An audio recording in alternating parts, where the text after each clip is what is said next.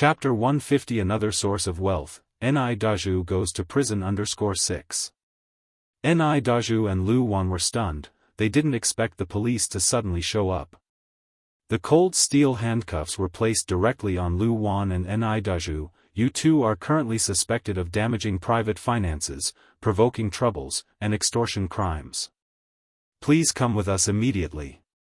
During the crackdown, if these charges were confirmed, they would face prison. Lu Wan cried for innocence. Officers, it's a misunderstanding. We didn't do anything wrong. It was just a family dispute. This girl, Ni Yang, my husband Ni Dazhu is her uncle. We were just having fun with her. Uncle? An uncle can commit extortion? Stir up troubles? Damage others' property? Do you have no respect for the law anymore? Framed? Just horsing around? Made such a mess of somebody's store and still have the nerve to claim it was a form of entertainment? Really thought them, the police, as blind and deaf? Ni Yang came forward and said, Officers, my name is Ni Yang, the owner of this shop. My mom was an orphan since she was young, she doesn't have any siblings at all. This person probably just grew up with my mom, but he's certainly not my uncle. Ni Dazhu's original household registration had long been revoked and transferred to Lu Wan. While Ni Tsuehua also has an independent household registration, and there is no blood relationship between Ni Dazhu and Ni Tsuehua, it would be challenging to prove that they are siblings. The lead police officer nodded. Comrade Ni Yang, please rest assured, we, the People's Police, will bring justice to this case. Thank you, officers. Lu Wan was so angry that she cursed, You little wench, Ni Yang. You don't even recognize your own uncle. Do you have a conscience? You're going to be punished by heaven one day. Ni Yang was unfazed, and turned to the police officer. Officer, is insulting someone considered illegal? It is, the police officer nodded. According to our country's Security Administration Punishment Law, Article 10 states the penalty for security administration violation. Before the police officer finished, Lu Wan was so scared that she shut her mouth. Such a bitch. Lu Wan was so angry that she almost passed out. After collecting evidence and making records, the police took Ni Dazhu and Lu Wan away in their police car. 3 days later, news came from the police station. Ni Dazhu was sentenced to 5 years in prison for extortion and provoking troubles, while Lu Wan, being a participant in the crime, was fined 2 yuan and detained for 15 days. Not only that, Lu Wan also has to compensate Ni Yang for the damaged finances. As evaluated, the compensation was 50 yuan. Lu Wan's younger brother Lu Chang came to bail her out. As soon as Lu Wan saw Lu Chang, she started crying. She never imagined that the situation would have turned out like this. Not only did she lose her money, but now her husband was also taken away. All right, sister. Stop crying. Lu Chang advised. I've told you before, Ni Dazhu is too wimpy for you. It's good that this happened. Well, go to the court and file for divorce tomorrow. You are still young and can find someone 100 times better than Ni Dazhu. Lu Wan is not only beautiful, she also has a great figure and a city residence registration. Many people at the factory have been envying her. Previously, it was to Ni Dazhu's advantage. Hearing this, Lu Wan felt a bit better. She nodded and said, All right, Xianxia, I'll listen to you. When Ni Yang received the 50 yuan sent by the police, and learned about Ni Dazhu's final outcome, she sighed in relief. She had finally eliminated a significant problem. As for Ni Dazhu, he deserved what he got and was not worth sympathizing. Lu Wan got off easy. Only detained for 15 days. She should be locked up for 10 to 15 years. When Ni Yang got home, she told Ni Tsuehua about it. Ni Tsuehua, hearing the news, didn't react much and replied with a smile, Before, I was worried about them causing trouble at the store. Now I can finally stop worrying. Seeing Ni Tsuehua like this, Ni Yang finally let go completely. After Wang Meifeng returned home, she tried the facial cleanser and aloe gel that Ni Yang gave her out of curiosity. To her surprise, they worked incredibly well. Not only had the bumps and dry skin on her face completely disappeared, but her skin had also become extremely smooth. The change was very noticeable and made her coworkers very envious. Meifeng, what skincare products have you been using lately? Your skin looks so good. Recommend it to me too? Chapter 151 Another Source of Wealth, Ni Dazhu Goes to Prison. Yes, recommend it to us too, will you? You cannot keep a good thing to yourself. If one is beautiful, everyone should be. That is right. Wang Meifeng works for a foreign company, and her colleagues are not money-starved. Seeing that the cosmetics made by Ni Yang are so popular, she is also delighted. Maybe she can help Ni Yang unintentionally. Wang Meifeng mysteriously said, I use facial cleanser and aloe vera gel myself, but these two things cannot be bought outside. They were developed by a highly reputed divine doctor. The same one who cured my son's epilepsy.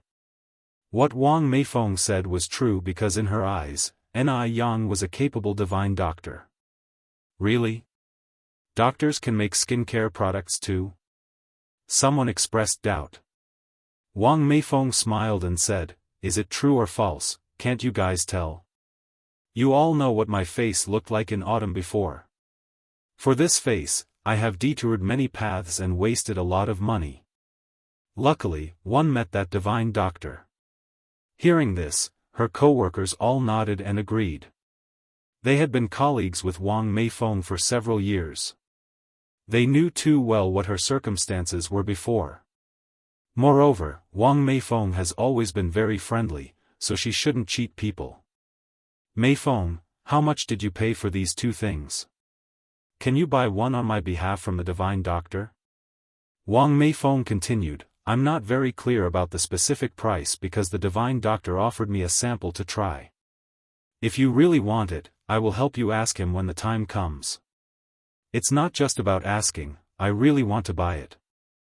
Meifeng, how about you bring me two as long as it doesn't exceed Lu Yuan? No woman does not cherish beauty. In any era, women are never miser when it comes to their faces.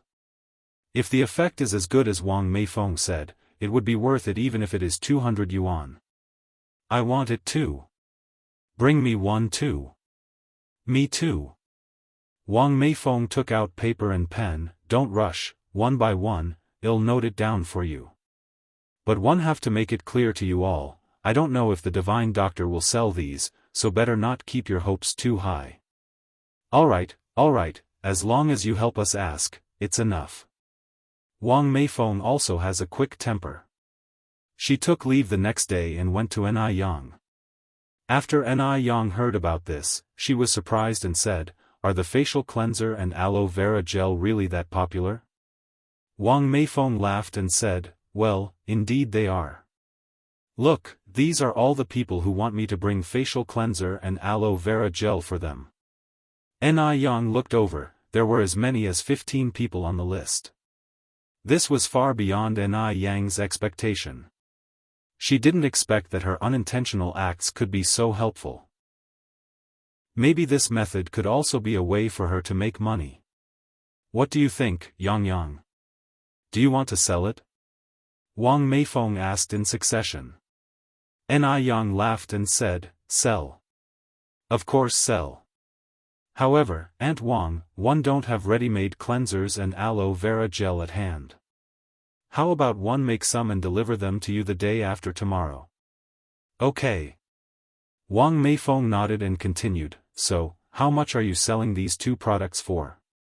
One will go back and tell them. After all, skincare products are used on the face. If it's too cheap, it will inevitably raise doubts and distrust. Moreover, the natural materials and labor used by Ni Yang would undermine profits if sold too cheaply. No one would make things without profit. Ni Yang continued, the facial cleanser would be 15 yuan per bottle and the aloe vera gel 20. Upon hearing this, Wang Meifeng was surprised and said, Yang Yang, are you sure you want to sell it at such a cheap price? She had earlier bought some skin care products, each costing over 30 yuan, and the effect was not good. Ni Yang nodded, the prices will be set tentatively like this. For Ni Yang, this price was already quite high. If she could cement a place in the market and keep the sales steady, it would earn much more than selling pickled vegetable noodles. Wang Meifeng nodded, okay, then I will go back and share this good news with everyone. Wait a minute, Aunt Wang. Ni Yang called out to Wang Meifeng's retreating figure. Wang Meifeng stopped. Ni Yang turned around and walked into the house. After a moment, she handed over the remaining cleanser and aloe vera gel in her home to Wang Meifeng. Here, take this. Wang Meifeng took the cleanser and aloe vera gel, took out money from her bag, and handed it to Ni Yang. She had already taken it for free once. She certainly couldn't take it for free this time. Ni Yang smiled and declined, Aunt Wang, don't you treat me this way, it's disparaging. You helped me so much this time. According to reason, should be paying you for promotion. Wang Meifeng laughed and said, Yang Yang, by saying this, you are treating me as an outsider. If such good skincare products are available, even if one didn't know you, I will help with the promotion. Good things should be shared by everyone, right? How can it be exclusive only for me? Ni Yang said further, if you really treat me as one of your own, stop talking about money and put it back. With no other choice, Wang Meifeng had to take her money back. After sending Wang Meifeng away, Ni Yang greeted Ni Tsuehua and rode her bicycle to the market. Now that she has decided to sell cosmetics, of course, she needs to be prepared with the right containers. The bottles for skincare products don't need to be fancy, plain-looking ones will do. So Ni Yang chose transparent glass bottles. The bottle cap was made of wood and looked very refreshing. If this path can be followed successfully, Ni Yang plans to customize a batch of exclusive bottles from the factory in the future. After buying the bottles, Ni Yang went to buy equipment for making distilled water. All these things cost her a total of 15 yuan. After returning home, Ni Yang bought a large bucket of fresh milk from Xiaohua's home. Fresh milk is not expensive.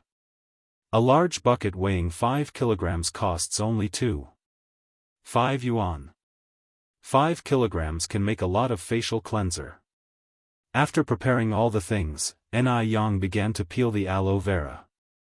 Ni Tsuehua came over and said, Yang Yang, let me help you. Just remove the skin of the aloe vera and slice it, right? Ni Yang looked up and said, Mom, you don't need to help here. You can take care of my sister. Ni Tsuehua said, no problem, your sister is asleep.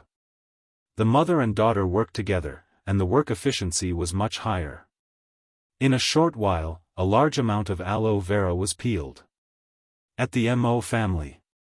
These days, Mo Huti's condition has become more and more serious, and old lady Mo is increasingly anxious. She hopes to see the divine doctor from Jiangnan who was mentioned by Li Xianxian. However, the divine doctor from Jiangnan has not yet appeared. Seeing Mo Huti's painful appearance, old lady Mo couldn't help crying. At this time, a servant's voice echoed in the room, Old lady, Miss Xianxian is here. Xianxian is here. Old lady Mo's dim eyes instantly filled with hope. Chapter 152, Smartly slapping the face, never give up treatment. Li Xianxian looked stunning today, dressed in a white lace-patterned top and a form-fitting black pencil skirt. Her long black hair was dyed to a honey brown and styled in large curls that tumbled over her shoulders, giving her a mature and sexy look. She was at the forefront of fashion, far ahead of anyone in this era. Now, everyone in her circle and her classmates were emulating Li Xianxian's style. Grandma, how has Xiao Dai been doing recently? Li Xianxian approached and asked with concern. Madame Mo sighed deeply. Don't worry, Grandma, Li Xianxian walked over, resting her hand on Madame Mo's shoulder. I came here today to bring you good news. Good news? Madame Mo turned to look at Li Xianxian. Have we heard from the divine doctor of Jiangnan? The divine doctor of Jiangnan was Madame Mo's only hope. Li Xianxian nodded. Yes, the medicine sent by the divine doctor has arrived. Really? Madame Mo gasped in surprise. Yes, Li Xianxian nodded. Why would I lie to you? Look, this is it. With that, Li Xianxian pulled out 2 small red porcelain bottles from her bag. Grandma, this medicine needs to be taken 3 times a day, 1 pill each time. In less than 3 days, Xiao Dai will improve. Once Xiao Dai gradually recovers, we can have the divine doctor come over for a follow-up visit. All right, Madame Mo nodded, her face filled with gratitude. Xianxian, on behalf of Xiao Dai, thank you. You are truly a benefactor to our Mo family. As she spoke, Madame Mo burst into tears. Li Xianxian quickly comforted her. Grandma, don't say that. I can't take credit for it. I'm just a go-between. Although she said she was just a go-between, not anyone could manage this feat. The divine doctor of Jiangnan was renowned for his exceptional medical skills and eccentric personality, and he usually refused patients with the surnames Yang and Mo. Who else could persuade him to break these rules? Perhaps only Li Xianxian could do that. Madame Mo continued, in any case, Xianxian, you are indeed a great benefactor to our Mo family. Li Xianxian laughed. Grandma, don't do this. You're making me blush. Let's give Xiao Dai her medicine. All right, Madame Mo turned to her housemaid. Mrs. Lin, get some warm water.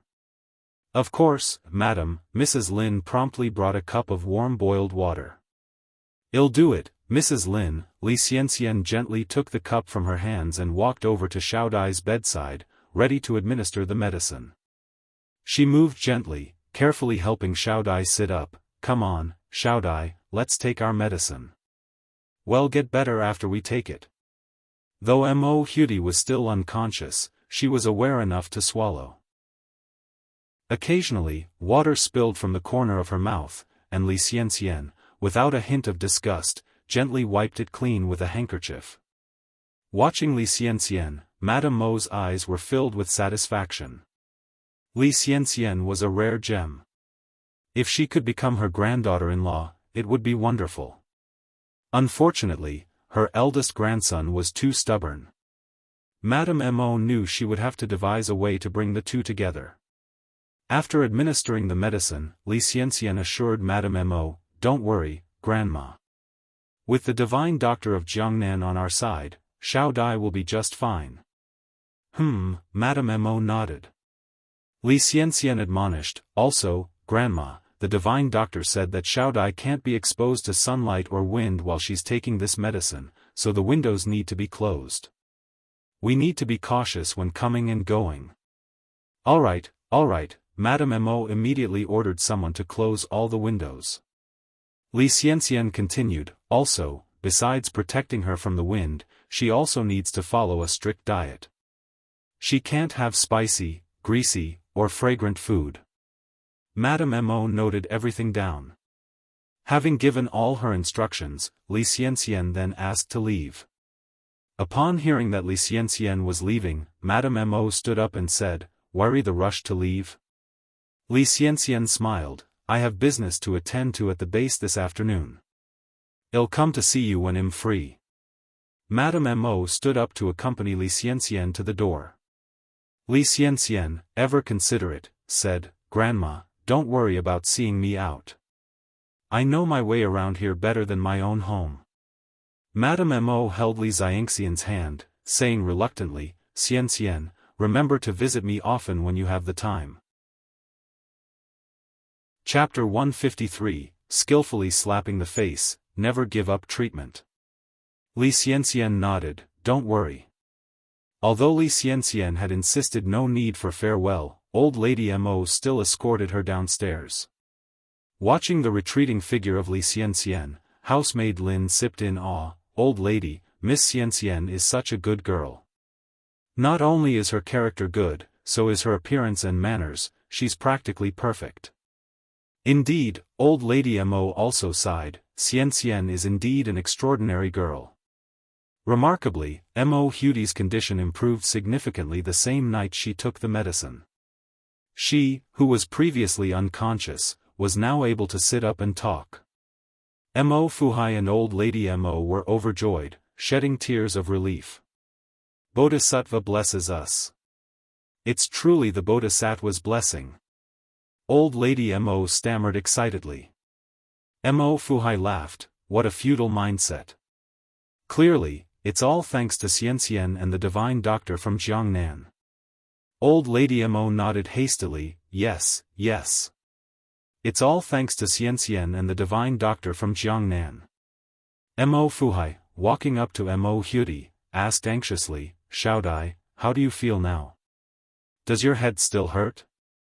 Mo Huti shook her head, no, it doesn't hurt anymore, Grandpa. You don't have to worry.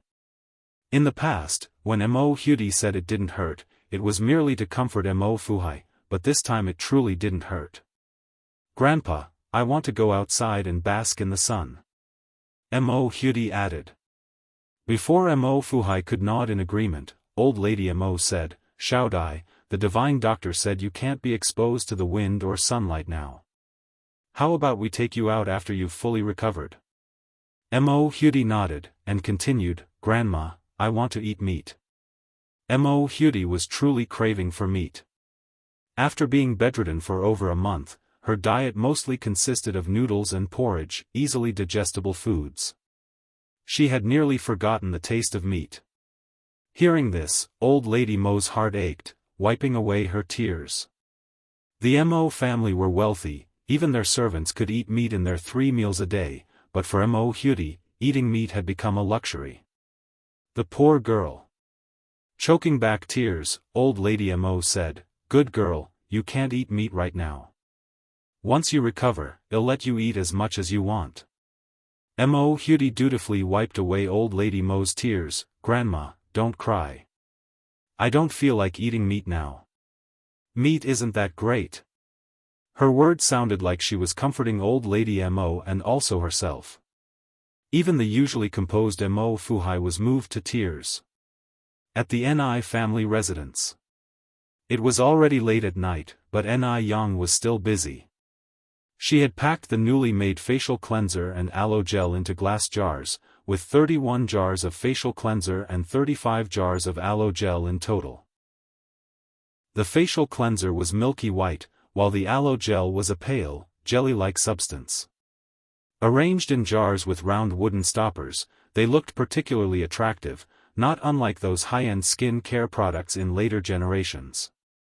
Omitting the labor cost, these products had cost nearly 20 yuan in total. Selling a single jar of aloe gel would cover the cost, and this time, she had 15 pre-orders. Each order was for a jar of facial cleanser and a jar of aloe gel, totaling 35 yuan. 15 orders meant a total of 525 yuan. The thought of how a day's effort could rake in so much money made Ni Yang tireless. Her spirits were high. If she could open up the market for domestic skincare through this endeavor, that would be even better. In her prior world, famous skincare brands like Skia, Lamer, Ferma, Lancome, Helena, and so forth all originated from overseas. Domestic skincare products could hardly compete within the country. Unscrupulous merchants, in order to make money and save costs, would often substitute inferior chemical substances for natural ingredients. This led to tragedies like ruined skin and glow-in-the-dark face masks, gradually eroding the public's trust in domestic skincare products. People preferred to splurge on foreign brands, even at 10 to 100 times the price, rather than settling for domestic brands. Her goal was to carve out new territory within the domestic skincare industry while these major brands were still absent from the local market. In the past, foreigners capitalized on the exorbitant prices to make money from the Chinese. Ni Yang had a clear goal. She not only wanted to secure a foothold domestically, but also planned to market her skincare products overseas and earn a good deal of foreign money. It was high time for a resurgence of domestic skincare products. Seeing this, Ni Yang refueled her determination. As it was now autumn, she didn't need to store these skincare products in the fridge, a cool, dry place would suffice. Chapter 154, Skillfully Slapping the Face. Never give up treatment. As having sorted through the skincare products, Ni Yang went back to her room to sleep. The next morning, Ni Yang was awakened by the scent of delicious food. Usually, Ni Yang would prepare breakfast, but Ni Tsuehua, seeing that her daughter was not getting enough sleep, would get up early to prepare breakfast. All Ni Yang had to do was to prepare Mrs. Mo's meals the night before. "Mom, what are we having this morning?" "It smells wonderful," asked Ni Yang, still brushing her teeth, and she walked over to the stove. Ni Tsuehua answered laughingly, "When your Aunt Ni and I were out in the city the other day, everyone seemed to be eating fried dough sticks. They looked really appetizing, so I tried making some. Hurry up and finish brushing your teeth to taste it." In the past, without Ni Yang by her side, Ni Tsuehua would have found it difficult to get around in Beijing, but now things were different. With enough money, she had no problem making her way around the city or even between several cities. The changes in Ni Tsuehua were not just on the surface. "All right." Ni Yang nodded, quickly brushed her teeth, washed her face and came to the living room for breakfast. The main breakfast was porridge, boiled eggs, and fried dough sticks. The side dish was spicy radish strips. Savoring the porridge with some spicy radish strips, followed by the crispy fried dough stick, was nothing short of delicious. Ni Quihua's cooking skills were quite good. She controlled the heat of the dough sticks just right. They tasted crispy and fluffy, leaving a lingering fragrance after bites, and the spicy radish strips perfectly balanced out the greasiness of the fried dough sticks. "Mom, this tastes great." Ni Yang gave her mother a thumbs up. Ni Tsuehua laughed, "You know just how to please me." Ni Chinggui from the side said, "Yang Yang's mom, she's not flattering you at all. Your culinary skills are way better than the vendors selling fried dough sticks." No wonder Ni Yang's cooking skills were so good. It turns out Ni Tsuehua was also quite talented. Upon hearing this, Ni Tsuehua laughed even more joyously. "If it's tasty, then eat more." After breakfast, Ni Chinggui left for work, and Ni Yang went to bring Wang Meifeng her skincare products. Wang Meifeng's workplace was in the center of Beijing. When Ni Yang arrived, Wang Meifeng had already been waiting. "Yang, over here." "Auntie Wang." Ni Yang stopped her car with a smile. Yang, here is the money, please count it." Wang Meifeng handed Ni Yang an envelope. Ni Yang took the envelope, smiling, "No need to count, don't I trust you? By the way, these are the face wash and aloe gel." She unloaded a cardboard box from the back seat of her car. "Shall I help you bring it in?" Wang Meifeng said, "No need, Yang, I can do it myself. You go ahead with your work." Ni Yang handed the bag hanging from her car to Wang Meifeng and laughed, "You have worked hard, Auntie Wang. Oh, these are the dried fruits and sour plum soup that I made myself. Please share them with your colleagues. And this is the bread I made for Guobao." Before even opening the package, a mouth-watering aroma filled the air. Feeling uncomfortable accepting Ni Yang's gifts for no reason, Wang Meifeng insisted that these were not a big deal to her. It was Ni Yang who had been a great help to her family. If it hadn't been for Ni Yang, Yang Guobao would still be sick. Without Ni Yang, would her skin have become so good? Seeing Wang Meifeng's rejections, Ni Yang swiftly filled Wang Meifeng's arms with the items, hopped onto her bike, and turned to depart, hollering back, "Bye, Auntie Wang." Wang Meifeng chuckled and shook her head, "This child." Back in her office, Wang Meifeng put aside the things that Ni Yang had given for Yang Guobao. She then distributed the skincare products along with the dried fruits and sour plum soup to her colleagues. "Wow! Meifeng, this sour plum soup is incredible. Where did you buy it from? The dried fruits are also good. They are even tastier than the imported ones. The office filled up with the rustling sound of munching on dried fruits and words of praise. Wang Meifeng said, "Both the dried fruits and sour plum soup were handmade by the divine doctor. She asked me to bring them and share with you all." That divine doctor is amazing.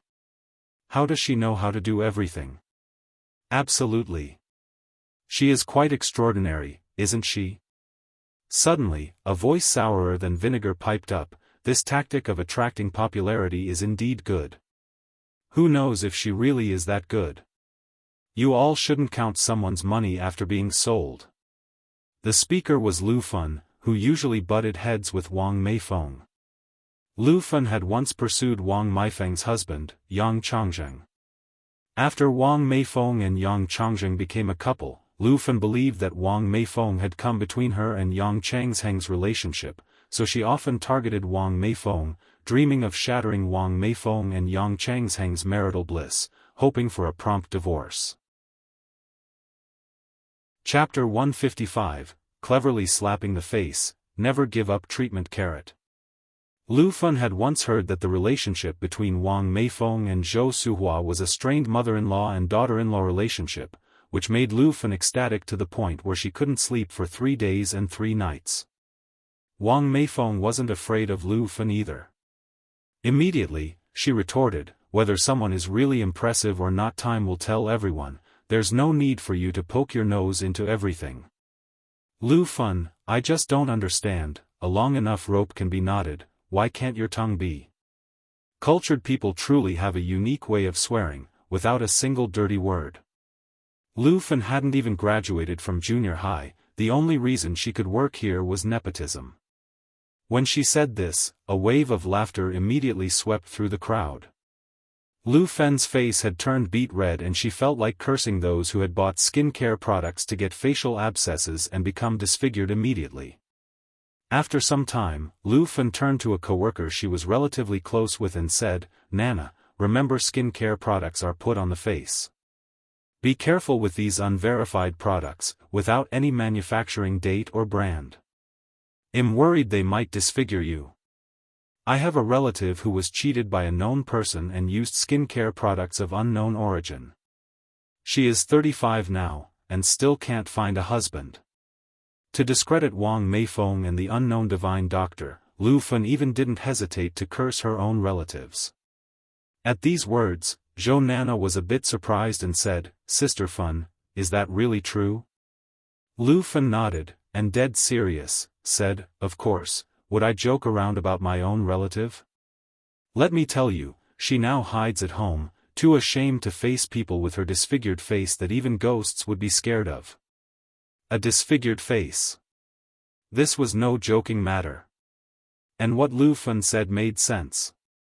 Would you use a skincare product with no label? Once she said this, not only Zhou Nana but the faces of other co-workers also weren't looking too good. Seeing everyone like this, Lu Fen showed a pleased smile on her face. Wang Meifeng laughed and said, "Rest assured. Not only is Divine Doctor skillful in medical skills, his craft in making skincare products is also top-notch. You all are worried about your faces being ruined, but does my face look damaged to you? Don't listen to Lu Fen's alarmist talk. She just can't stand to see others doing better than her." Wang Meifeng spoke directly without any fear of offending Lu Fen. Even though Wang Meifeng said so, everyone was still somewhat apprehensive. After all, the face is one's identity, and it matters a lot. If problems crop up later, who would they go to for help? They should be more cautious. Feeling a bit remorseful, Zhou Nana mused, "I'm sorry, Sister Meifeng, could I return this skincare product to you? If not, forget it. I'll just consider this 35 yuan spent as a lesson learned."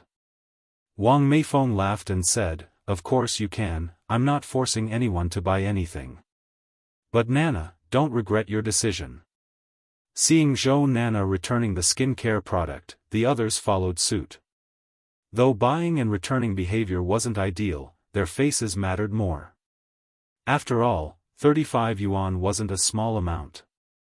Money didn't come easy for anyone. In a blink, 11 people returned their products. 4 people didn't return their products, 2 of them being Wang Meifeng's good friends who trusted she wouldn't lie to them. The other 2 were Wang Meifeng's subordinates, who, out of respect, didn't feel comfortable returning the products. Wang Meifeng wasn't angry. It was just a couple of hundred yuan. If they missed out on good products, that was their loss. Looking at the 4 people that didn't return the products, Lu Fen sneered, "Are you 4 fools? Or do you just like being disfigured?" A slightly overweight woman glared at Lu Fen and threatened, "Lu Fen, if you dare to distort the truth and being nonsensical, believe it or not, I'll slap you." This was Sun Mei, usually more aggressive. If she was truly angered, she wouldn't hesitate to take action. Grudgingly, Lu Fen shut her mouth. These women, who refused to listen to good advice, deserved to be disfigured. They would regret it someday. Sun Mei patted Wang Meifeng's back, "Ignore her type, I believe in you. I also trust you." Another good friend, Tao Yuan, also comforted Wang Meifeng. Wang Meifeng nonchalantly said, "It's fine, the innocent need not worry. I am not angry. It's not worth getting angry with such people." Ni Yang had no idea what was happening here. She was currently riding her bike, humming a tune and heading towards the vegetable market. Chapter 156, Cleverly Slapping the Face, Never Give Up Treatment as a black car was driving straight towards her. Seated in the back was none other than Mo Baichuan. Mo Baichuan spotted Ni Yang almost instantly. Her, again. Had had a few days of peace, and now? Why was she back in front of him? Could this really be a coincidence? Who would believe that? Mo Baichuan narrowed his eyes, and ordered, "Xiao Xiao, pull over." "All right." His driver, Xiao Xiao, did as he was instructed. Mo Baichuan opened his door, getting out of the car and standing in the middle of the road with his arm out, blocking Ni Yang's car. If Ni Yang was going to keep trying to get his attention, he might as well play the game once. Someone suddenly jumping out into the middle of the road startled Ni Yang so much she almost swore. Her fast reaction was the only thing that saved her from hitting him. "Are you insane?" Ni Yang looked up furiously to indeed see a madman. Mo Baichuan. "Ni Yang, tell me, what's the point of all this?" Mo Baichuan glared coldly, "I'll tell you straight, no matter what you do, I'll never be attracted to someone like you. Even if Ni Yang has the face of Su Daji, he isn't King Zhou of Shang." Ni Yang picked at her ear disbelievingly, "What did you say?" Mo Baichuan continued, "Did you not understand me? I'll repeat it for you then, I will never be attracted to a scheming woman like you." Ni Yang laughed out of pure frustration. She had been on this earth for 2 lifetimes, and she had never met another as narcissistic and shameless as Mo Baichuan. Ni Yang took a deep breath, pulled the watch out of her pocket, and shoved it into Mo Baichuan's hands. "Thank you for promising never to be attracted to a conniving woman like me. Hey, race your watch, and please stay out of my sight in the future. You might enjoy it, but I, the scheming woman, have a strong sense of hygiene." She deliberately emphasized the word strong sense of hygiene. And delusion is an illness that needs treatment. Before Mo Baichuan could react, Ni Yang pulled out a 1-cent note and placed it in Mo Baichuan's hand. "You're still young, don't ever give up on getting treatment. Consider the money my good deed for the day." Ni Yang had initially planned to give him a bigger note, but upon second thought, she decided that Mo Baichuan wasn't worth wasting it on. A cent was more than enough. If there were even smaller amounts, she wouldn't have given him a cent, leaving her parting words ringing in the air. Ni Yang didn't wait for Mo Baichuan's reactions. She hopped onto her bicycle and left. Mo Baichuan was on the verge of exploding with rage. His handsome face seemed to have a layer of frost, sending chills down your spine. What did Ni Yang mean by all this? Was she doing the exact opposite of what he expected? For the first time, Mo Baichuan was infuriated not once, but 3 times by the same woman. Daring. She was so daring. The 1-cent note in his hand was crumpled into a ball by Mo Baichuan. His knuckles turned white from clenching his fist.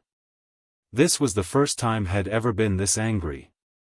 No woman had met would dare behave anything less than a docile kitten around him, yet Ni Yang was acting like a hedgehog. One day, he would expose her true face. Through the car window, his driver, Xiao Zhao, seemed to see a familiar scene. It seemed that only Ni Yang had the ability to make Mo Baichuan lose control. Xiao Zhao couldn't muster the courage to approach Mo Baichuan, and could only sit stiffly in the car. With the arrival of chilly autumn wind, the weather had begun to turn cold. So tonight, Ni Yang planned on cooking grilled fish. Due to the weather, fish and shrimp were no longer available from local ponds, so she went to the vegetable market. She bought a catfish, along with some bean sprouts, tofu skin, and kelp to accompany it. After finishing her grocery shopping, Ni Yang visited the hardware store to buy a pan for grilling fish. However, after a thorough search, she couldn't find a pan similar to the one she had had in her previous life. So, Ni Yang explained what the fish grilling pan looked like to the shopkeeper. The shop owner replied with a smile, "We don't have the kind of pan you're looking for, but we do have another that won't stick to the fish." Ni Yang asked, "Could you please show it to me?" In a brief moment, the shopkeeper presented her with a round stainless steel pan, quite similar to the pancake griddles, but without a long handle, just 2 knobs. This pan. It could work. Then Ni Yang asked, "I'll take this one then. How much is it?" Chapter 157, Cleverly Slapping the Face, Never Give Up Treatment _6. 8 yuan. The boss must really think she's a kid to mess around with. An old pot that hasn't sold for over 800 years and he wants to sell it for 8 yuan? Ni Yang laughed and said, "Boss, quit joking, I'm serious about buying. I'll take it for 1 yuan and 50 cents. The boss replied speechlessly, "Young lady, you're the one who's joking. A pot worth 8 yuan for 150? This pot is the most sought after this year. If you come any later, you might not be able to buy it." Ni Yang said, "I've never seen any sought-after item that has been stored in the warehouse for several years and not sold. If you don't really want to sell it, then I'll leave you alone." With that, Ni Yang turned and left. Seeing that Ni Yang had walked several steps and had no intention of turning back, the boss immediately shouted, "Young lady, come back. Come back quickly. I'll sell it to you for 150. Although 1 yuan and 50 cents wouldn't make much profit, it was better than it rotting in the warehouse and turning into a piece of waste. She originally thought that this young lady was easy to fool, but she never expected that this young lady was very shrewd. Successfully buying a pot and groceries, Ni Yang returned home. When she returned home, it was after 5 in the afternoon, just in time to cook. Ni Tsuihua was washing vegetables, while Ni Yang went to start a charcoal fire to grill fish. The grilled fish had to be grilled with charcoal fire to be authentic. Grilling in a bread oven would definitely not work. So Yang started a charcoal fire in the stove, split the fish in half and skewered it on a bamboo stick, and started grilling. Before long, there was a sizzling sound in the air. After seeing the fish oil come out, she started adding chili powder, cumin powder, table salt, and other spices. After all the spices were added, a distinctive barbecue aroma came out. Ni Yang seemed to have returned to the time in her past life when she sat on the street grilling skewers. After the fish was grilled till both sides were golden brown, Ni Yang started to stir-fry the grilled fish ingredients. First, she stir-fried the bean paste to bring out the red oil, then added spring onions, ginger, and garlic to bring out the fragrance. Then she added green chili peppers, onions, Sichuan peppercorns, soy sauce, beer and water. After it was boiled on high heat, she poured the red soup over the grilled fish. Instantly, an enticing aroma filled the air. The fragrance of cumin, the spiciness of the red oil, and a sprinkle of cilantro as decoration, a look and taste-appealing grilled fish was ready. Ni Yang brought the grilled fish to the table and lit the small stove. Immediately, the red oil soup in the grilled fish started to boil and the aroma became even stronger. At this time, she added the side dishes and you could eat while dipping in the soup. When Ni Chengue walked in, he was immediately shocked by this enticing aroma. Yang, what are we eating today? It smells so good. Ni Yang smiled and said, Ni aunt, we're eating grilled fish today. Ni Chengue had had braised fish, steamed fish, sour fish, and even sashimi, but he had never had grilled fish. No need to think about it, he knew this taste must be amazing. Upon hearing this, Ni Chengue couldn't wait and said, I'll go wash my hands. Grilled fish is different from sour fish, it's numbing and spicy at first bite, then crispy on the outside and tender inside. It's so soft that it melts in your mouth as you take a light bite. Even the side dishes boiled in the soup are so delicious that people doubt their life. After finishing a pot of grilled fish, the soup left in the pot can be eaten with several bowls of rice. Why can fish be made so delicious? Ni Chengue was almost crying. Yang, I have nothing else to say. Just 2 words, phenomenal. Ni Chengue held a thumbs up to Ni Yang. Ni Yang laughed and said, it's good that you like it, Ni auntie. Although Ni Tsuihua didn't say anything, she was equally shocked. She thought the sour fish was already delicious. To her surprise, the taste of this grilled fish made it irresistible. In comparison, she felt that the food she used to eat at the Mu family was not even as good as pig's food. After the meal, Ni Chengue finally had the chance to discuss something important. By the way, Yang, 2 of my colleagues want me to buy your aloe vera gel and facial cleanser for them. Do you sell those? The results of the facial cleanser and aloe vera gel that Ni Yang made were incredibly good. Not only could it make the skin smooth, but it also made the skin more elastic and made their skin look rejuvenated. This caused wherever she went, people would ask her what brand of skincare she was using. Of course, I sell it. Ni Yang nodded. Ni Chengue asked again, how much are they? Ni Yang replied, the facial cleanser is 15, and the aloe vera gel is 20. Chapter 158, Skillfully Slapping the Face, Never Give Up Treatment. 2 bottles for 35 yuan really isn't expensive. After all, these skincare products work so well. Ni Chengue then said, then get me 2 sets, no, 3 sets, I need a kit too. Ni Yang had given her some last time, which she had nearly used up. Ni Yang turned around, fetched 3 sets of skincare products from her house and handed them to her. Ni Chengue took out 105 yuan from her pocket and gave it to Ni Yang. Ni Yang took out 35 yuan and returned it to Ni Chengue. Aunt Ni, you've helped me promote my skincare products and even sold 2 sets for me, how can I take your money? From now on, it'll cover all your skincare products. If you run out, just let me know directly. A good product is important, but knowing how to drive your business is even more important.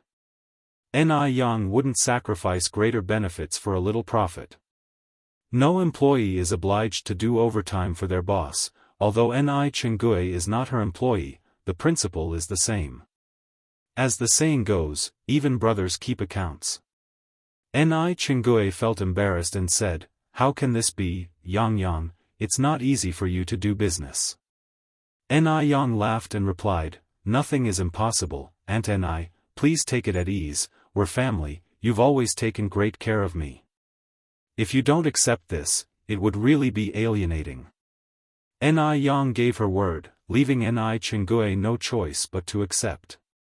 At the same time, she decided to herself that she would definitely help Ni Yang promote her skincare products more in the future.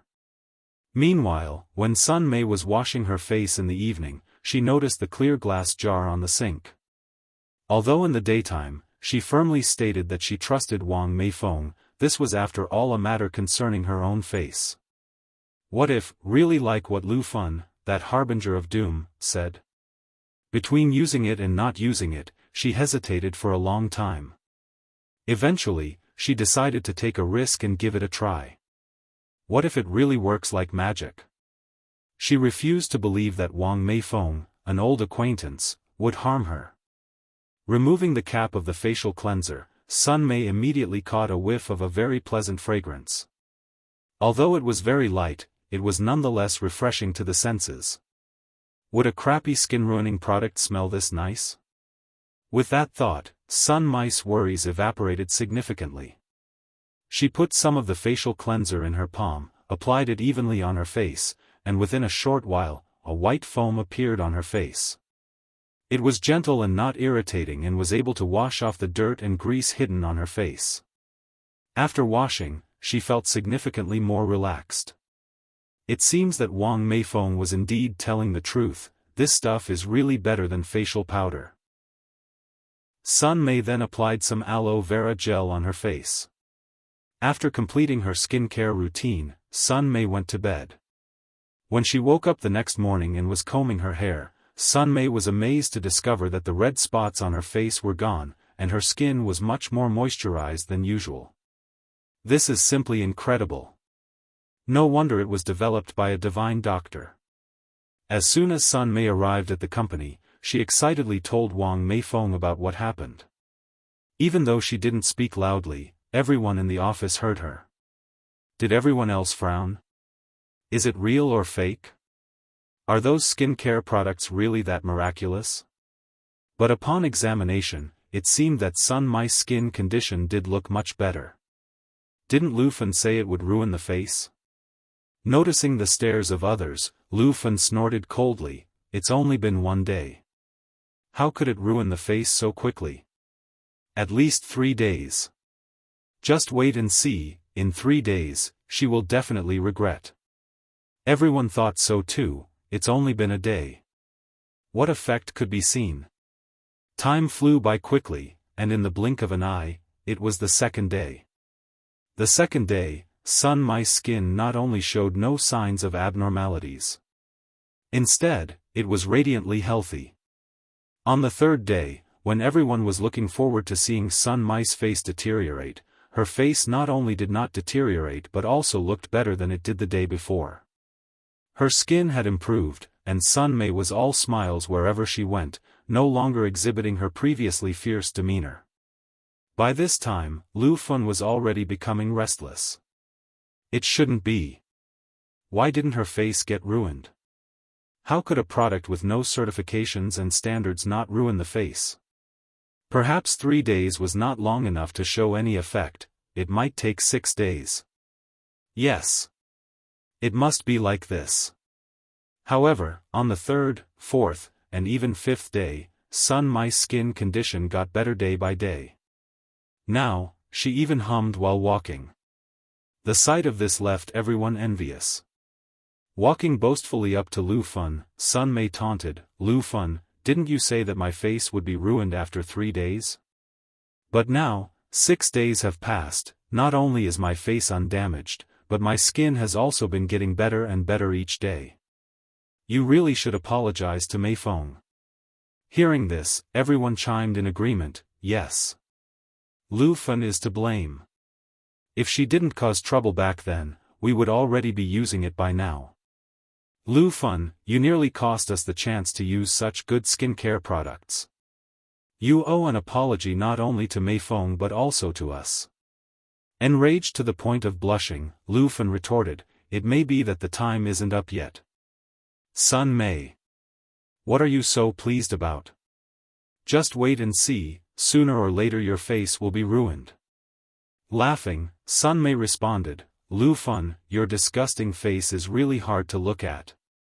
Forget it, I'm in a good mood today and can't be bothered to quarrel with you. Otherwise, would definitely have slapped you.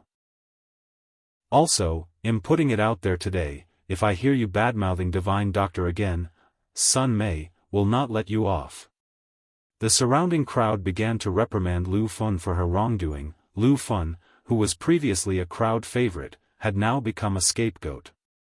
Right then and there, Lu Fan was like a dog that had fallen into the water. She slinked away with her tail between her legs, leaving the office in shame.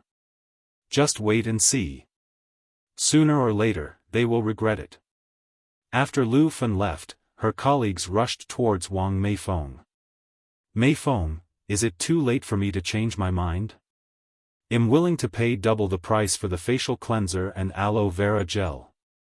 Me too. I want to buy two.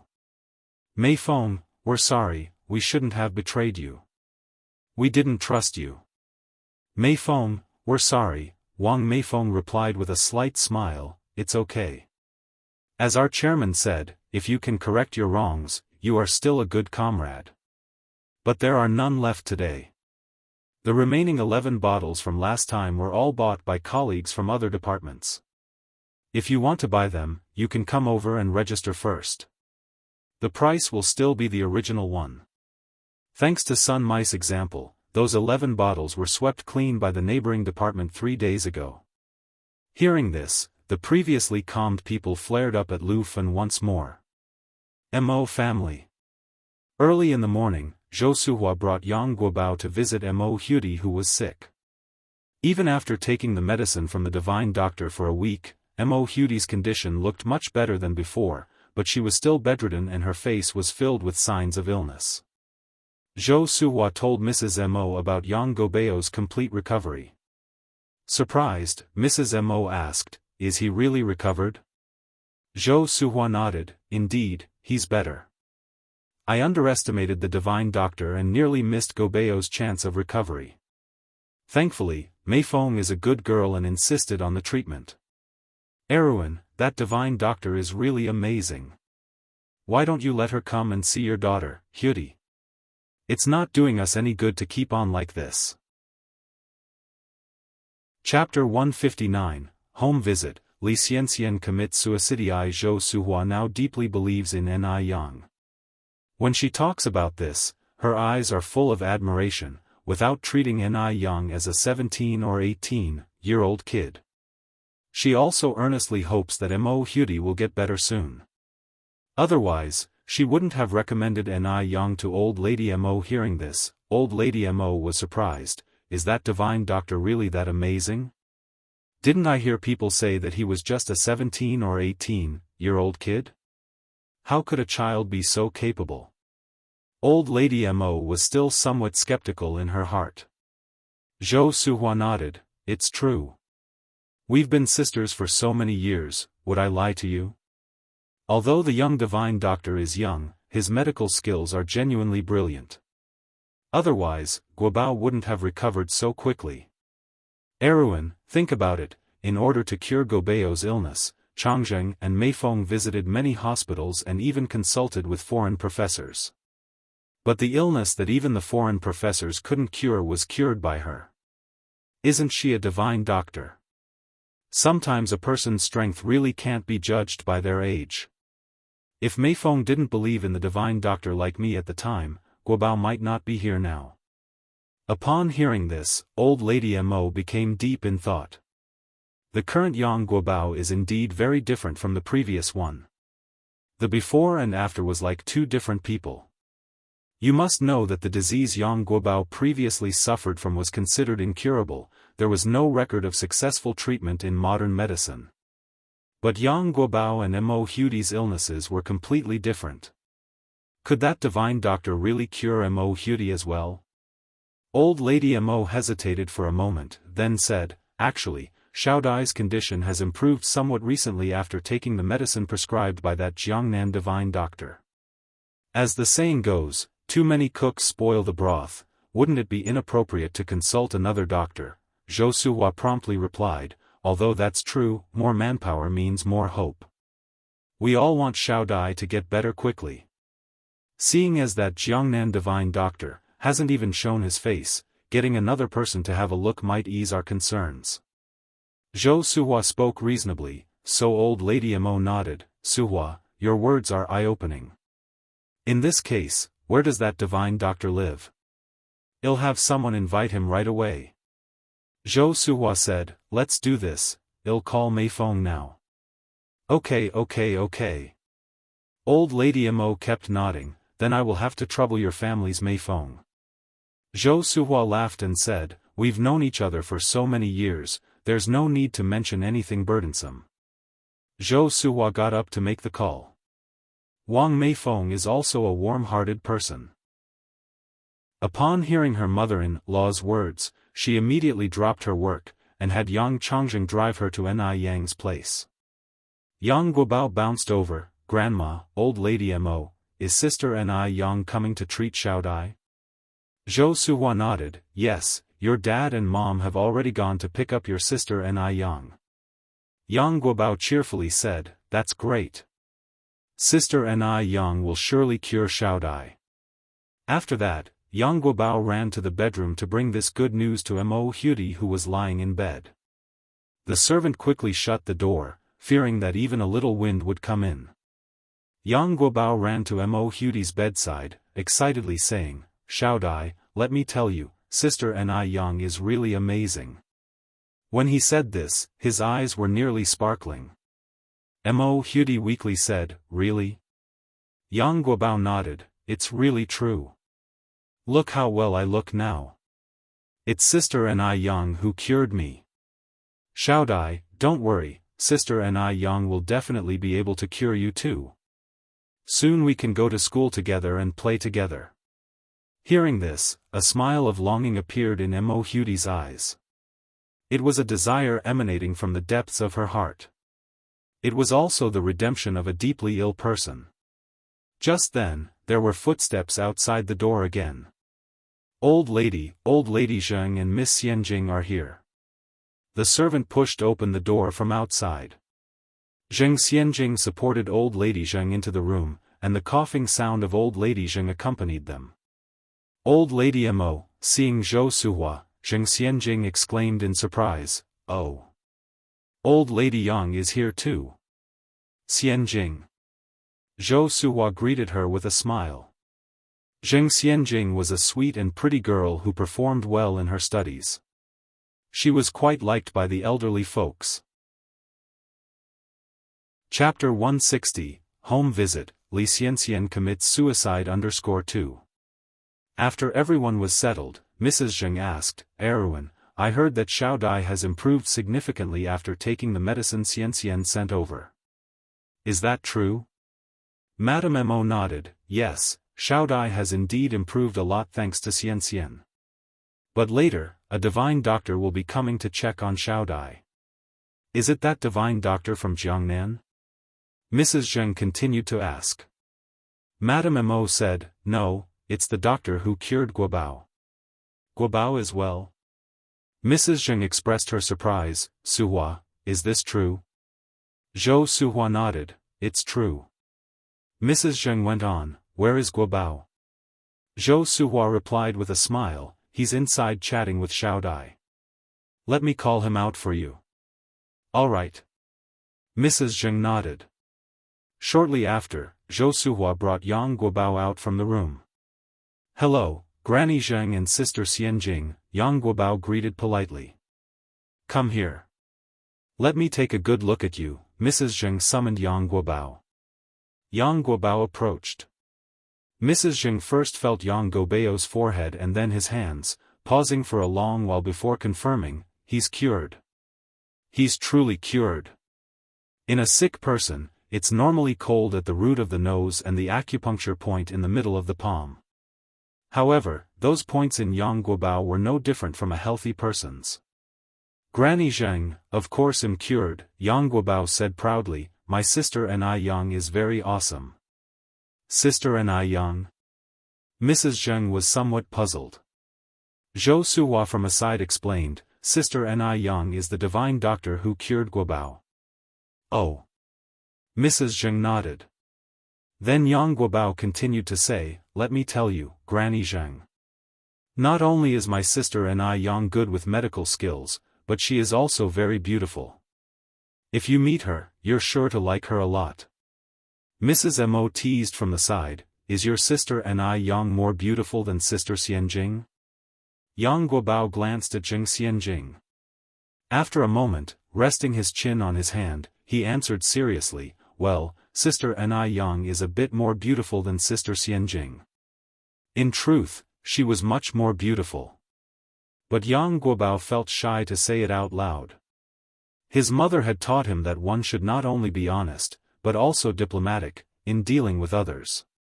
One should always leave some face for the other party. By declaring that Sister Ni Yang was multiple times more beautiful than Sister Xianjing, he was sure to embarrass her. Yang Gobeo's earnest demeanor amused the three elderly people and made them laugh heartily. Zheng Xianjing was also smiling, but there was a flash of strong resentment hidden in her bowed eyes. What a brat! Does he even know what to say? Even Li Xianxian isn't as beautiful as her. How could a simple country doctor possibly compare to her? Her previously good mood was completely ruined by the child's words. When Wang Meifeng arrived at the Ni family's home, she found Ni Yang watering the plants in the vegetable garden. Wang Meifeng relayed the situation regarding Mo Huti to Ni Yang. After bidding Ni Tsuehua goodbye, Ni Yang took some emergency medicine and got into the car with Wang Meifeng. Xiao Dai is 13 this year. She got sick when she was around 9 or 10 and has been bedridden since then. She's a pitiful child. Yang, you don't need to stress. Well, just go and take a look. If we can't treat her, it's okay. After all, Mo Huti's illness was completely different from Yang Gobeo's, and Wang Meifeng didn't want to put too much pressure on Ni Yang. Ni Yang nodded, I understand. The car was fast, and they soon arrived at the Mo's residence. As soon as the car door was opened, Yang Guobao rushed out from the courtyard and hugged Ni Yang. Sister Ni Yang, you're here. Guobao. Ni Yang patted Yang Gobeo's head. Then, Yang Guobao introduced Ni Yang to Mrs. Mo and Mrs. Zheng, who were standing behind him. Granny Mo, Granny Zheng, this is my sister Ni Yang. Ni Yang nodded politely, nice to meet you. Mrs. Zheng stared at Ni Yang, momentarily at a loss for words. This girl. Why did she find this girl so familiar? Mrs. Zheng even had a sudden impulse to embrace Ni Yang. Zheng Xianjing glanced at Mrs. Zheng and suddenly felt a sense of irritation. This expression on Mrs. Zheng's face was all too familiar. It was the same face she wore every time she thought about her deceased daughter. That person was already dead. Couldn't she care a little bit more about the feelings of the living beside her? Chapter 161, Home Visit, Li Xianxian commits suicide _3. Despite showing our filial piety to this damned old woman all these years, we end up being deemed worse than a corpse. How utterly ridiculous. This ungrateful hag deserves to have no descendants. Although Zheng Xianjing cursed the old woman hundreds of times in her heart, she still put on a polite and understanding face. Zhou Suhua next to her said, Eruen, Qing, this is the young divine doctor, Ni Yang, whom I told you about. Even though old lady Mo was aware that the person who had treated Yang Guobao was youthful, she hadn't expected them to be a child. Moreover, she was incredibly beautiful. Old lady Mo once thought Zheng Xianjing was the most beautiful girl she had ever seen, but now compared to Ni Yang, Zheng Xianjing seemed like a mere commoner. It is often said that when God opens a door, he also closes a window. Generally, people with exceptional talents have some slight deficiencies. This little girl was so beautiful, flawless in fact. Could her medical skills be as impeccable? After all, they do say that beauty lacks brains. So in old lady Mo's mind, usually people who were too beautiful weren't all that bright. Every saying does have its origin, after all. Although old lady Mo had her doubts, she still smiled and said, Hello, young divine doctor, I am Xiao Dai's grandmother, I appreciate your attention to Xiao Dai. Ni Yang smiled lightly, you're too kind. As a doctor, it's my duty to treat and save people. This child was quite modest. Not impatient. Not bad at all. Well, why not let her try? Maybe she is indeed talented. Good child, how old are you this year? Old lady Zheng asked, holding Ni Yang's hand with a somewhat moved expression. Ni Yang politely answered, Old lady, I am 17 today. Old lady Zheng nodded, 17, 2 years younger than our Tingting. Where are you from? Before the old lady could continue her question, Zheng Tingting interjected surprisingly, I can't believe the young divine doctor is only 17. At 17 I was just a child, but the young divine doctor is already famous. It's quite a shame to our generation. Even though this remark seemed to praise Ni Yang, it actually had a sting. Famous? Ni Yang had only treated one person, Yang Guobao, so where did this fame come from? Besides, old lady Mo was doubtful of Ni Yang's medical skills from the start. This remark was not only prickling but also filled with considerable ridicule. For some reason, Zheng Xianjing just couldn't bring herself to like Ni Yang. Having such a beautiful face, she was certainly no good girl. Zheng Xianjing enjoyed hanging out with people who were less attractive than her. Those who looked better than her deserved to die. Ni Yang wasn't offended but smiled and said, Kai Wenji identified melodies at 6, Kong Rong yielded pairs at 7, and Gan Luo became prime minister at 12. People are different with diverse talents. You don't need to feel inferior, sister. Ni Yang's tone was light, but her words were powerful, a beautiful retort. Zheng Xianjing kept a stifled breath in her heart, almost to the point of being infuriated to death by Ni Yang. Both old lady Mo and old lady Zheng wore approving expressions. This young divine doctor indeed was a formidable figure. An ordinary 17-year-old child wouldn't comprehend such philosophy, let alone so much insight. Besides, Zheng Xianjing was usually an exceptional kid. Very few rich girls could match her rhetorically, but today, she tasted defeat at the hands of Ni Yang. Quite extraordinary indeed. Seeing Zheng Xianjing in an awkward position, old lady Mo stepped in and said, let's go inside. Xiao Dai is still waiting. Zheng Xianjing bit her lips unwillingly, but remained silent. Sometimes less talk is better. The more one talks, the more mistakes they make. She would take her revenge at the appropriate time. Ni Yang followed old lady Mo and others into the courtyard. The Mo family lived in a row of villas with 5 floors each. The villas in the front, the servants' rooms at the back. The servants' rooms were slightly shorter but very grand, clearly indicating the family's prosperity. The interior was also top-grade luxury. Beautiful crystal chandeliers, delicate imported Persian carpets, huge leather sofas, and famous paintings could be seen everywhere. Any ordinary person who entered such a house would be amazed, like Granny Lu visiting the Grand View Gardens. Chapter 162, Home Visit, Li Xianxian commits suicide _4. But who was Ni Yang? In her previous life as director Ni, what kind of scenario had she not experienced? She didn't see much in these trivialities. Seeing her so calm, Lady Mo couldn't help but take a few more looks at her. This child was a bit beyond her expectations. Looking at her attire, she didn't seem to be from a wealthy family. Yet, after seeing these things, there was no trace of greed in her eyes, just sheer clarity and tranquility. She didn't seem like a child in her teens, but more like someone who had been through 1,000 storms and held high positions. Perhaps, she indeed had the potential to achieve great things. They all went upstairs together, and just as they were stepping onto the top stair, Lady Zheng missed a step. Just as she was about to tumble backward onto the ground, someone gently grasped her hand, pulling with a clever force, stabilizing Lady Zheng's body immediately.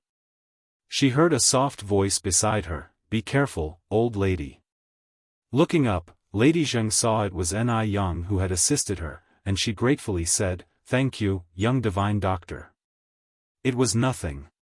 Ni Yang replied with a light smile, 2 shallow dimples appearing on her cheeks. For a moment, Lady Zheng lost herself. She remembered that her Tingting also had such small dimples. "Grandma, are you all right?" Zheng Tingting, who was leading the way, noticed something was wrong. She stopped and held onto Lady Zheng's arm, asking concernedly. Only then was Lady Zheng jolted back to reality. She responded with a helpless smile, "I'm fine." Ni Yang softly reminded, the elderly may have trouble with mobility, you should pay more attention, sister. How amusing. Was Ni Yang indirectly criticizing her lack of filial piety? Should she take a look at who she is first? A mere barefoot village doctor who accidentally cured Yang Gobeo's illness, what right does she have to judge her? For a moment, Zheng Xianjing was even more irritated. Yet she still smiled and said, young divine doctor is correct, it was indeed my negligence this time. Thank you, young divine doctor. Grandma, let us go in quickly. Ni Yang said no further and followed everyone into the room. The moment she stepped into the room, Ni Yang discreetly furrowed her brows. The air in the room wasn't pleasant, it was outright disagreeable. Ni Yang looked around, realizing that all the doors and windows in the room were tightly closed, the curtains were drawn, and the only light was coming from a chandelier overhead. Based on the stale air, she guesstimated that the room had been closed off for at least 10 days, if not longer. Little Miss Mo Hudi, who was lying on the bed, was ominously pale and emaciated. If Wang Meifeng hadn't mentioned it earlier, Ni Yang would never have guessed that this child was already 13 years old.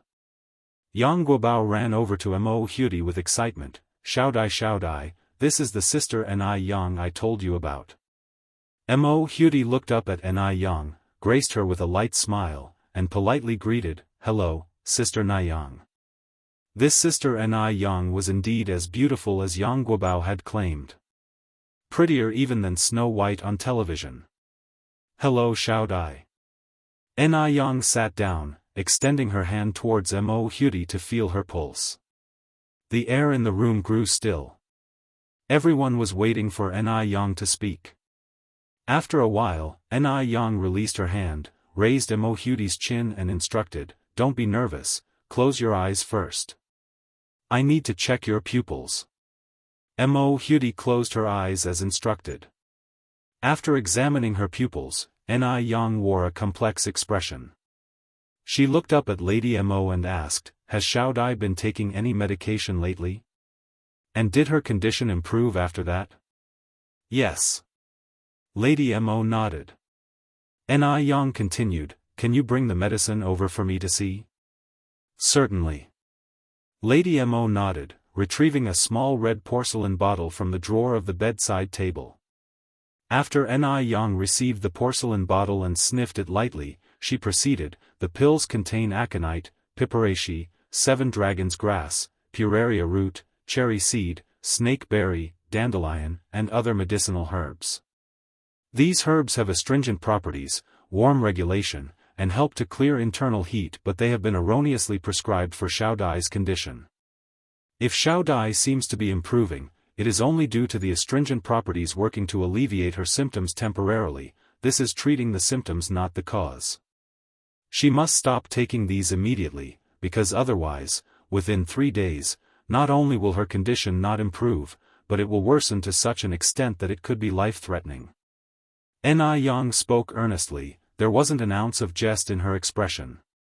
Lady Mo was taken aback, but this was personally sent by the divine doctor of Jiangnan. Chapter 163, Home Visit, Li Xianxian commits suicide _5. Could a medicine prescribed by the divine doctor be wrong? Moreover, Mo Hudi's condition has shown signs of improvement after taking the medicine. Could it be, as Ni Yang said, a treatment of the symptoms but not the cause? One is the famous divine doctor of Jiangnan. The other is the divine doctor who cured Yang Guobao. For a moment, Elder Lady Mo was unsure about whom to trust. Seeing Elder Lady Mo's uncertainty, Ni Yang continued, I assume the divine doctor of Jiangnan has never met Xiaodai in person, right? Old Lady Mo nodded and said, although the divine doctor of Jiangnan has never met Xiaodai in person, he is aware of her symptoms and medical history. Ni Yang responded, even Confucius, a sage, made mistakes. Let alone the divine doctor of Jiangnan who has never met Xiaodai. Misdiagnoses are normal. Hearing this, Elder Lady Mo found herself contemplating deeply. Did the divine doctor of Jiangnan actually misdiagnose? Upon hearing this, Zheng Xianjing almost laughed out loud. How shameless of Ni Yang! Misdiagnosis? How could the divine doctor of Jiangnan possibly misdiagnose? And Ni Yang, a novice village doctor, had the audacity to accuse the divine doctor of misdiagnosis? Absurd. Seeing elder Lady Mo falling for Ni Yang's words, Zheng Xianjing chuckled and said, as far as I know, traditional Chinese medicine is divided into internal medicine, surgery, neurology, and dermatology. Considering the divine doctor of Jiangnan's reputation in treating complex cases, I don't think he could have misdiagnosed. After all, he has been practicing medicine for decades and is already 60, with no known instances of misdiagnosis. Furthermore, the illness Guobao had is epilepsy, a condition he was born with. It is entirely different from Xiaodai's illness. Each doctor has their own specialty. Little doctor, I think it's too hasty for you to claim that the divine doctor of Jiangnan misdiagnosed, considering Xiaodai's well-being. Zheng Xianjing spoke logically, persuading elder Lady Mo to nod her agreement. Upon reflection, the divine doctor of Jiangnan seemed to be the more reliable choice. The divine doctor of Jiangnan has cured many people, while Ni Yang has only cured Yang Guobao. Comparing their experience, Ni Yang is far less qualified. Wang Meifeng wanted to say something but was stopped by Zhou Suhua. After all, life was at stake and they felt reluctant to interrupt. If Mo Hudi were to lose her life under Ni Yang's treatment, Ni Yang would be held responsible for her death. They invited Ni Yang to help treat the illness, not to create hostility. As to whether they believe in Ni Yang, it all depends on elder Lady Mo. If anything were to happen, she wouldn't be able to blame anyone else. After some thought, elder Lady Mo asked, so little doctor, what is your treatment plan? And what is Xiaodai suffering from? Ni Yang responded, Xiaodai is presently suffering from severe malnutrition and blood dryness caused by internal warmth diseases. That's why she has been bedridden. He paused before continuing, my plan is to immediately open all the doors and windows in this room to let the air circulate. Then, Xiaodai needs to eat more nutritious foods, especially fish and meat, to replenish her energy. Finally, I will prescribe a formula and use acupuncture treatment. Within 6 months, Xiaodai will be cured. 6 months are just a conservative estimate. In fact, with Ni Yang's skill, it only takes 2 to 3 months for a full recovery. Elder Lady Mo frowned slightly, but the divine doctor of Jiangnan expressly urged against exposing Xiaodai to sunlight or wind, and she is not allowed to eat oily and spicy foods. Little doctor, are you sure your treatment will work? This was a direct contradiction to the divine doctor of Jiangnan's orders. Ni Yang explained, continuously closing doors and windows reduces air circulation, which can lead to indoor bacterial infection and weaken the body's immune system, especially in the case of someone like Xiaodai who has been bedridden for a long time. As for diet, Xiaodai's illness doesn't restrict her food intake. Constant dietary restrictions wouldn't alleviate her condition, but rather lead to malnutrition, worsening her illness. Ni Yang's argument made sense, leaving elder Lady Mo speechless. Zheng Xianjing sneered at him under her lowered eyes. Did this Ni Yang actually consider himself a divine doctor? He had the audacity to refute the divine doctor of Jiangnan. How shameless! Zheng Xianjing looked at Ni Yang and mockingly asked, so you're saying that Xiaodai must receive acupuncture? Yes, Ni Yang nodded, there's no other way. Zheng Xianjing continued, but I heard that only seasoned practitioners of traditional Chinese medicine can perform acupuncture. After all, if a single acupoint is wrong, the consequences could range from paralysis to life-threatening.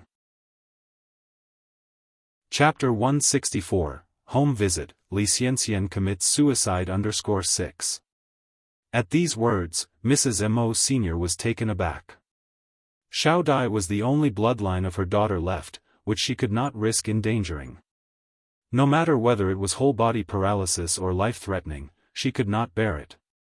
Seeing Mrs. Mo Sr. in extreme panic, Zheng Xianjing added, acupuncture isn't a joke, even some regular large hospitals dare not do it.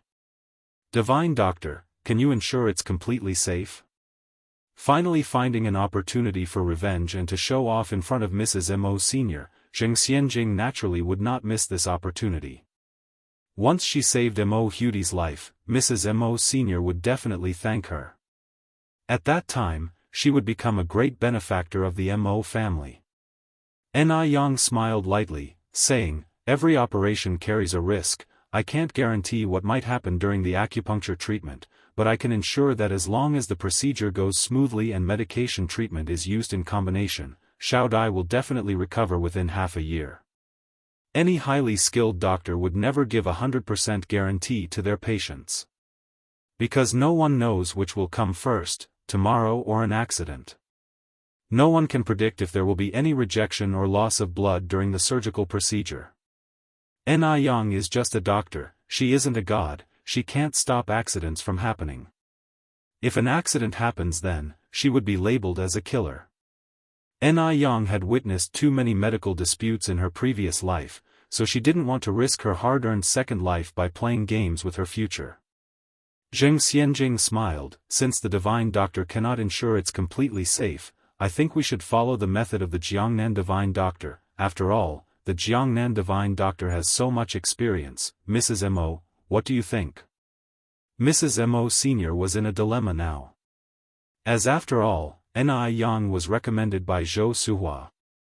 If she rejected Ni Yang outright, she was afraid it would somewhat harm Zhou Suhua's face. But if she didn't refuse, it would risk Mo Huti's life. Seeing Mrs. Mo Sr.'s dilemma, Ni Yang smiled and said, "Practicing medicine and saving lives depends on destiny. Since Mrs. Mo Sr. doesn't trust me, I won't bother you anymore." Seeing Ni Yang about to leave, Yang Guobao shouted anxiously, "Mrs. Mo, please trust Sister Ni Yang. Sister Ni Yang can truly save Xiao Dai." Zheng Xianjing walked to Yang Guobao, tenderly saying, "Good boy, don't interrupt while grown-ups talk." Yang Guobao pushed away Zheng Xianjing's hand, and quickly caught up to Ni Yang, "Sister Ni Yang." A malicious glimmer flashed in the depth of Zheng Xianjing's eyes. "Damn kid. Better if he falls and dies on the stairs." Mo Huti turned her eyes to Mrs. Mo Sr., "Grandma." Mrs. Mo Sr. looked at Mo Huti said, "Don't worry, Grandma knows what to do." After Wang Meifeng and Zhou Suhua greeted Mrs. Mo Sr. and Madame Zheng, they followed Ni Yang. Wang Meifeng rushed to Ni Yang, apologized, "Yang, I'm sorry, making you run here in vain." Ni Yang smiled and said, "It's okay Auntie Wang, I'm inexperienced and young, it's understandable that everyone doesn't trust me. As for Xiao Dai's case, I just need to speak honestly and not regret, trust cannot be forced." Hearing this, Zhou Suhua nodded in agreement on one side, "It's really good that you can think like this Yang. Xiao Dai's case is complicated after all, if you insist on staying to treat her and something goes wrong, it'll be too late to explain." "Sister Ni Yang, will Xiao Dai get better?" Yang Guobao was holding Ni Yang's hand, his voice holding a bit of a sob. Ni Yang bent down, gently comforting, "Guobao, don't worry.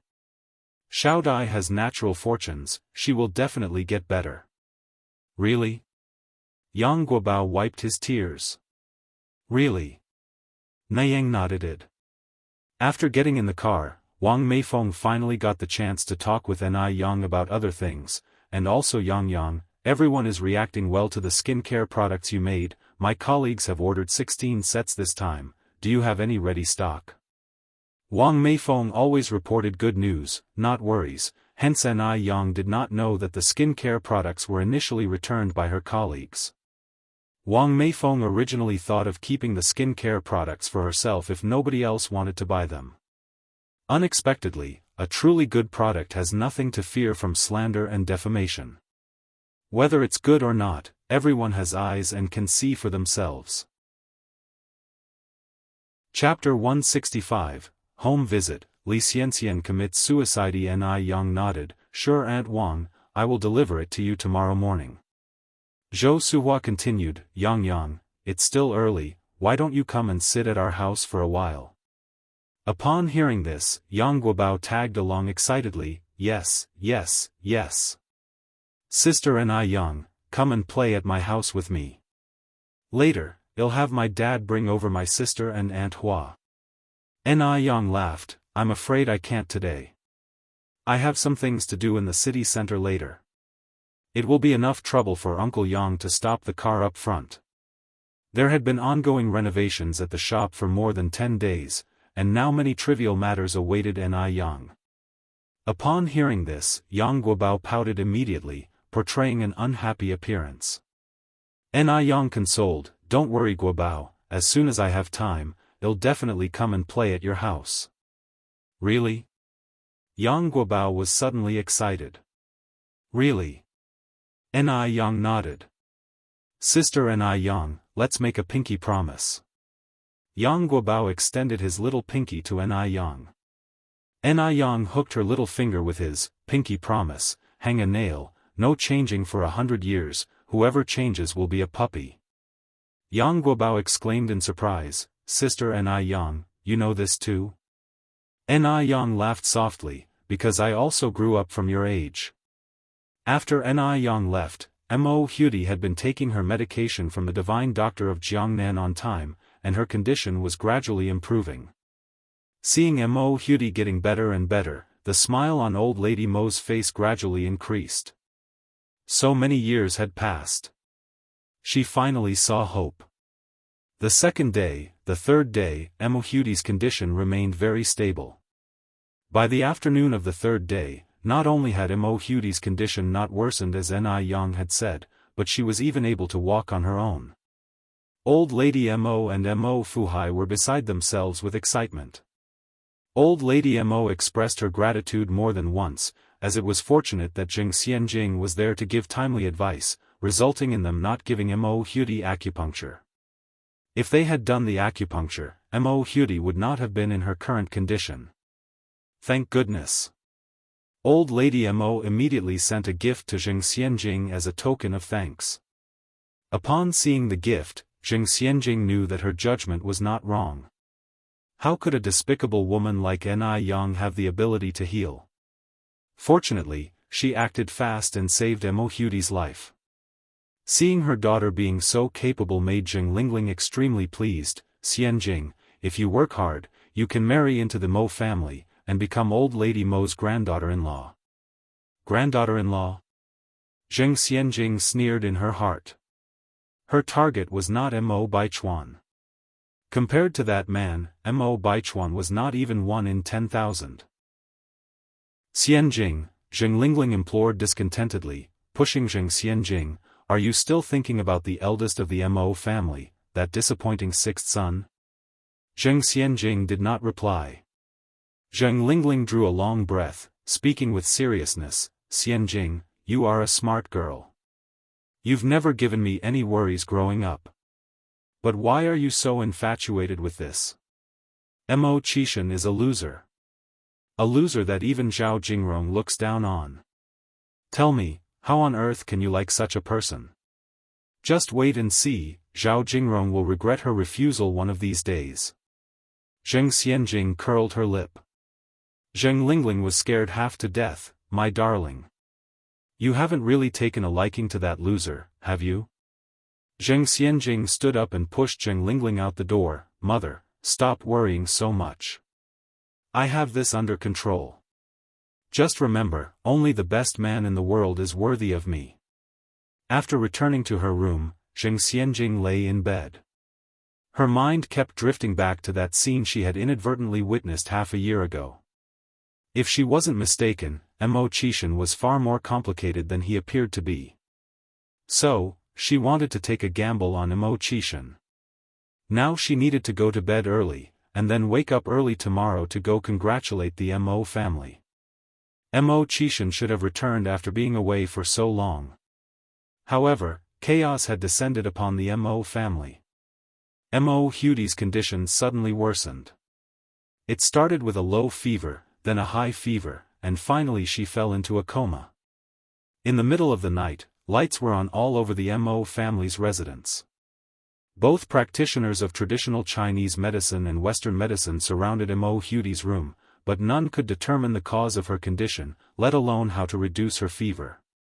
Old Lady Mo was so worried that she was wiping away tears. What to do? What should they do now? At this critical time, it was Mo Fuhai who maintained his composure. Don't worry, don't worry.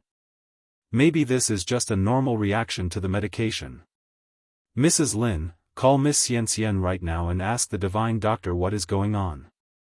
Yes, sir, I'll do it right away. On the other end of the phone, Li Xianxian's voice was terrible. She cried, I'm so sorry, grandfather and grandmother, I really didn't know that the divine doctor was lying to me. Mo Fuhai snatched the phone abruptly, angrily saying, that damn divine doctor dared to play with people's lives. Tell me, what's his name? Where does he live?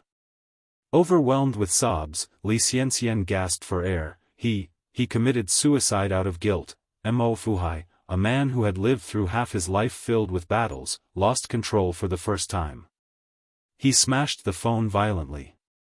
On the other end of the line, a malicious curve tugged at the corner of Li Xianxian's mouth.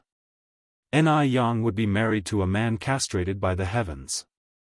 Mo Hudi was also killed by someone. The two stumbling blocks were gone.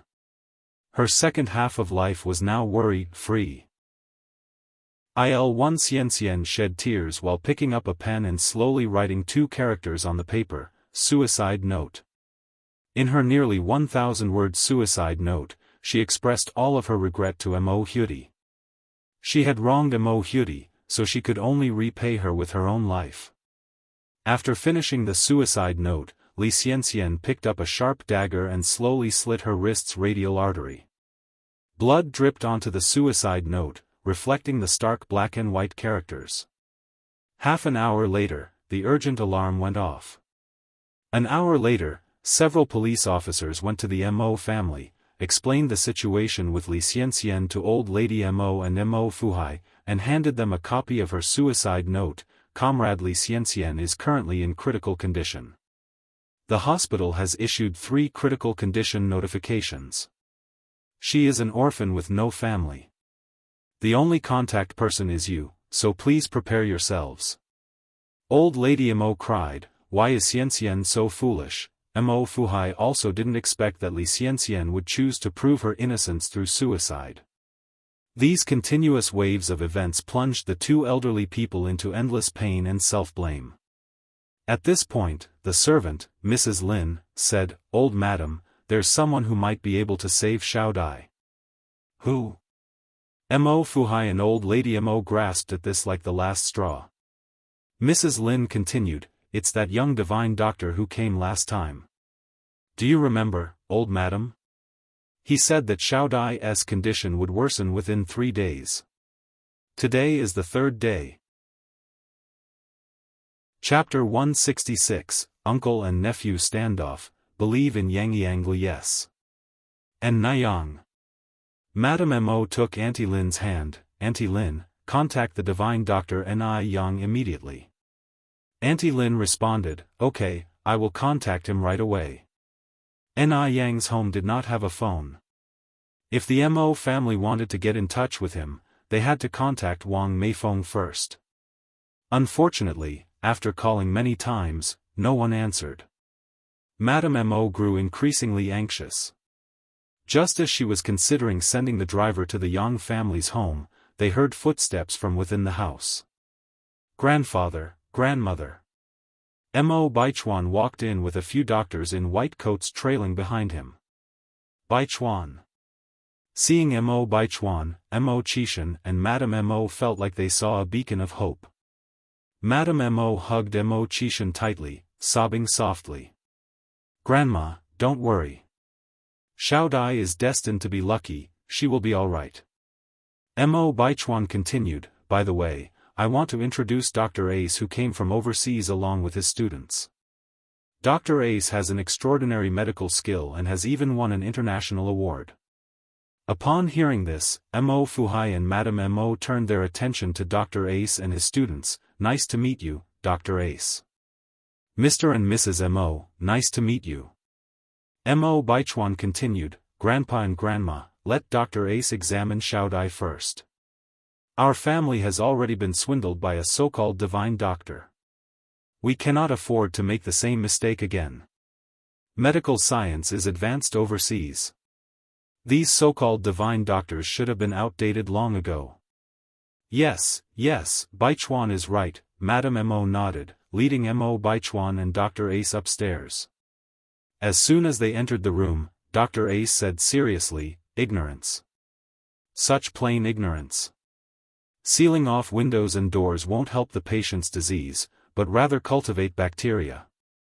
A patient's immunity is generally much lower than average, so you are bringing harm to her.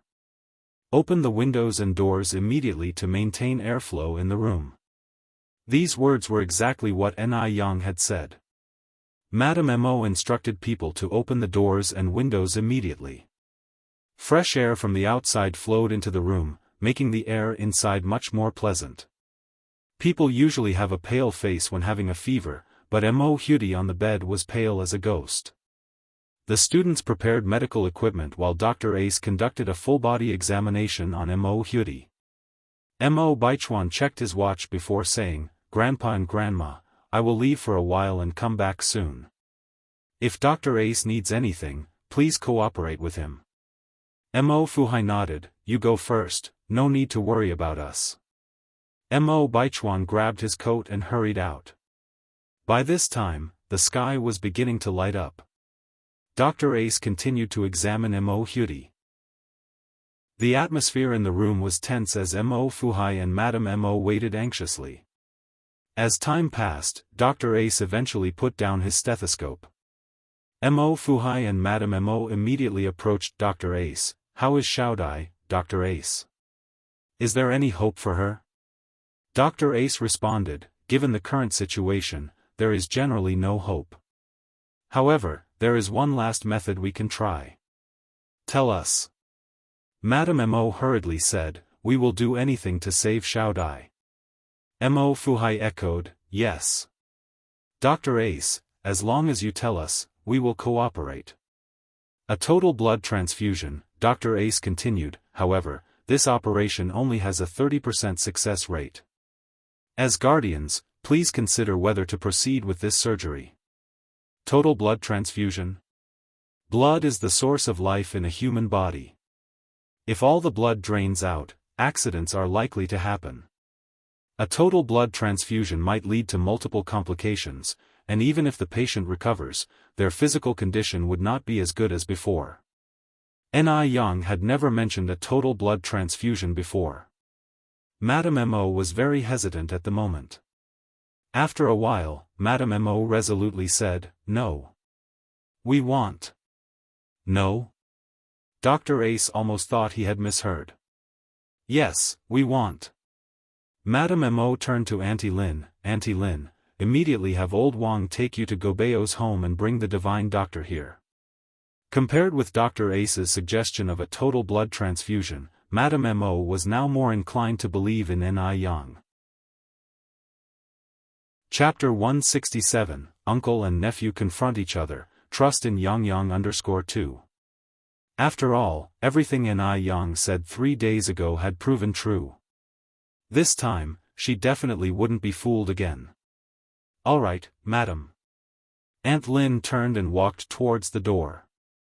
Upon hearing these words, Dr. Ace angrily said, Lady Mo, what are you doing at such a critical moment? You're still choosing to trust those fraudulent quacks? Forgive me for saying, your Chinese backward medical approach, especially in a place where medical resources are not fully equipped, is impossible to provide hope for the treatment of difficult diseases. Xiao Dai may have been theoretically failed by the misapplication of medicine, but the actual murderer is the caregivers like yourselves. If they employ the procedure of blood replacement surgery, Mo Hudy has at least a 30% chance of recovery. If the Mo family continues to let quacks treat her, it's like pushing Mo Hudy directly into the grave. Preposterous.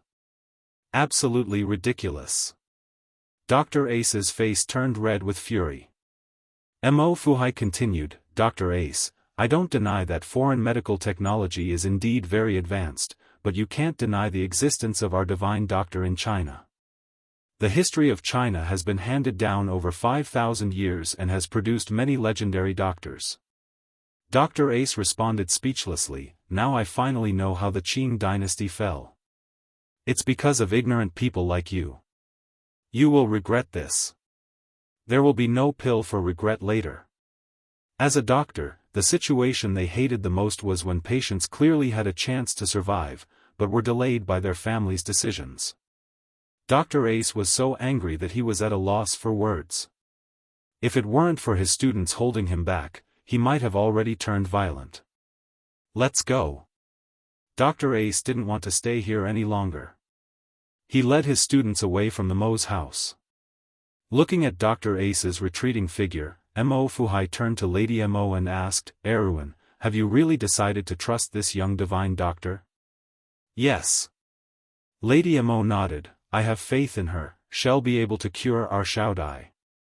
Let's try it again.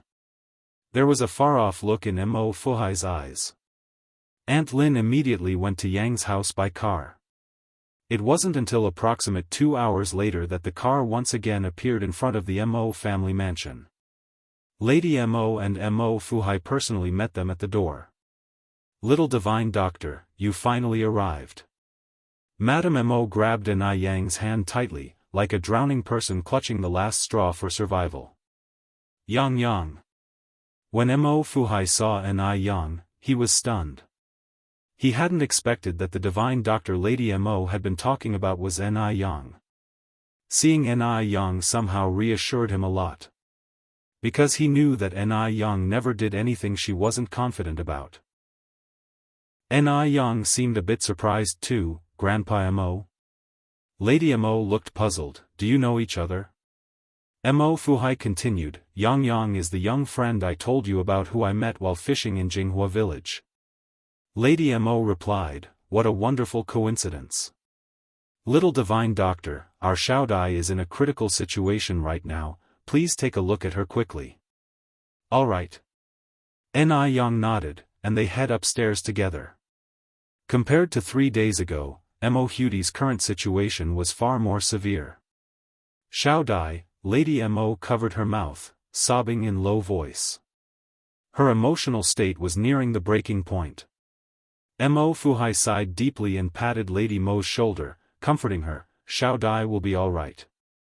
Yang sat by the bed, took Mo Hudi's pulse with a very serious face. A moment later, Yang took a pill from her bag and put it in Mo Hudi's mouth. Yang, how is Shaodai now? Mo Fuhai asked anxiously. Not hiding anything, Yang bluntly stated, the situation isn't good. What do we do then?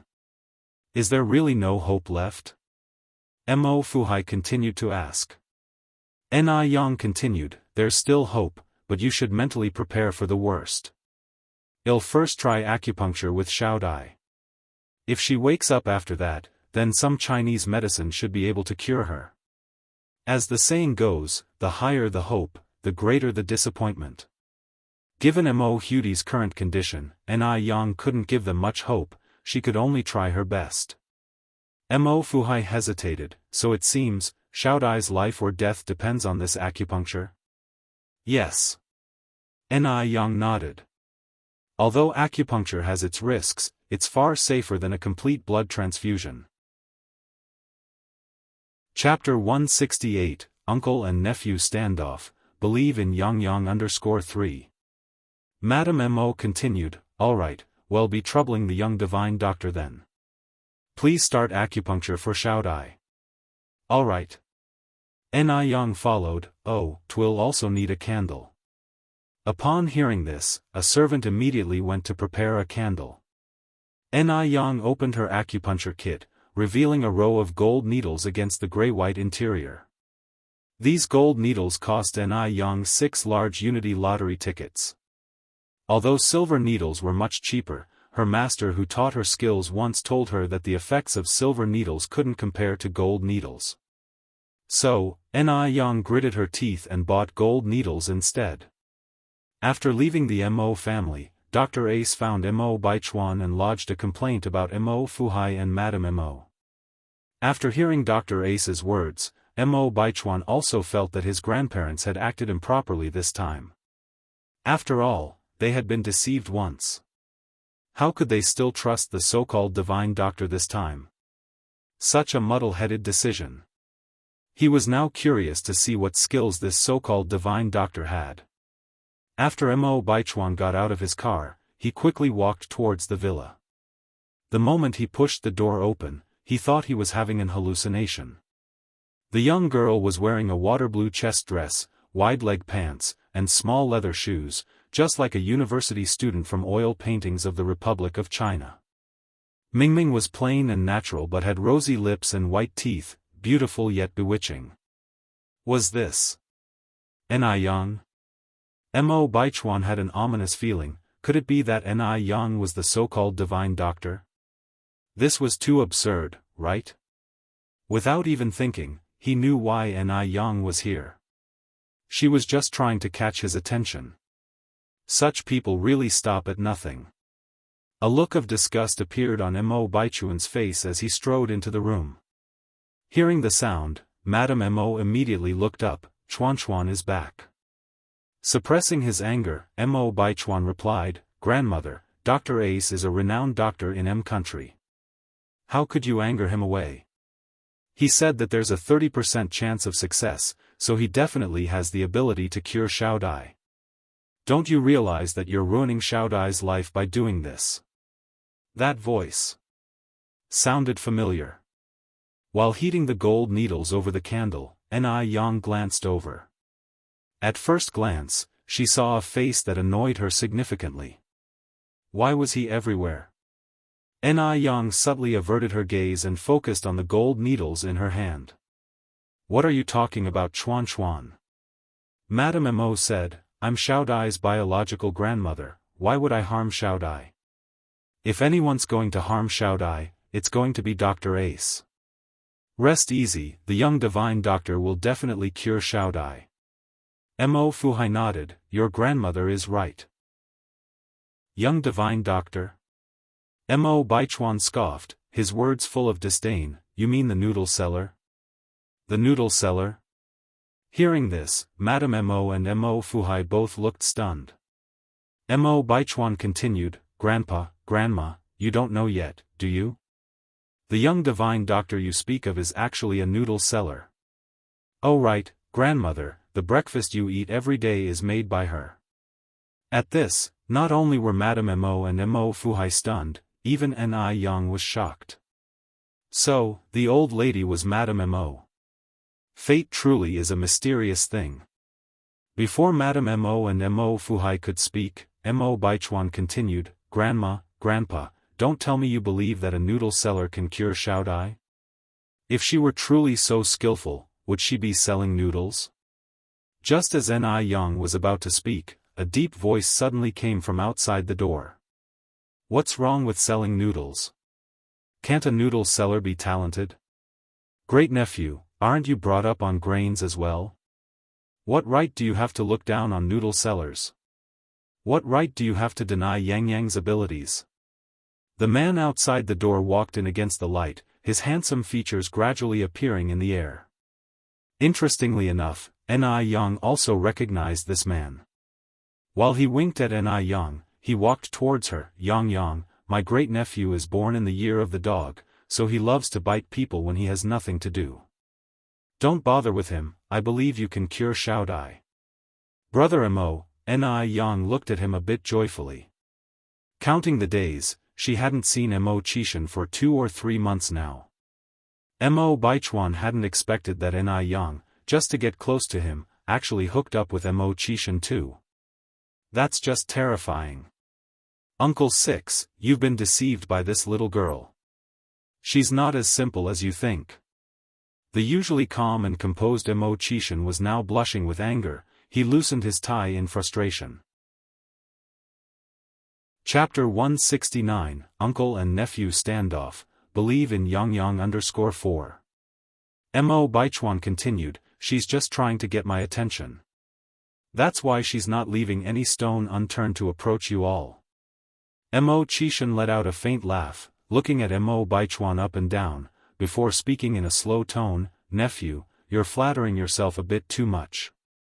Why would Ni Yang neglect a good-looking person like herself for Mo Baichuan? Is Mo Baichuan even 1/10 as good-looking as she is?" Mo Baichuan took a deep breath. "Everything I said is true. Until today, she tried to approach me in many ways, but I rejected all her attempts. She's a woman full of schemes." "Nonsense." Mo Fuhai stood up and said, "Yang Yang is not that kind of person." Having known Ni Yang for a while, Mo Fuhai deeply acknowledged her upbringing and character. "Grandfather, Uncle 6. Ni Yang's aim is simple. She wants to please you all, then marry me smoothly and become the eldest son's wife of the Mo family. You all better wake up." Mo Baichuan could hardly wait for his family members to see Ni Yang's true colors. This woman is too intimidating, to the extent where she is able to fool all the members of the Mo family. Yang Yang is not blind. Would she choose you, nephew? Mo Qishan said as he turned to look at Mo Baichuan, pointing to his own head, and beginning to suspect that there's something wrong here, and it's more than just a little. After finishing the sentence, Mo Qishan slightly leaned towards Ni Yang. "Yang Yang, don't mind him, he's not in his right mind, you just continue to help Xiao Dai with the acupuncture treatment." "Okay, brother Mo." Niyang nodded. Seeing how close Ni Yang and Mo Qishan were made Mo Baichuan even more infuriated. "Uncle 6, you'll get Xiao Dai killed by doing this." Mo Baichuan turned his head to look at Grandma Mo and Mo Fuhai. "Grandfather, Grandma, please believe me, Ni Yang is just a noodle seller, how can she possibly cure Xiao Dai? Uncle 6, even if you're fooled by this woman, you can't just watch Xiao Dai walk toward the dead end. No matter how useless Mo Qishan is to the Mo family, his seniority is there, he will always be Mo Baichuan's Uncle 6. The Mo family places great emphasis on respecting the elders, and thus, Mo Baichuan can't confront Mo Qishan, he can only seek help from Mo Fuhai and Grandma Mo. Mo Qishan never found this nephew annoying before. But now, he found Mo Baichuan irritating every aspect. Upon hearing this, Mo Qishan's face immediately darkened. Why can't a noodle seller have medical skills? Zhu Yuanzhang, the founding emperor of the Ming dynasty, had been a beggar and a food peddler before he ascended to the throne. Can you deny his ability to govern because of his past? Nephew, have you been feeding your textbooks to dogs? So, you've only picked up the skill to look down upon others? Ni Yang looked at Mo Qishan with surprise. Did Mo Qishan just show tough love? Surprisingly, this man is quite just. The corners of Ni Yang's mouth slowly curve into a soft arch, and her dimples appeared shallowly, like they could depress anyone beyond redemption. Mo Qishan subtly moved a little bit away, his figure blocking Mo Baichuan's view quite efficiently. So now, only he could see that smile. Mo Baichuan clenched his fists. "Uncle 6, you're going to regret this." Mo Qishan turned again to Ni Yang, hooking his lips. "Yang Yang, will you make me regret this?" "Of course not." Ni Yang answered casually, as she pierced the last golden needle into Mo Hudi's Baihui acupoint. The needle just went in, and immediately turned black. At the same time, Mo Hudi, who was lying on the bed, slowly opened her eyes. "Xiao Dai." Both Mo Fuhai and Grandma Mo exclaimed in unison. Grandma and Grandpa Mo Hudi spoke in a weak voice. "What happened to me?" Grandma Mo was overwhelmed with joy and started to cry. "It's all right, Xiao Dai, you're all right now." Mo Baichuan was stunned. Was this a coincidence, or just pure luck? Aside from her beauty, how could Ni Yang possibly save people's lives? Mo Qishan glanced at Mo Baichuan, then walked over to Ni Yang. "Yang Yang, thank you." "You're welcome." Ni Yang gave the prescription she had written to Mo Baichuan. According to this prescription, prepare the medicine, once a day, continuous for 3 months, Xiao Dai will be fully healed. Mo Qishan took the prescription. "Okay." Grandma Mo walked over, holding Ni Yang's hand. she was so overwhelmed with emotions that she didn't know what she was supposed to say. Mo Chishan gently joked, "Mom, you're going to scare Yang. I'm just too happy, too excited." Grandma Mo choked back her tears, "Little divine Dr. Yang, I can't thank you enough." "Thank you." Chapter 170, Uncle and Nephew Standoff, Believe in Yang_5. Yang smiled slightly, "Madam, you don't need to do this, it's all part of a doctor's duty." Mo Baichuan stood by, with a very complicated look on his face. Now, he finally understood that Yang's medical skills were genuine. Her desire to be close to him was also real. Perhaps, from the very beginning, she was seeking an opportunity through curing Mo Hudi, to gain his recognition. This game she was playing, it was much bigger than he thought. Old Madame Mo turned her gaze to Mo Baichuan, "Chuan, aren't you going to apologize to Yang? I will never apologize to this kind of woman." Mo Baichuan left angrily after giving Yang a glance. On the side, Mo Kishan's eyes flashed dangerously, but it disappeared quickly. Once she confirmed that Mo Hudi was out of danger, Yang left a small bottle of pills, and proposed to leave. Old Madame Mo said, "I will have the driver take you." Mo Chishan picked up his coat with a smile, "I will take Yang home." Yang smiled and said, "Then I have to trouble brother Mo." This was her chance to thank Mo Chishan alone. To thank him for his trust and protection. Mo Baichuan looked at Yang, and all that was left in his eyes were 4 words, "Putting on a show." She was deliberately getting close to Mo Chishan just to make him jealous. Otherwise, she would have never taken an interest in Mo Chishan, a man who has never achieved anything. Mo Chishan, who had never achieved anything and also had simple thinking, was being used by Yang. Although he wanted to pull Mo Chishan out of the mud, if Mo Chishan didn't want to stand up but instead chose to roll in the mud, it wasn't surprising that Zhao Jingrong had broken off their engagement. He deserved it. Mo Chishan and Yang walked shoulder to shoulder towards the downstairs, followed by old Madame Mo and Mo Fuhai. As they walked down the stairs, they saw the elegantly dressed Zheng Xianjing walking in from the outside. As soon as Zheng Xianjing saw Yang, her smile froze on her face, followed by an expression of thick sarcasm. How dare Yang, who nearly killed Mo Hudi, show her face here? Didn't she have any shame? Zheng Xianjing steadied her heart and walked up to the group, greeting them politely, "Grandfather Mo, Grandma Mo, 6th Uncle Mo." When old Madame Mo saw Zheng Xianjing, her smile was nowhere to be seen, she only curtly replied, "Xianjing is here." If it weren't for Zheng Xianjing's meddling 3 days ago, Mo Hudi wouldn't have suffered, nor come close to death. What on earth is going on? Zheng Xianjing began to sweat nervously. By all rights, she had saved Mo Hudi's life, old Madame Mo shouldn't react this way. What went wrong? Just yesterday afternoon, old Madame Mo had sent her a thank you gift. No, she had to shift the blame onto Yang. Zheng Xianjing looked at Yang and laughed, "Little divine doctor, why have you come again? Do you think Grandfather Mo and Grandma Mo are easy to fool? Do you know, 3 days ago, you nearly killed Xiao Dai. If not for her timely intervention, Mo Hudi would already be dead." Old Madame Mo turned her gaze to Zheng Xianjing, "Xianjing, some issues should be left alone after a new chapter has begun. I didn't want to bring this up, but since you did, it's necessary that I say this. You, who don't even understand the basic medical knowledge, should refrain from acting as if you know everything. Otherwise, innocent people will be affected. Also, Yang is now a benefactor to our Mo family, so I hope you show her more respect in the future." If it wasn't for the fact that Zheng Xianjing was Zheng's granddaughter, old Madame Mo would definitely have held her responsible. Upon hearing this, Zheng Xianjing visibly panicked. What did old Madame Mo mean? What did she mean by implicating innocent people? What did she mean by Yang being the benefactor of the Mo family?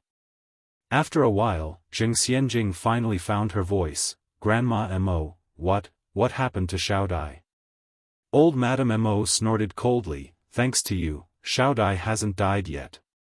Having said that, old Madame Mo walked right past Zheng Xianjing. Zheng Xianjing's face turned pale. What on earth had happened? Having seen Ni Yang to the door, Mo Qishan said, okay, Dad, Mom, you can go back to your room now. I'll take care of Yang Yang. After Mo Fuhai and old Madame Mo advised them to be careful, they turned and went back to their room. In a blink of an eye, only Mo Qishan and Ni Yang remained in the air. Mo Qishan then said, Yang Yang, wait for me here for a moment while I fetch the car. Chapter 171, Uncle and Nephew Standoff, Believe in Yang Yang _6. Okay. Ni Yang nodded. Shortly after, Mo Qishan pushed over a Phoenix-branded bicycle. Yang Yang, don't look at me as Mo Baichuan's uncle. Actually, in everyone's eyes, I'm nothing but a wastrel who only knows indulgences, resented by all for being mediocre. Every person in my family is more accomplished than me. Even my fiancé has broken off our engagement because of this. I don't even have my own car at home. If you mind, I can drive one of the family's cars. Ni Yang leaned to sit on the bike's back seat, smiling, it's alright, a bicycle is pretty good. After her rebirth, she had cycled almost daily, yet had never tried the back seat. Yang Yang, Mo Qishan continued, knowing that I'm a wastrel despised by everyone, would you still be willing to be friends with me? Ni Yang slightly smiled, responding, why wouldn't I? I'm friends with you because of who you are, not your status. When she first met Mo Qishan, Ni Yang didn't know about his status. Status is not important. All she needed to know was that Mo Qishan was a person worth trusting. Hearing this, Mo Qishan's mouth traced into a smile, then, let's get going.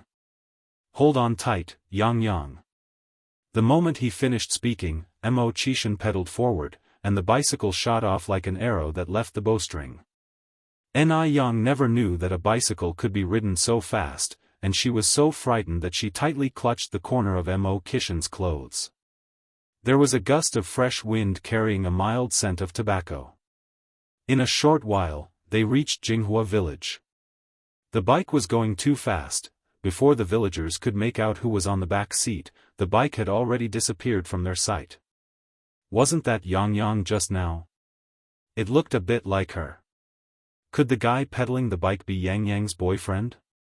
He looks rather handsome. That lad does indeed seem spirited, but he was riding so fast, I didn't get a good look. I was thinking of introducing Yang Yang to my nephew last time, but it looks like I won't get the chance now. I was planning to introduce Yang Yang to my baby brother.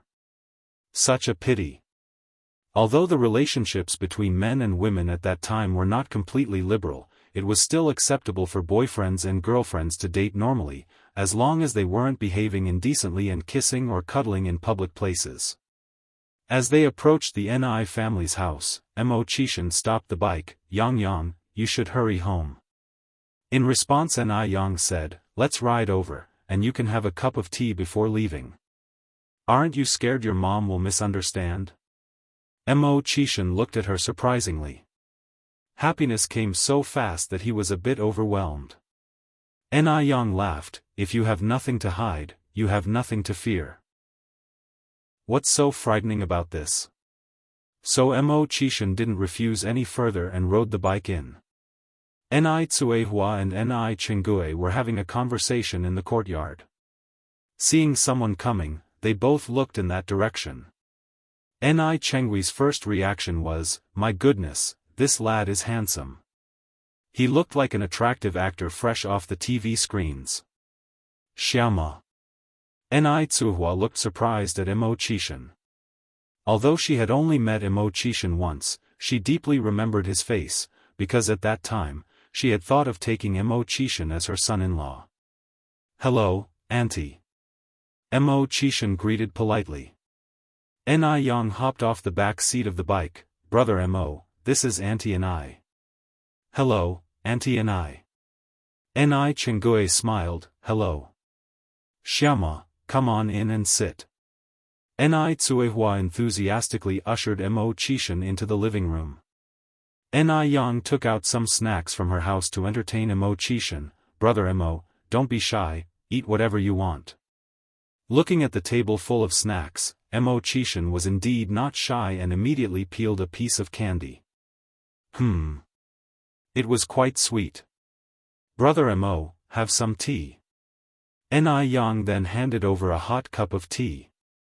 Mo Qishan stood up immediately, accepting the cup with both hands. Yang, you don't need to go through all the trouble, they'll be leaving shortly. Ni Yang smiled, it's okay, it's just a cup of tea. Mo Qishan took a cautious sip of the green tea. The tea had a strong aroma, yet it was sweet, the taste was excellent. A while later, a bang-bang sound came through the air. Mo Qishan looked up in confusion, what's that noise? Ni Yang explained, that's my mom pounding aloe vera. Pounding aloe vera? Ni Yang laughed, come on, brother Mo, let me show you. Mo Qishan followed Ni Yang's steps into the courtyard. There, they saw Ni Tsuehua holding a large mallet, pounding something in a stone mortar. Inside the mortar was a pale green transparent liquid, emitting a faint fragrance. Chapter 172, Uncle and Nephew Standoff. Believe in Yang_7 Ni Tsuehua is drenched in sweat. Mo Qishan rolls up his sleeves, revealing a robust and powerful wrist, approaches Ni Tsuehua, Auntie, let me do it. Ni Tsuehua paused for a moment, then smiled, no need, you're our guest. We can't have you do this. Mo Qishan said, it's fine Auntie, I needed some exercise anyway. Without waiting for Tsuehua to respond, he grabs the pestle from her and starts pounding.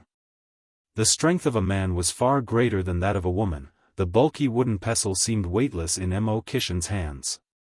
It seems that having a man in the house does have its advantages. Ni Tsuehua watches the young man before her, a satisfied expression in her eyes. Yang, you stay here and chat with Xiama, I'll go check on Yunyun. Alright, Mum, you go. Ni Yang nods in agreement. Mo Qishan looks up at Ni Yang, Yang, what are you using this mashed aloe for? Ni Yang responds, for skincare products. Skincare products? Mo Qishan pondered for a moment, then continued, so do you do this every day? Ni Yang nods, almost. Sounds exhausting. Manual labor like this isn't suited for a girl like you, Mo Qishan added, have you ever considered buying a blender? It could mash up all these aloes directly. Ni Yang, of course, had thought about this before. Currently, the market for aloe vera gel and facial cleanser was booming. Fresh aloe juice was needed almost every day. If she continued to manually mash the aloes, it would not only drain her physical strength but also waste time. However, because technology at this time was not well developed, many advanced machines needed to be imported from abroad. Imported products were not only expensive but also scarce. Typically, customers had to pre-order from the seller. Moreover, the inconvenient transportation and poor economy significantly restricted the circulation of goods. It was not easy for ordinary people to purchase everyday goods. Even for Ni Yang, she had yet to find a way to buy a blender. Mo Qishan seemed to understand Ni Yang's predicament. He then said, I happen to have a friend who deals with these imported machines. I can ask him for you. Really? Ni Yang looked up in surprise, a flicker of joy in her eyes. Yes. Mo Qishan nodded, why would I lie to you? Thank you so much, brother Mo. Ni Yang said, if indeed Mo Qishan could help her find a solution, it would be a massive help for her. Mo Qishan laughed and replied, it's just a matter of a phone call. No need to thank me. Mo Qishan pounded the aloe non-stop without appearing to get tired. Even after a long period, there wasn't a single drop of sweat on his forehead. Ni Yang tried to take over but was refused by Mo Qishan. He couldn't possibly stand by while a frail girl did such heavy work. His hands gripped the wooden pestle. Due to his excessive force, the veins on the back of his hands stood out. His hands were well-proportioned and muscular, any hand fetishist's dream. In a short while, the aloe was pounded into a thick paste. Ni Yang began to laugh. Brother Mo, that's enough. That's enough? Mo Qishan looked stunned. He thought he was supposed to continue until nightfall. If he had known this, he would have pounded slower. Mo Qishan puts down the pestle. Are you sure this is enough? Yes, Ni Yang nods. It's enough. Thank you for your hard work today, Brother Mo. Mo Qishan smiles, saying, it wasn't tiring at all, consider it my daily workout. It was already in the afternoon. After resting at the Ni family residence for a bit, Mo Qishan decided to take his leave. Ni Yang said, it's already late, why don't you stay for dinner, Brother Mo? Despite his desire to stay, Mo Qishan refused diplomatically. How could he impose himself on a family he had visited for only the second time? What if he left a frivolous impression on Ni Yang and Ni Tsuehua? He wanted to be perceived as a well-mannered young man. Mo Qishan was also a pragmatic person. On his way home, he stopped by the village's local store and bought some cigarettes and candies. These items altogether cost him 50 yuan, which made the store owner grin from ear to ear. 50 yuan. Normally, it would take him 10 days to sell this much. This young man was incredibly generous, like the god of wealth reincarnated. Young man, you seem unfamiliar. Are you related to someone in the village? The store owner asked. Old man, I'm a friend of Ni Yang. The store owner nods his head. Oh, you're a friend of Yang Yang. Wait a minute, young man. With a puzzled expression, Mo Qishan pauses. The store owner grabbed a handful of candies and shoved them into Mo Qishan's hands. Yang Yang is a good girl who has been very helpful to all of us. If he had known earlier that this young man was a friend of Ni Yang, he would have given him a discount. After leaving the store, if Mo Qishan saw a man, he would offer a cigarette. If he encountered a woman or a child, he would give out candies. All along the way, he gained praises from the villagers. A few children recognized Mo Qishan. Brother Mo, we remember you. Are you here to see Sister Ni Yang? Mo Qishan squats down and ruffles their hair. I remember you too. You're Penghu, Xiaohua, and Gooden, right? Yes, yes, yes. Brother Mo, you're so smart. Hence, besides the beautiful Sister Ni Yang, a handsome Brother Mo was added into the children's hearts. After Mo Hudi was out of danger, Mo Fuhai and Madame Mo finally found some time to visit Li Xianxian in the hospital. However, the elderly couple didn't manage to see Li Xianxian. They only saw the police officers standing guard outside the ICU ward. Li Xianxian was in critical condition due to her deep wounds. Mo Fuhai approaches one of the officers. Officer, how is the investigation into the divine doctor of Jiangnan going? Our Xiaodai had no grievance with him. He couldn't possibly harm Xiaodai without a reason. There must be someone behind all of this. Chapter 173, Mr. Mog, humble and mysterious, invites guests to dinner. _1 Mo Fuhai was no fool, he knew that there were still many twists and turns to this issue that needed to be unraveled. They had never seen the divine doctor from Jiangnan. It was impossible for him to deliberately prescribe the wrong medication to Mo Hudi. Moreover, the divine doctor had no reason to ruin his lifelong reputation. After all, the title of divine doctor is not easily attained in a short time, and his current honor was hard-won. The only person related to the whole incident about Mo Hudi was Li Xianxian. Mo Fuhai couldn't believe that Li Xianxian had no fault in it as well. The officer looked at the file in his hands and said, Mr. Mo, don't worry, we will thoroughly investigate this matter. According to our current investigation, the suspect's full name is Fang Zhizhong, from Dongwu City, and he's 61 years old this year. Fang Zhizhong? At these words, both Mrs. Mo and Mo Fuhai were stunned. Mrs. Mo suddenly grabbed the officer's hand, her emotions out of control. What did you say his name is? Fang Zhizhong. Mo Fuhai continued, Fang as in square, Zhi as in wisdom, and Zhong as in middle? Yes. Officer nodded. Suppressing the shock in his heart, Mo Fuhai asked, does he have any other family members? No. The officer shook his head. The suspect, Fang Zhizhong, had a son, but unfortunately, he died in a car accident 10 years ago. It's him. Mrs. Mo burst into tears. It's him. He came for revenge. Mo Fuhai's expression also darkened. No wonder. Seeing the old couple's reactions, the police asked, what's going on? Mo Fuhai sighed, it's all old history. We didn't think that he would lie in wait until now because of this. Erase the story. 10 years ago on a stormy night, Mo Hudi's parents had a car crash with a black car on their way home. Mo Hudi's parents and the driver of the black car were killed on the spot. That black car driver's father was Fang Zhizhong. No wonder the divine doctor from Jiangnan refuses service to people surnamed Mo and Yang, because Mo Hudi's father's surname was Yang. No wonder the divine doctor never reveals his face. So, that was the reason. After hearing this, the two officers also sighed. Does Li Xianxian know about the grudges and grievances between Fang Zhizhong and your Mo family? The police continued to ask.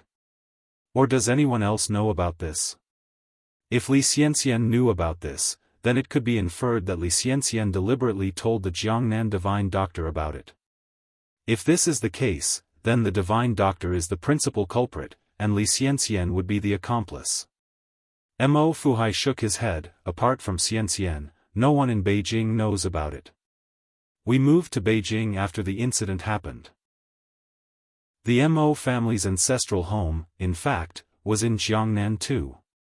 And, Li Xianxian was just a 10-year-old child at that time. How could she possibly know about these things? Most importantly, the incident was taboo in the Mo family. The people who knew about it kept it among themselves, so no one would talk about it. Li Xianxian couldn't possibly foresee this. Could it be that someone in your family talked about this? The officer continued to ask.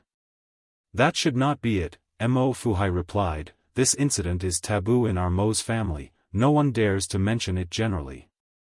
With the case progression till now, it could basically be closed as malicious revenge because the only main suspect is already dead. But, for the sake of caution, the police wouldn't easily close the case. Mrs. Mo clutched her face and sobbed. We should have suspected it earlier. When he said that he would not treat people with Mo and Yang surnames, we should have been on guard then. Poor Xianxian got implicated. Mo Fuhai sighed. Xianxian, the child, wasn't at fault. The main responsibility is on us. We were careless. The police left the hospital after taking their statements. Mo Fuhai and Mrs. Mo found Li Xianxian's chief doctor, Dr. Wang. How is Xianxian now? Dr. Wang looked very serious. The patient's current situation is very critical. Her will to survive is very weak. Whether she will wake up or not depends on her fate. Mrs. Mo continued, can we go in and see her now? The doctor shook his head. Not yet, she needs to be transferred to the general ward after a week. Only then can her family visit. Chapter 174, Low-Key and Mysterious Mr. Mog, treating guests to a meal _2. In the center of Beijing, there is an upscale tea house. Many business people choose to negotiate here, and of course, besides businessmen, there are also many high-ranking officials and wealthy young masters. In an antique private room. The subtle music notes and the scent of sandalwood fill the room, giving an illusion of being in an ancient time. Through the colorful beaded curtain, one can vaguely hear respectful work reports. If you listen carefully, you'll find that these voices are all speaking very good French. Mr. Mog, at 10:30 tomorrow morning, someone will come from M country. Who do you think we should get to meet them at the airport? Also, the heads of the Li, Wang, and Zhao families have all invited you to their parties. Shall we just reject them all as we have always done before? The man lazing on the sofa has a cigarette between his fingers. The smoky haze blurs his handsome features. When he speaks, it's also in fluent French. My time is not to be spent on irrelevant people. For everything else, you can handle it. By the way, I see that Mo Baichuan has been quite idle recently. Figure out some work to give him. At this, everyone looked incredulously at the man on the sofa. When did Mo Baichuan offend Mr. Mog? With Mr. Mog's status, the Mo family wouldn't even be worth mentioning in his sight. There's no need for him to go out of his way to make life difficult for a small fry like Mo Baichuan. I have to go, I have other things to attend to. The man crushes his cigarette, stands up, and heads for the exit without giving the others a chance to respond. Two foreign assistants with blonde hair and blue eyes immediately stand to see him out. Just as he's almost at the door, the man pauses as though recalling something. He looks back and says, "Oh, and get me a blender, imported, good quality." After a pause, he adds, "It's for making skincare products." Skincare products? The two assistants are taken aback. When did Mr. Mog start going into the skincare business? When do you need it? By tomorrow at the latest. The man responds. All right. Though it's hard to import products at such short notice, especially obscure items like blenders, no one questions who Mr. Mog is. As long as he gives the word, even the stars would be plucked from the sky and personally delivered to him. Wherever he goes, Mr. Mog is a symbol of power. After giving these instructions, the man leaves the tea house, leaving the two assistants looking at each other in bewilderment. Zhao Jingrong, dressed flamboyantly, walks into the main hall of the tea house. Because she received reliable gossip that Mr. Mog would be visiting the tea house today, Zhao Jingrong naturally came to accidentally bump into Mr. Mog. With her credentials, as long as she's willing to put in the effort, and as long as Mr. Mog isn't blind, he is sure to fall for her. Once she wins over Mr. Mog, then she will be the most honored woman in the entire Beijing. With this thought, Zhao Jingrong lifts her chin high, her eyes filled with disdain wherever they fall. Suddenly, Zhao Jingrong tenses up. The familiar figure ahead looked somewhat familiar. The first thing that meets her gaze are polished leather shoes, then tailored custom suit pants, a white shirt paired with a black suit, a very successful businessman's attire. Moving further up, there's a sexy Adam's apple, a delicate jawline, thin lips, a high and straight nose like it was carved from a knife, and the slightly uplifted phoenix eyes, filled with infinite light, are like the starry sea. There's no lack of handsome people in this circle, but ones as handsome as this man are hard to come by.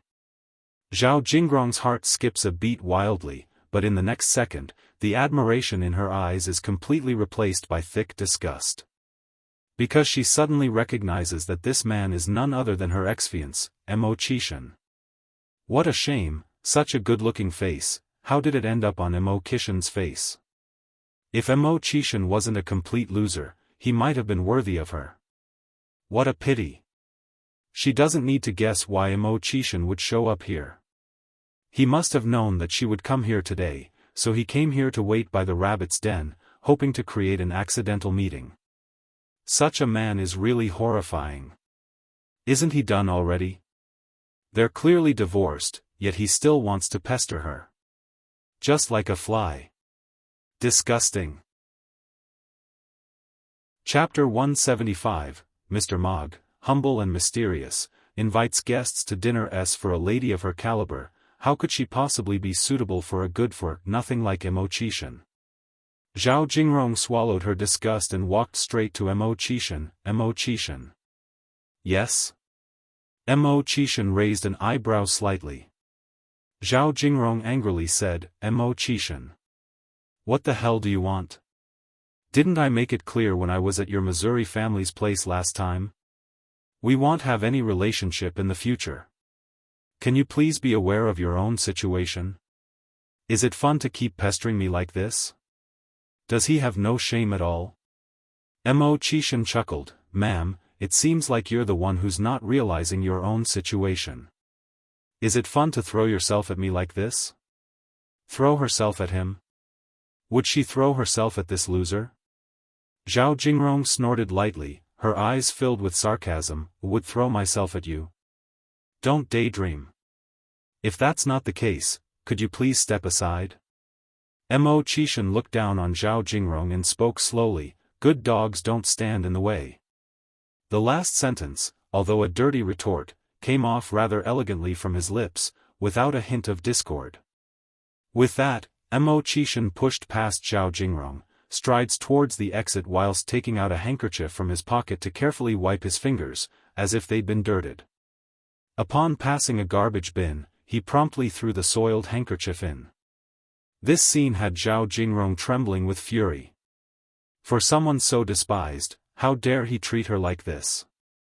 Mo Qishan walked directly out to the tea room, pushing away a Phoenix brand bicycle and left. A bicycle? This loser isn't even ashamed of riding an old bicycle. Indeed, you can't make a silk purse out of a sow's ear. Seeing this, Zhao Jingrong's eyes filled with disdain, and much of her anger dissipated. Although a bicycle is a rarity in this era, and an unattainable luxury for the average family, in the wealthy circles, the cost of a bicycle is less than what they'd spend on an afternoon tea. Mo Qishan will only ever amount to riding a bicycle in this life. Second floor of the tea room. Two blonde-haired, blue-eyed men stood on the balcony. One of them exclaimed, "Why would our Mr. Mogg go out on a bicycle? It just didn't fit his persona. For someone like Mr. Mogg, at the very least, he should be chauffeured around in a private jet, or if not, at least a car. What the hell is with the bicycle? Who would believe that the mighty Mr. Mogg's vehicle of choice would be a bicycle, if they hadn't seen it for themselves? It's truly a subversion of one's sense of reality." Another replied, "Mr. Mogg keeps a low profile, I've heard even his parents and friends don't know about his achievements. My God! That's seriously low-key.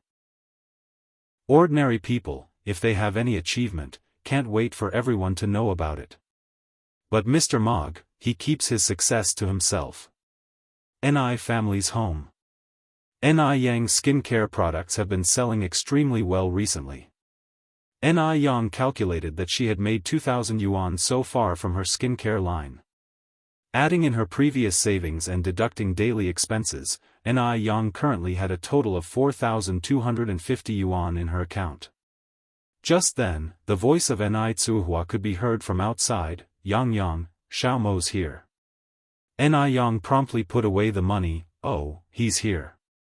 Mo Qishan didn't arrive alone, a man who looked somewhat like a sidekick accompanied him.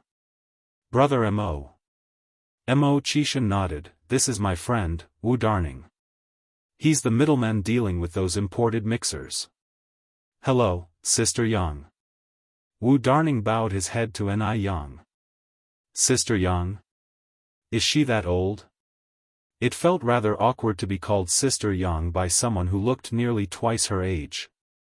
Ni Yang was taken aback for a moment, then said, "Hello, Mr. Wu." Wu Darning was shocked. "Sister Yang, there's no need for formalities. We're all friends here, just call me by my first name. Call him Mr. Wu. He's afraid that Brother Six will beat him up."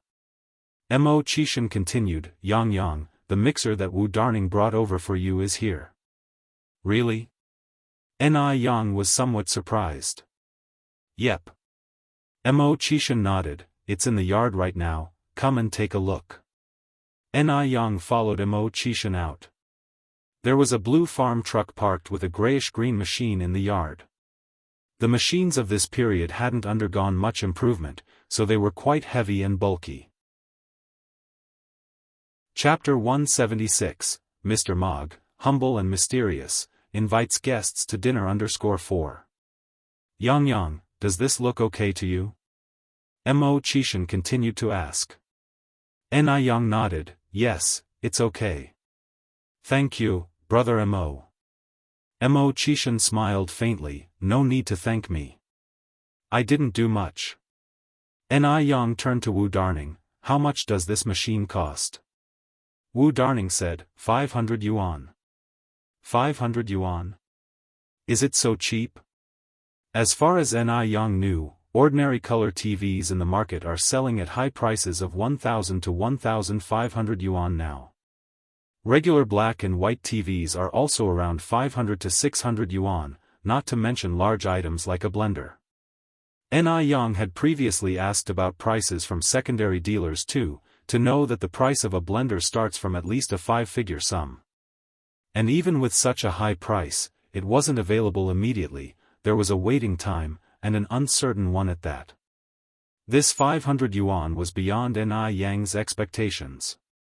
Seeing Ni Yang's reaction, Wu Darning rushed to say, "Sister Yang, if you think it's expensive, we can still negotiate the price." "No, it's not that," Ni Yang continued, "won't you lose money if you sell it to me for 500 yuan? Wu Darning laughed, "No, no. How can we businessmen make a loss? Sister Yang, let me tell you the truth. This machine was previously reserved by another buyer who paid 2/3 of the deposit but later breached the contract. I don't need this machine, so I'm anxious to sell it off. If you think the price is not right, we can still negotiate." Upon hearing this, Ni Yang nodded. No wonder it was so cheap, it was because of this reason. So it means she was quite lucky. This kind of chance is equivalent to winning a 5 million yuan lottery. Ni Yang then said, "Wait here, I'll go get the money for you." "All right." Wu Darning nodded. After Ni Yang left, Mo Qishan quietly gave Wu Darning a thumbs up. Wu Darning grinned sheepishly. In fact, there was no such defaulting buyer at all. And Wu Darning wasn't a trader of imported goods either. He was just delivering lines according to the script. And the director of this act was Mo Qishan. Mo Qishan knew Ni Yang would not accept this machine for nothing, and if he tried to give her such an expensive gift, it might backfire, so he had to make up a story. The actual price of the machine was 20 times the 500 yuan. Soon, Ni Yang came out with the 500 yuan. "You count." Wu Darning took the banknotes and counted them. "It's all there." "Sister Yang, where would you like us to put this machine?" Ni Yang thought for a moment, then said, "Could you please help me put it in the living room?" "All right."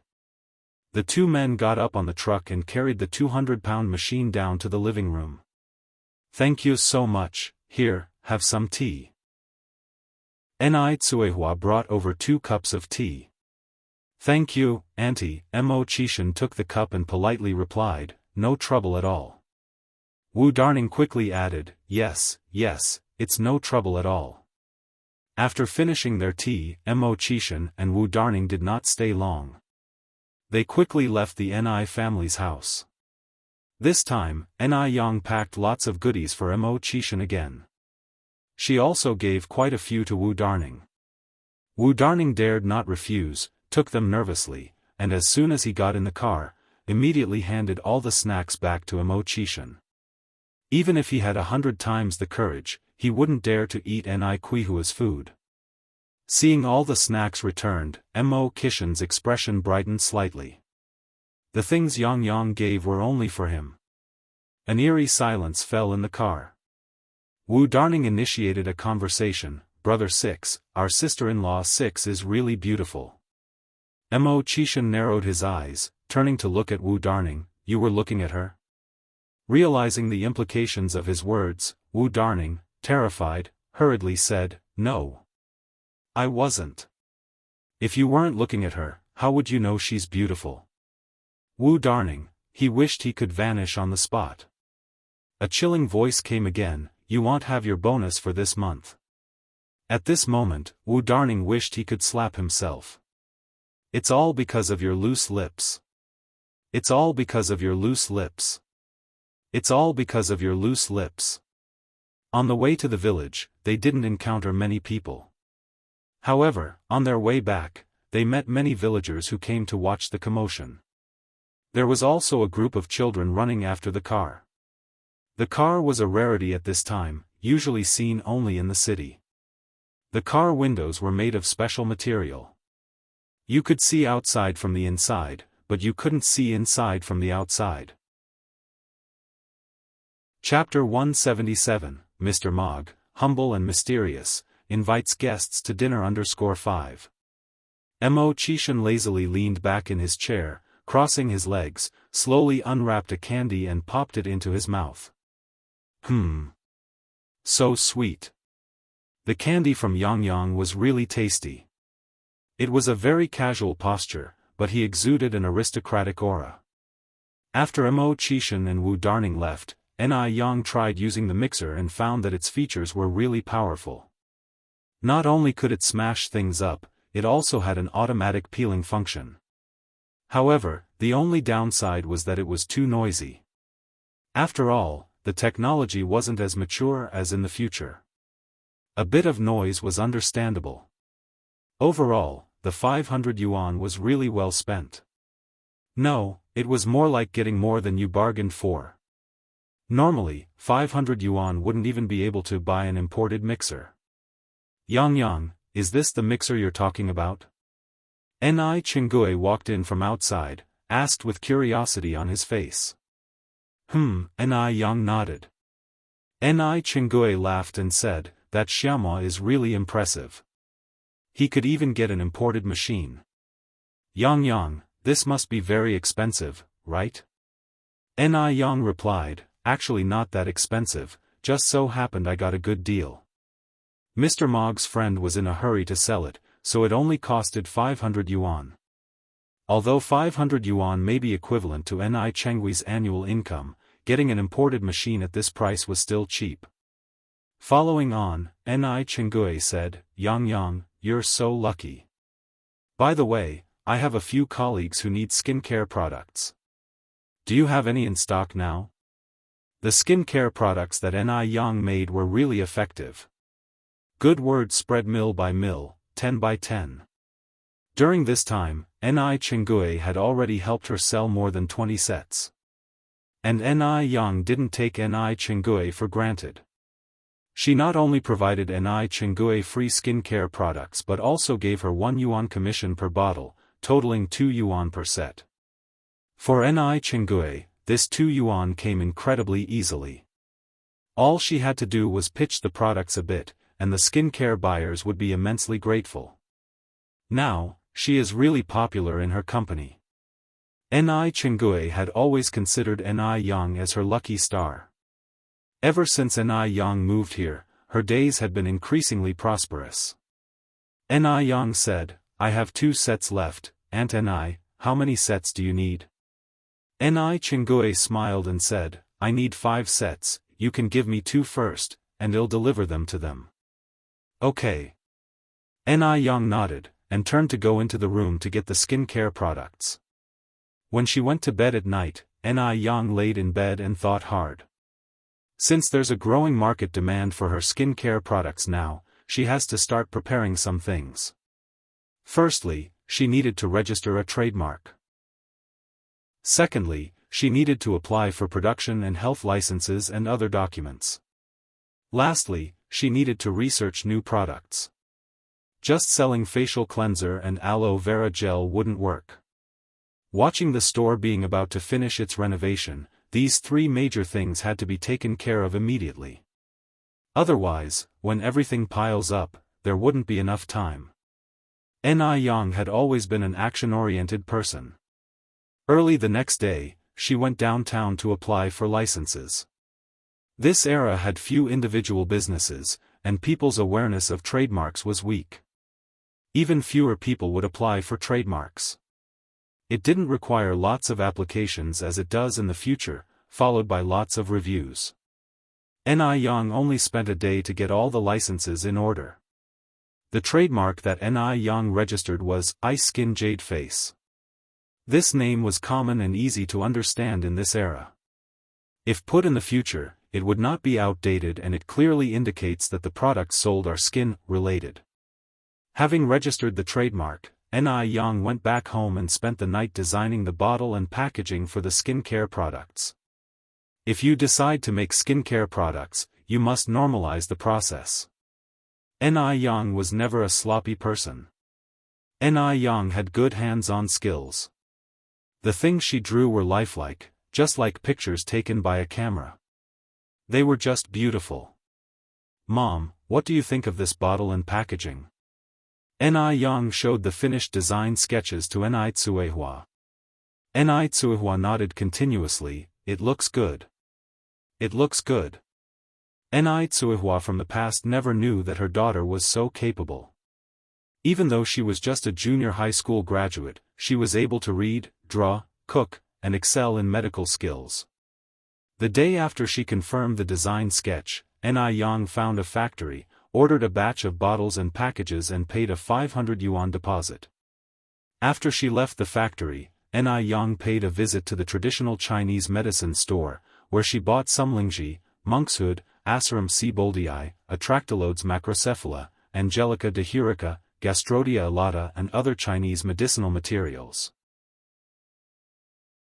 Chapter 178, The Low-Key and Mysterious Mr. Mogg, Treats Guests to Dinner 6. As recorded in the Compendium of Materia Medica, these herbal medicines all have excellent freckle-removing effects. That's right, the new product that Ni Yang is launching is designed for freckle removal. Because once a woman has had a child, more or less, she will get some freckles on her face. In the future generations, those freckle-removing skincare products will be very popular. After returning home, Ni Yang began to make her freckle-removing face cream. Ni Yang first ground the purchased herbal medicines into powder with a blender, then added aloe juice, milk, cucumber juice, and stirred it into a paste. Then she added distilled water and other secret ingredients. Only then, it was finished. The final face cream was yellow-green in color, with a faint scent of herbal medicine, very refreshing and pleasant. Since Chinggui had a few faint freckles on his face, Ni Yang gave it to him to try. Freckle removal products surely won't produce immediate results. It wasn't until the third morning that Chenggui's surprised voice came from the yard, Yang. The color of the freckles on my face has started to fade. Chinggui, in order to see the effect, intentionally left a freckle untreated. Now the color of the other freckles on his face has significantly faded, only that untreated one remained yellow-brown. Originally, Chinggui didn't think this thing could remove freckles, but he didn't expect that Ni Yang would give him such a big surprise. Congratulations, Aunt Ni. Ni Yang opened her mouth with a smile. No woman doesn't love beauty, so at that moment, Chinggui couldn't stop smiling. It's me who should be thanking you. After that, Chinggui asked, Yang, do you want to sell this freckle-removing face cream? Not for sale yet. Ni Yang continued, I'll give you some samples. Distribute them to those who have bought facial cleanser and aloe gel. If they like it, they will definitely come back for more. There are very few freckle-removing products in this era, and there are even fewer with good effects. So, just by relying on Chenggui's recommendation, most people certainly wouldn't believe it. Therefore, proof was needed through actual performance. The sample bottles were small, enough for about 3 days' usage, and by the time the cream was used up and the effect was visible, everyone who had sampled it would surely want to buy more. Chinggui took the samples, nodding approvingly, Yang, you are so smart. Not only could this strategy attract many customers, but it could also win over hearts. A free bottle of freckle cream. Who wouldn't be happy? Because the freckle cream worked so well, Ni Yang worked overtime to make plenty more. At this moment, Chinggui came in from outside, Yang, we are running out of aloe vera. Ni Yang had indeed planted a lot of aloe vera before, but because she had been making facial cleanser and aloe gel frequently lately, there wasn't much aloe vera left in the vegetable garden. Ni Yang thought for a moment and then said, in that case, Mom, could you go around the village tomorrow and let them know that we're buying aloe vera? 1 cent per pound. Aloe vera is a very common plant because it has the effect of healing burns. Almost every household in Jianghu village has planted it. Moreover, aloe vera is a kind of propagating plant. Usually, after successfully planting one, it will proliferate into many more. Tsuehua nodded her agreement, okay, Yang. The next day, Tsuehua, holding her baby, went to the big locust tree at the center of Jianghu village. Because there was no television or mobile phones in this era, people would gather together to chat during their free time, sharing each other's gossip. Therefore, almost every village has a gathering point. When idle, the women of the village would gather and chat. Whose daughter had a bad marriage, whose son got admitted to college, which couple had a fight last night, the latest gossip could always be heard at the gathering point. And the locust tree in the center of the village was the gathering point for Jianghu village. By the time Cuihua arrived, the women were already chatting lively. A few older women were chatting fervently, while the young girls and wives listened with interest. Seeing Cuihua coming, everyone greeted her warmly. "Cuihua is here. Come and sit down. These are the melon seeds roasted by my family. Have some. These are the ripe persimmons from my garden." Not only was Cuihua beautiful, but she was also very honest and never gossiped about anyone. In addition to all the help that Yang had given to the villagers, Cuihua had also become one of the most popular women among these ladies. Chapter 179, Mr. Mog, humble and mysterious, invites guests to dinner_7. Everyone would vent their grievances and share fresh gossip with Cuihua first because she could keep a secret and never laugh at others. After Cuihua sat down, she told everyone about Yang's plan to buy aloe vera. Everyone was stunned when they heard it. Yuans per kilogram? Was Cuihua joking? For Jinghua village inhabitants, the aloe vera was an insignificant wild plant. Even the local vegetables were only sold at 5 cents per kilogram, yet this wild plant was being sold at yuans per kilogram. In the eyes of the villagers, the price of yuans per kilogram was astronomical. "Cuihua, don't joke with us." "Exactly, if you keep speaking like this, we will take it seriously." Cuihua laughed and said, "I'm not joking, my daughter Yang is really buying aloe vera at yuans per kilogram. Moreover, why would I joke about something like this?"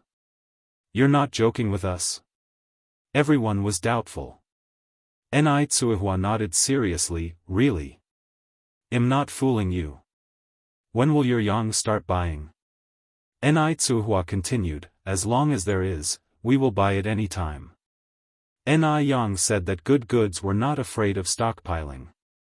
Therefore, no matter how much aloe vera people brought, they would accept it all. "So, does your Yang want the root, or not?" It was best to clarify this.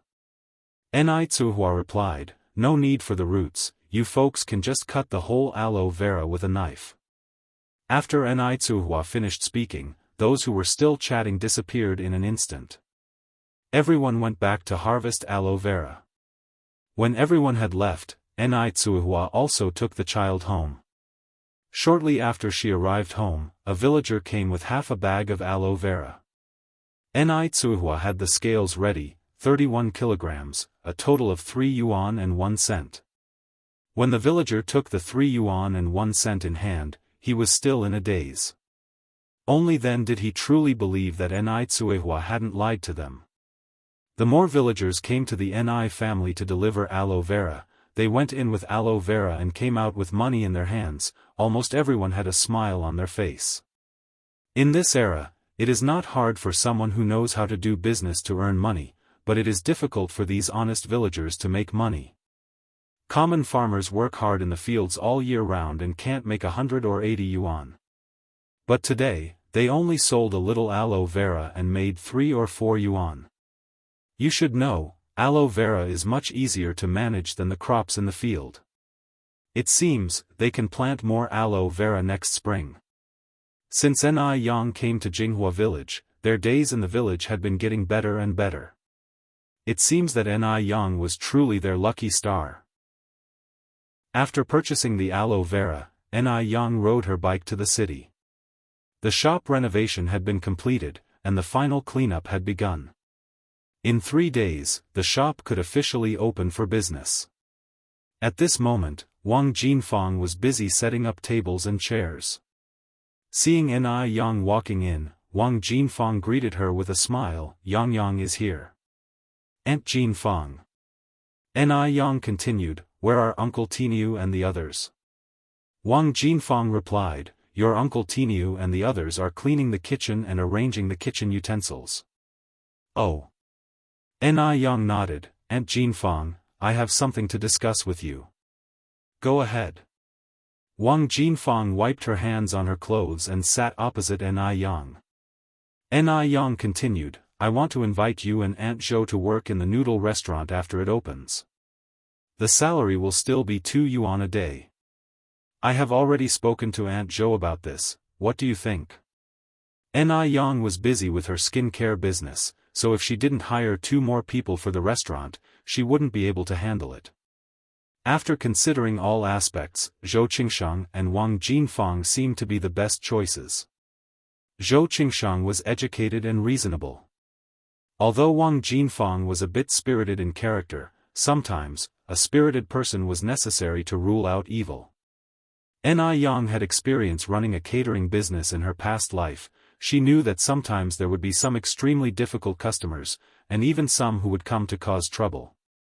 Zhou Qingsheng and Wang Jinfang could complement each other's personalities. Upon hearing this, Wang Jinfang looked at Ni Yang in surprise, unable to close her excited mouth. This was simply a surprise from heaven. 2 yuan a day. 60 yuan a month, 720 yuan a year. My goodness! She had not earned this much money in 3 years. Upon hearing this, Wang Jinfang nodded repeatedly, "I am willing. I am willing." Ni Yang smiled and took out the labor contract, "Then please sign the labor contract." The labor contract system was not yet enforced at this time, but Ni Yang had seen too many things in her past life. The human heart was too difficult to measure, so some things that should be signed must be signed. Although Wang Jinfang couldn't read, she trusted Ni Yang. "Yang, I can't read, can I press a handprint for you?" Ni Yang nodded and flipped the contract to the last page. "Yes, you can press a handprint here." The labor contract was in 2 copies, one for Wang Jinfang and one for Ni Yang to keep. Now that the shop was officially finished, Ni Yang was ready to invite everyone for a big meal. So, she talked to Wang Tinu about this matter. "Uncle Tinu, I am going to the vegetable market now to buy some food. You invite everyone to come to my house for dinner tonight. Make sure they bring all the old people and children from their homes, don't keep formalities with me." Ni Yang is a grateful person. She always remembered the matter from last time, and because of that, she had the idea of leading the whole village to prosperity. Otherwise, she would not have bought aloe vera from the villagers. There is a reward for everything you do. Since the villagers of Jinghua village showed her the warmth of brightness, she would not behave like an ingrate. Wang Tinu was a little embarrassed. "Yang, you don't have to go through so much trouble, it's not easy for you to make money." But Ni Yang did not give Wang Tinu a chance to refuse. "Uncle Tinu, let's consider it settled then, I am going to buy food now." Elsewhere. Mo Hudi's condition had improved greatly in recent days. After drinking Chinese medicine for several days, she could now go downstairs and play with Yang Guobao on her own. Both, Old Lady Mo and Mo Fuhai were pleased to see this. After so many years, they finally witnessed this scene. However, the situation of Li Xianxian was not very good. She was still in a coma and was in a state of semi-vegetative. The old lady Mo came to the hospital to visit Li Xianxian and was anxious. At this moment, the maid Lin Sa said, "Old lady, the young divine Dr. Ni Yang is so powerful, maybe, she has a way to wake Miss Xianxian?" Chapter 180, Investigation of Li Xianxian and her mother. Noodle restaurant opens. One. Upon hearing this, old Mrs. Mo's eyes lit up. "That's right, we can find Ni Yang. Ni Yang's medical skills are so brilliant, she can definitely save Xianxian." In old Mrs. Mo's heart, Ni Yang was becoming an ever-present beacon of hope. Soon after, old Mrs. Mo continued, "Isn't Ni Yang coming to see Xiaodia for a follow-up examination tomorrow?" "Yes." Mrs. Lin nodded. Old Mrs. Mo added, "Then let's wait for Ni Yang to come and examine Xiao Dai tomorrow, then she can look at Xianxian. It was already late afternoon, and it wouldn't be appropriate to invite Ni Yang over at this hour. They could afford to wait a little longer. Old Mrs. Mo stayed in the ward for a while, then went to find the chief doctor to understand Li Xianxian's condition before leaving the hospital. Ni family. Since Ni Yang decided to invite all the villagers for dinner that night, she bought a lot of food. By Ni Yang's estimation, there were over 100 villagers in Jinghua village. A table of 10 would require 10 tables in total. In these times when everyone was not exactly living in abundance, Ni Yang bought 30 kilograms of fat pork, 10 roosters, 20 pig's feet, 10 fish, and some tofu skin, kelp, duck blood, and potatoes for vegetarian dishes. She planned to prepare 3 hearty dishes, a grilled fish, and simply blanch the vegetables in the fish soup for efficiency and convenience. 30 kilograms of pork cost her 90 yuan, 10 roosters were 30 yuan, 20 pig's feet were 15 yuan, and 10 fish were 3 yuan. Including the vegetables and white wine, Ni Yang spent a total of over 160 yuan. 160 yuan could only buy you one meal at a street food stall in the future, but in this era, it could put up 10 tables of a lavish feast. All in all, it was money well spent. Seeing Ni Yang bring so much food home, Ni Tsuihua was surprised. Yang, why did you buy so much? When will we finish all these? Ni Yang said with a smile, Mom, our shop is now fully renovated, so I wanted to invite everyone for a feast to celebrate. Ni Tsuihua wasn't stingy. They had received a lot of care from the villagers since they moved to Jinghua village. That's right, we should treat everyone to a good meal. Speaking of which, Yang, did you buy extra meat? Vegetables could be had by everyone, it's the meat dishes that mattered. Ni Yang nodded, yes, I did. Rest assured, everyone will have a feast tonight. Ni Tsuihua helped Ni Yang to unload the groceries, then started to wash the vegetables and chop the meat.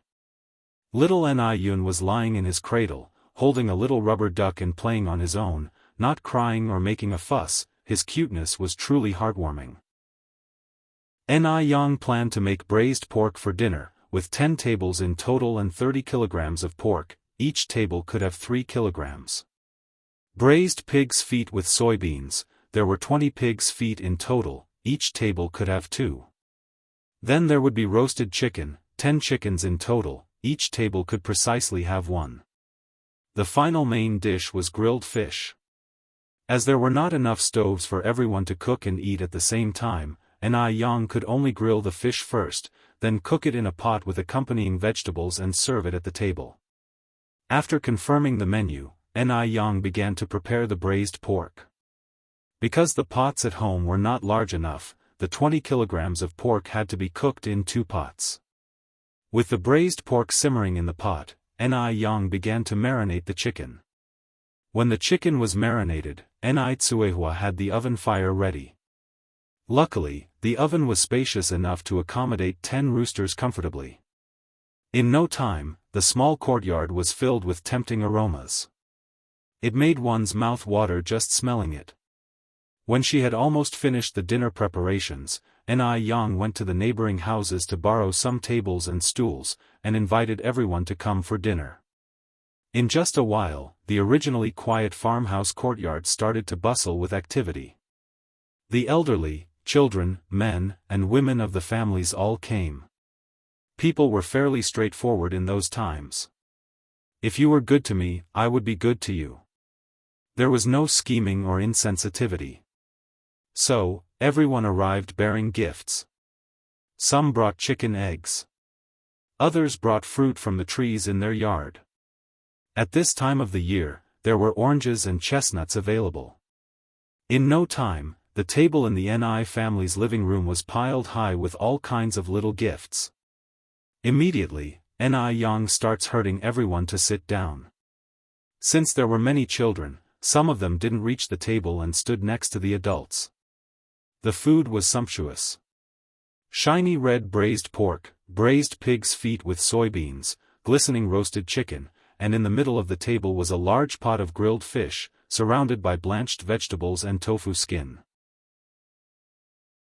Chapter 181, Investigation into Li Xianxian Mother and Daughter, Noodle Restaurant Opening _2.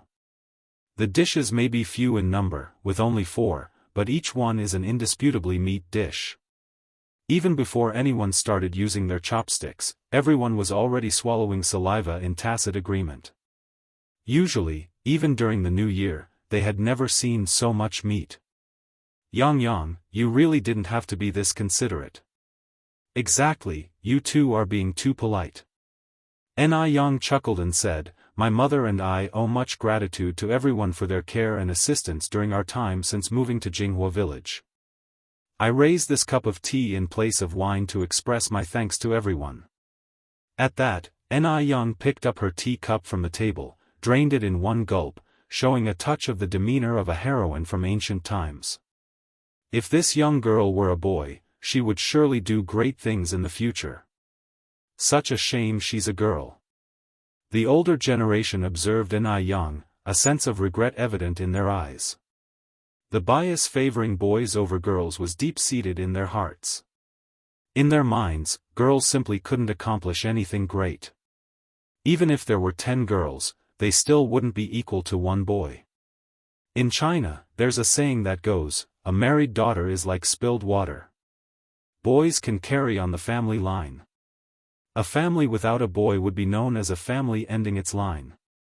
At this time, even in Jianghu village, there were still numerous cases of newborn girls being abandoned. Girls had never been treated fairly or equitably. What Yang intended to do was subvert the weak status that girls held in people's hearts. To let people know that girls today can also hold up their own patch of sky. An elder with considerable respect in the village stood up and said, Yang, your words are too polite. We should be the ones thanking you and your mother. You two have done us many favors in our daily lives. Moreover, since you moved to Jianghu village, it shows that we are destined to be connected. Henceforth we are all part of Jianghu village. Old Sheng is correct. You and your mother are part of Jianghu village. We're all from the same village, let's not talk as if we're from two different ones. Chengui had been married into Jianghu village for over 20 years, and this was the first time she realized that the villagers of Jianghu could be so united and welcoming. Previously, everyone seemed to be busy with their own things, and, except for funerals and weddings where they would gather, there were hardly opportunities to gather together. The relationship among neighbors was not as harmonious as it is now. Moreover, they were not easily accepting of outsiders. Outsiders also found it hard to integrate into the locals' way of life. The main reason why Cuihua and her daughter were so easily accepted by the villagers was because Yang knew how to interact with people, was generous with money, and knew how to win people's hearts. It was hard to imagine that Yang, a 17-year-old girl, could have such ability. Whether it was her business acumen or her interpersonal skills, she outperformed most adults. At the same time, Chengui knew well that Jianghu village, a place so small, could not contain Yang. This girl would one day dazzle everyone.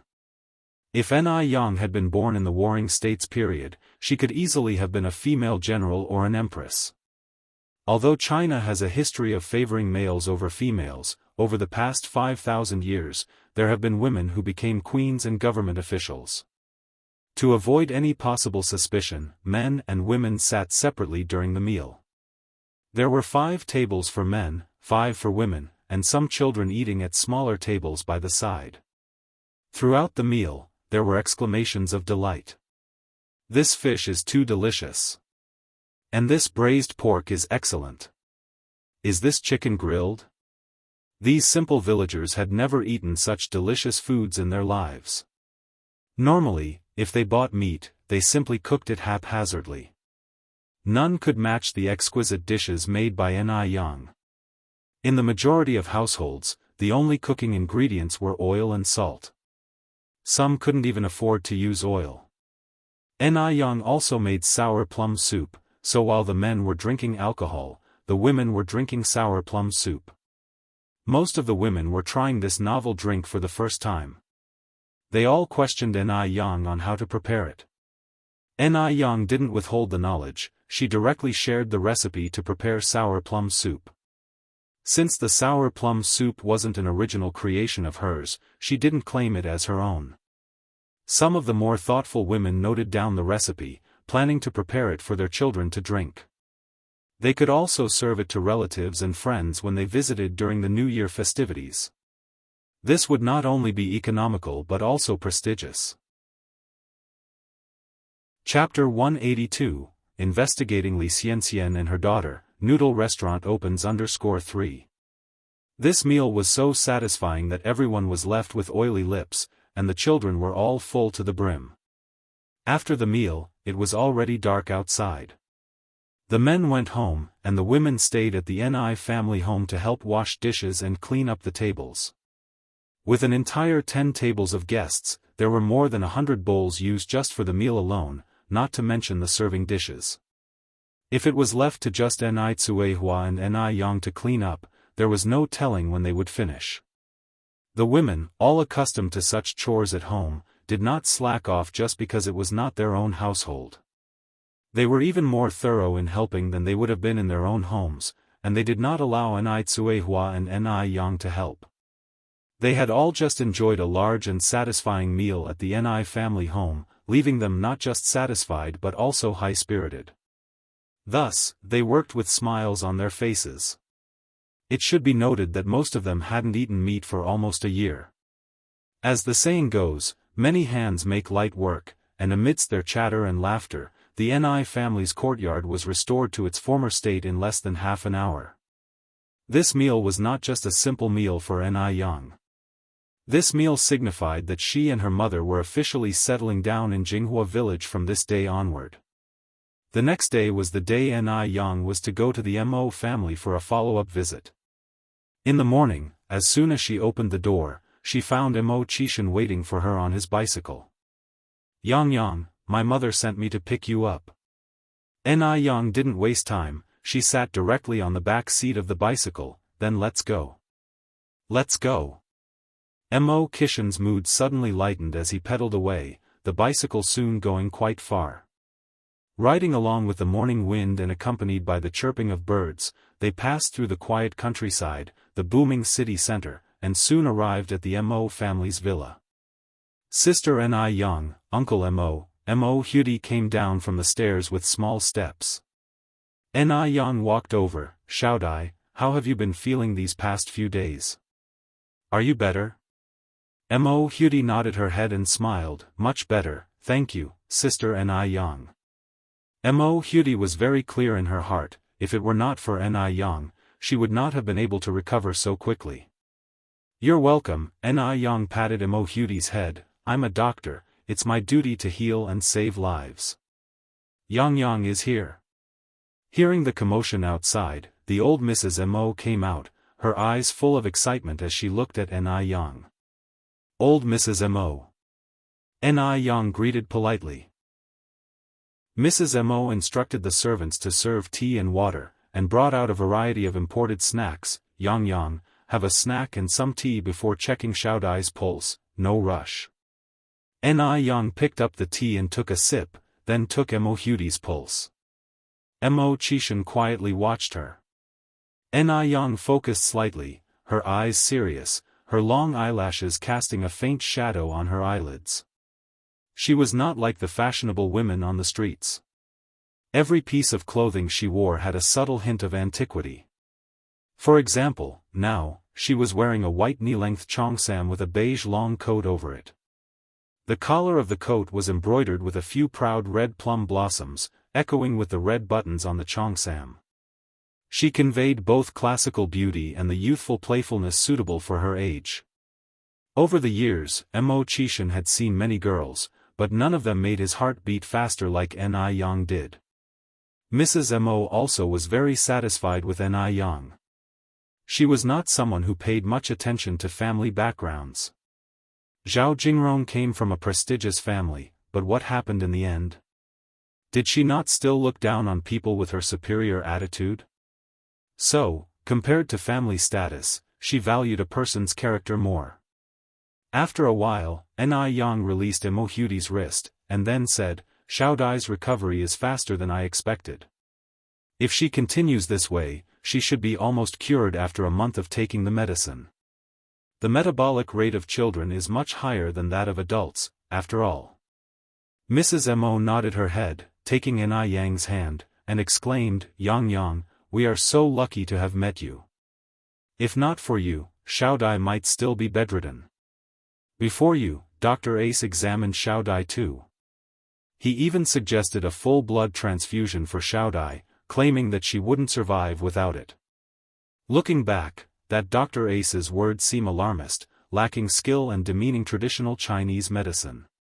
Ni Yang smiled, actually, blood transfusion is an option, but it carries more risk. Western medicine, based on natural science, aims to cure problems directly, treating the symptoms. However, traditional Chinese medicine, based on philosophy, sees the human body as a whole system, advocating treatment from the inside out, slowly adjusting, firstly cure the root cause, and the symptoms will naturally improve. Chapter 183, Investigation into Li Xianxian Mother and Daughter, Noodle Restaurant Opening Carrot. Upon hearing this, Mo Baichuan, who was about to enter, halted. He could hardly believe that these words came from Ni Yang's mouth. He vividly remembered the night Emo Huti's accident occurred. Dr. Ace had found him, denounced everything about traditional Chinese medicine, even boldly declaring that without his treatment, Emo Huti only had death as an option. Yet, not only did Ni Yang not belittle Western medicine, but she also pointed out the differences between Chinese and Western medicine. Could an ordinary person possess such magnanimity? Or did Ni Yang know he would return and had prepared her lines ahead of time? This wasn't impossible for Ni Yang. After all, it was not the first time Ni Yang has done such a thing. In order to get close to him, she had truly went to great lengths. Thinking of this, Mo Baichuan felt a surge of disgust. Just as Mo Baichuan was about to step in, his assistant ran over from behind and whispered, Third Master, something has happened at the base. Another incident? Mo Baichuan slightly furrowed his brow, his eyes full of impatience. These past few days had been like a curse. Every time he left the base, something would immediately happen. He was nearly suffocating from being tangled up in these trivial matters. Let's go. Mo Baichuan turned around and strode towards the door. In the room, Madame Mo thanked Ni Yang again and then handed her a thick envelope. Yang Yang, this is a small token of gratitude from the Mo family. Please accept it. In principle, money cannot measure the act of saving a life, but Madame Mo couldn't think of any other way to thank Ni Yang. Madam, I accept your kind intentions, but I can't take so much. Ni Yang opened the envelope, symbolically drew out a couple of large notes, taking these is enough. It's difficult to see a doctor, to find medicine, even harder to consult a doctor. If I were to take this much money from you, it would break the rules and no one would dare come to me for treatment anymore. Doing good deeds would bring blessings. This was a lesson Ni Yang learned from being reborn. Therefore, Ni Yang not only treated the rich but also ordinary people. If word got out that she charged sky-high consultation fees, what were those struggling people supposed to do?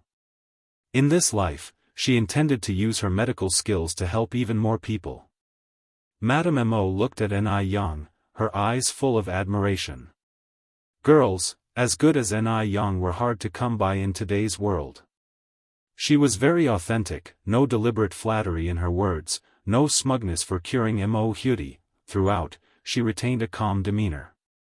It was as though she was like an orchid in an empty valley, quietly elegant. Good, good. Madame Mo held Ni Yang's hand, lavishing her with praise. After a while, Madame Mo remembered the business at hand, and continued, Yang Yang, I have a younger relative. She tried to commit suicide some time ago by slashing her wrist and has not woken since. Do you think you can make some time today to see her? Ni Yang nodded, I can. Madame Mo excitedly said, we can go right now. Mom, Mo Chishan followed their pace, I'll accompany you too." The three of them arrived at the hospital together. When Yang saw the patient lying in bed, she froze. If it's not Li Xianxian, then who is it?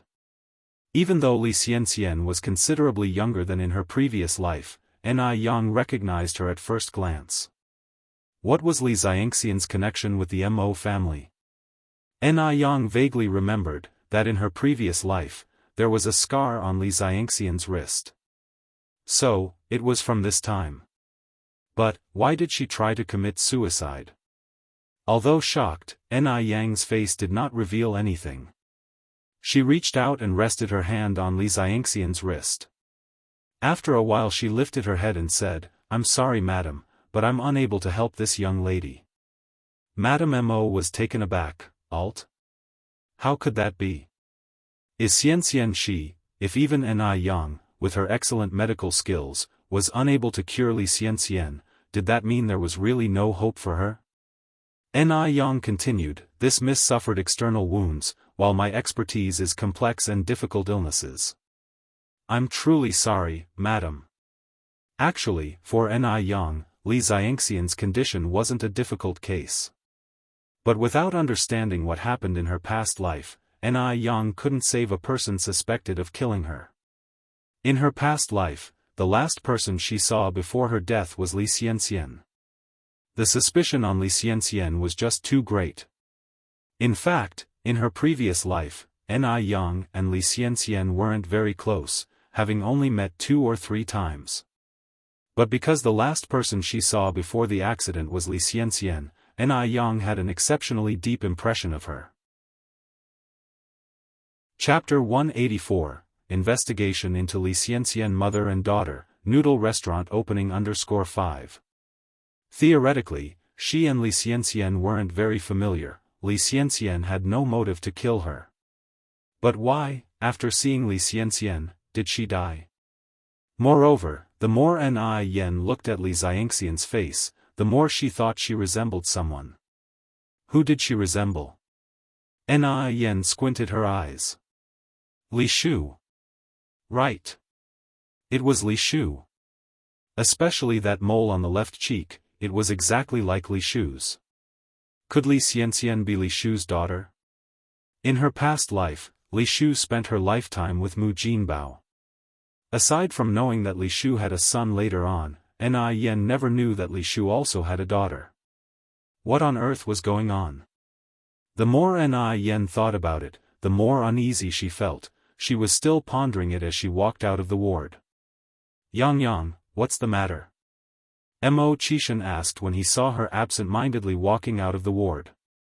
Yen gave a faint smile. "Nothing, perhaps the ward is just too stuffy."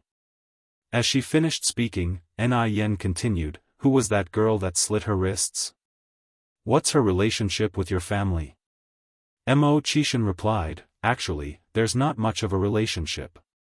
Her name is Li Xianxian. She is a sophomore student at Beijing Normal University and she works part-time as a personal assistant to my eldest nephew at a base. Because she helped my mother before and she's an orphan, my mother has been quite close to her and has even considered her a potential granddaughter-in-law. So, it turns out that Li Xianxian had such deep ties with the Mo family." Yen continued, "She's an orphan? If Li Xianxian was indeed an orphan, then wouldn't the hypothesis of her being Li Shu's daughter be invalid?" She knew too little about Li Xianxian from her past life, and for the moment, couldn't connect any dots. "Yes," Mo Qishan nodded. "Do you know her?" Yen shook her head. "No, I just find her somewhat familiar." "Oh." Mo Qishan nodded. They reached the hospital lobby. Yen continued, "Brother Mo, I have something to attend to. I must go now, please say goodbye to the old lady for me later." "I'll let the driver take you," Mo Qishan said. "No need," Yen smiled, "I have something to do downtown." "Alright," Mo Qishan nodded, "take care on your way." "Yes, I will." Yen nodded, turned, and left. Soon, her figure disappeared outside the hospital. Mo Qishan leaned against the door frame. After a while, he pulled a cigarette out of his pocket, lit it slowly, propped it in his mouth, looking carefree yet dignified. After leaving, Yen went directly to a private detective agency. Just like in the movies, the detective wore a black suit, a black hat atop his head, even holding a pipe, appearing very professional. "Hello, beautiful young lady, how may I assist you?" Although the detective had seen many beauties, he was slightly stunned when he saw Yen. He had seen many beauties, but a beauty with such spirit was a first. Some people, despite being beautiful, lack soul. But the young girl in front of him was different. Her beauty emanated from within. A rare oriental beauty. "Help me investigate two people," Yen slowly opened her mouth. "Which two?" The detective handed a pen and paper to Yen. "Please write the details on the paper." Yen took the pen and paper. In no time, the sound of rustling filled the air. About 10 minutes later, she handed the paper back to the detective. "These two people. Li Xianxia." Yen nodded. "Just investigate what's written on the paper." "How many days will it take for the results to be known?" "The things you want to investigate are relatively simple, so results should come in about a month," the detective replied. "The transportation of this era is not developed, going anywhere required an introductory letter and certification. Moreover, not every city had an airport, so return trips tended to be time-consuming." Yen continued, "Then I'll come back in a month." "All right," the detective nodded. "Please deposit the travel expenses, hardship allowance, board, and lodging and investigation deposit first, with the full amount being given for travel expenses and board and lodging." "How much?" asked Yen. "The total cost of these fees is 300, the detective continued. "After the task is completed, you still need to pay another 500. Since there was no technical skill required for the investigation Yen requested, as long as he ran around and asked a few people, the information should be available, so the price wasn't high.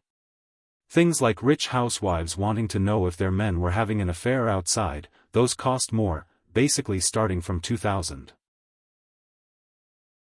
Chapter 185, Investigation into Li Xianxian Mother and Daughter, Noodle Restaurant Opening _6. Although it was only a total of 800 yuan, it was kind of expensive for Yang at the moment. After all, she just bought a shop, finished the refurbishment, and was a little tight on cash. But Yang paid without any hesitation. After all, this matter was related to her own safety. She always felt that her past lives' experiences and the cause of her death had a lot to do with Li Xianxian and Li Shu. So, she had to figure it out to have peace of mind. Having lived one life wrongly, in this life, Yang wanted to fully enjoy the great life.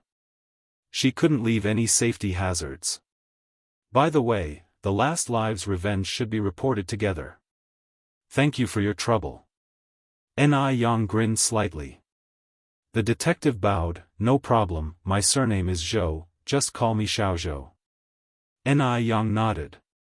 After leaving the detective agency, Yang felt a lot more relaxed. This matter could be handed over to the detective for investigation, because Li Xianxian couldn't harm her at the moment. The most pressing thing was to make money. With money, came a sense of security. Because the noodle restaurant was opening tomorrow, Yang made another trip to the restaurant. In the restaurant, Wang Jinfang and Zhou Qingshang had already started making fish bone soup in preparation for tomorrow's opening. Since Yang pickled the sauerkraut herself and prepared the chili in advance, making sour fish wasn't a technical task, as long as the fish slices were thin enough. Both Wang Jinfang and Zhou Qingshang were clever people. Once Yang explained, they knew what to do. "Aunt Zhou, Aunt Jinfang, thank you for your hard work." Yang walked in with a smile. Zhou Qingshang laughed, "It's not hard. It's just some kitchen work." Wang Jinfang grinned, "Your Aunt Zhou is right, it's not hard at all." With the high wages Yang offered, neither Zhou Qingshang nor Wang Jinfang felt tired. Instead, they felt more energetic the more they worked. There were 4 large pots in total. 3 of them were making fish bone soup, and the 4th was empty. Yang started to make sour plum soup with this empty pot. The dark plum, hawthorn and other ingredients had been pre-soaked. It would take about half an hour.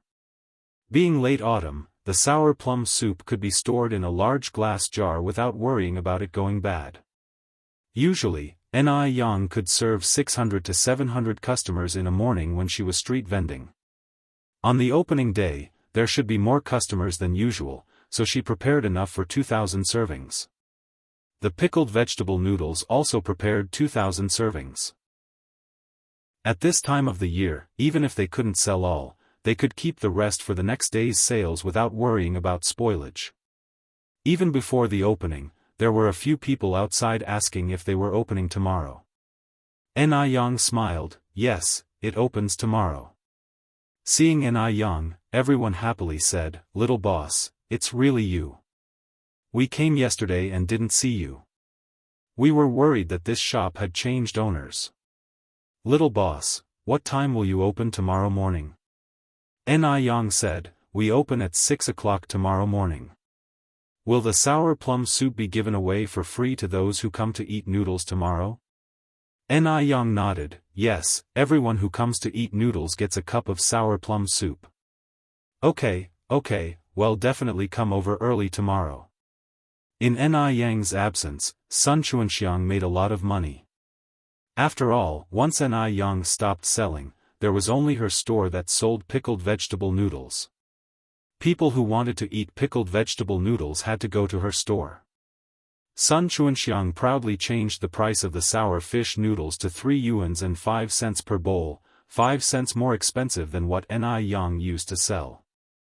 Even so, there were many people who came to eat every day.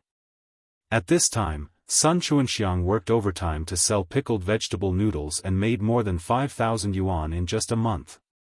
With these 5,000 yuan, her son's tuition was all set. To make it up for the hard times her son had been through, Sun Xianxia increased his weekly food allowance to 100 yuan. She could make 5,000 in 1 month, 10,000 in 2 months, and 60,000 in a year. What's 400 to 500 yuan spent by her son a month compared to that? The more she thought about it, the happier Sun Xianxia got. She even couldn't help humming a little tune as she cooked the noodles. At this moment, her sister-in-law, Li Xiangji, walked over with a worried look on her face. "Sister. What's wrong?" Li Xiangji continued, "I heard that Yang, that little girl, has bought a shop, and it will be open tomorrow." Chapter 186, Investigation into Li Xianxian Mother and Daughter, Noodle Restaurant Opening? What? Sun Xianxia turned pale with fright. Li Xiangji repeated what she just said. She had been helping out here for some time, and Sun Xianxia had given her quite a few benefits. If all the business was taken away by Yang, wouldn't she lose out in the future? After getting a clear understanding of the situation, Sun Xianxia dropped the bowl she was holding. She bought a shop.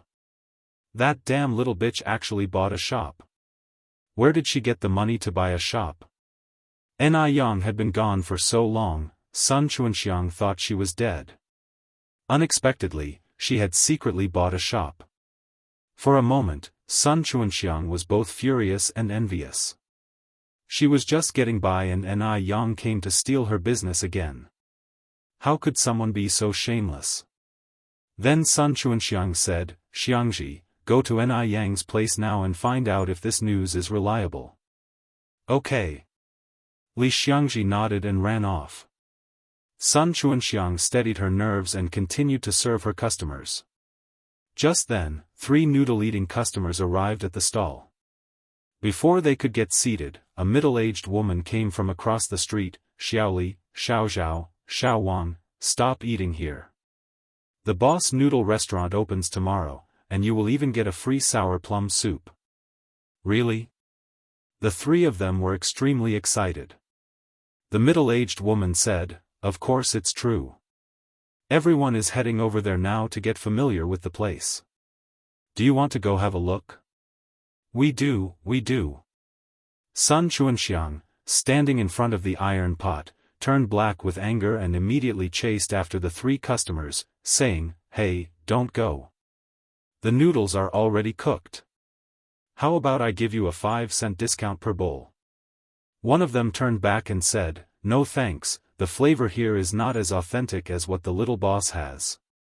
3 cents a bowl, and they still want it to be more authentic? Pa! Sun Chuanxiang spat fiercely on the ground.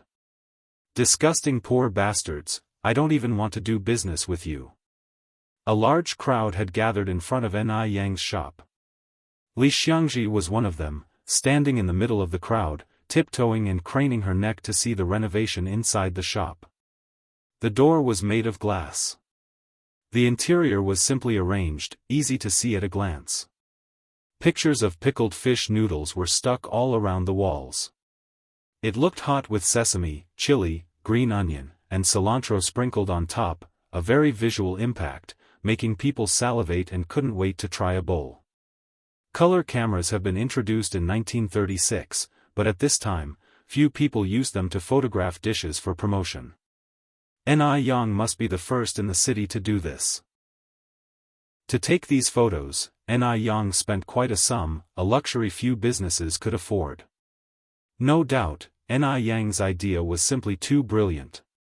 Many onlookers marveled in their hearts that this little boss was really good at doing business. Some of the other businessmen even planned to copy this business strategy after they got back. When Li Xiangji got back, she told Sun Chuanxiang about it. Upon hearing this, Sun Chuanxiang was so furious that she couldn't stand it. She could already foresee the miserable scene tomorrow. No, she must come up with a plan to retain her business. Is Ni Yang selling a bowl for 5 cents less tomorrow and also giving out a cup of sour plum soup? Sun Chuanxiang followed up asking. Yes. Li Xiangji nodded, but not everyone gets a 5-cent discount, only those with cards get it, but everyone does get a sour plum soup. Okay. Sun Chuanxiang nodded, then we'll sell it for 1 cent a bowl. Since fish was not expensive, the cost of a bowl of noodles was about 3 cents. Even if they were sold for 1 cent a bowl, there were still profits to be made, just less than before. Although she was at a disadvantage in terms of taste, she could drop the price. Let's see if Ni Yang has the guts to lower her prices too. She didn't believe that if she sold it for 1 cent a bowl, no one would come to eat. At around 5 o'clock the next morning, Ni Yang arrived at the restaurant. Although the opening time was set for 6 o'clock, people started lining up around 5:30. At around 5:40, a small truck parked in front of the store and 5 or 6 workers started arranging flower baskets at the entrance.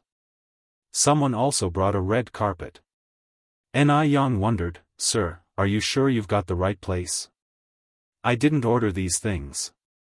The flower delivery man checked the delivery note. "It's 518 Yurtist Road, all right. These things were ordered by a Mr. Mo to be delivered here." "Mr. Mo?" Ni Yang raised her eyebrows slightly. Could it be Mo Qishan? It seemed that there was no one else. While she was thinking about this, Mo Qishan strolled over with a porcelain cat. "Yang Yang, I wish you a successful opening. Hey, race a lucky cat for you." The lucky cat originated from our country, and had existed for more than 1,000 years. At this time, they were imported goods and quite expensive. "Thank you." Ni Yang took it. "I'm sorry to have made you spend." Mo Qishan smiled and said, "It didn't cost much, there's no need to worry about it." At exactly 6 o'clock in the morning, with the help of Mo Qishan, Ni Yang unveiled the red cloth covering the signboard. The characters on the sign were simple, just the words "Sour Fish Noodle Restaurant," which was easy to understand at a glance. "Yang Yang, it's time for the firecrackers." Wang Jinfeng handed Ni Yang a pack of matches. Mo Qishan had originally thought that Ni Yang would ask for his help since most girls were afraid of such things. But Ni Yang didn't hint at needing any help. She walked directly to the firecrackers, slowly lit the match, and lit the firecrackers. As the firecrackers crackled loudly, Ni Yang calmly turned around. The moment Ni Yang emerged from the dense smoke, Mo Qishan couldn't help wondering, was she really not an immortal who had descended from the clouds? As the firecrackers sounded, the restaurant was instantly filled with customers. "Boss, we need 3 bowls of noodles over here. We want 5 bowls over here." Chapter 187, Marketing Strategy, Buy a House to Save for Wife. _1 Ni Yang was busy receiving money, serving noodles, and taking orders. Meanwhile, Zhou Qingshang and Wang Jinfang were bustling in the kitchen. Even Mo Baichuan had joined in the delivery of the dishes.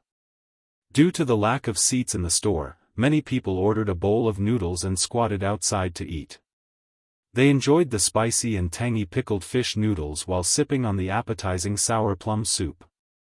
The enjoyment was extreme. There was a lively atmosphere both inside and outside the store. Those who had never eaten pickled fish noodles couldn't help but order a portion. Business was booming, and the queue of people never ended. This scene made the bosses of nearby shops turn green with envy. Sun Chuanxiang arrived quite early in the morning. Unlike usual, there was no queue in front of her stall this morning. Seeing the deserted stall, Sun Chengxiang's face fell. She knew where all those customers had gone without having to think about it. Ni Yang, that damn bitch. Sun Chuanxiang had thought that lowering the price of pickled fish noodles to 1 cent a bowl in the morning should surely attract many people. However, reality had dealt her a heavy blow. Seeing Sun Chuanxiang like this, Li Xiangji was scared to even breathe. After all, her livelihood now depended on Sun Chengxiang's mood. After a while, Li Xiangji hesitantly suggested, "Sister, don't worry. Maybe it's too early, and everyone hasn't come out yet." This reason was far-fetched. Even Li Xiangji didn't believe it. Sun Chengxiang's eyes bulged. "You go now and see what's happening in that bitch Ni Yang's store." Oh, Li Xiangji immediately took off her apron. "I'm going now." Li Xiangji was flabbergasted as soon as she reached the entrance of the noodle restaurant. What does it mean when a door is like a marketplace? This was what it meant. What a contrast between boom and bust. If Sun Chuanxiang saw the scene at Ni Yang's, she would probably jump off a building out of anger. Even seeing this made Li Xiangzi's eyes red with envy. Sun Chuanxiang used to make over 5,000 yuan a month just by running a stall. According to Ni Yang's business, doesn't she make 20 to 30,000 a month? My goodness. That's terrifying. 20 to 30,000.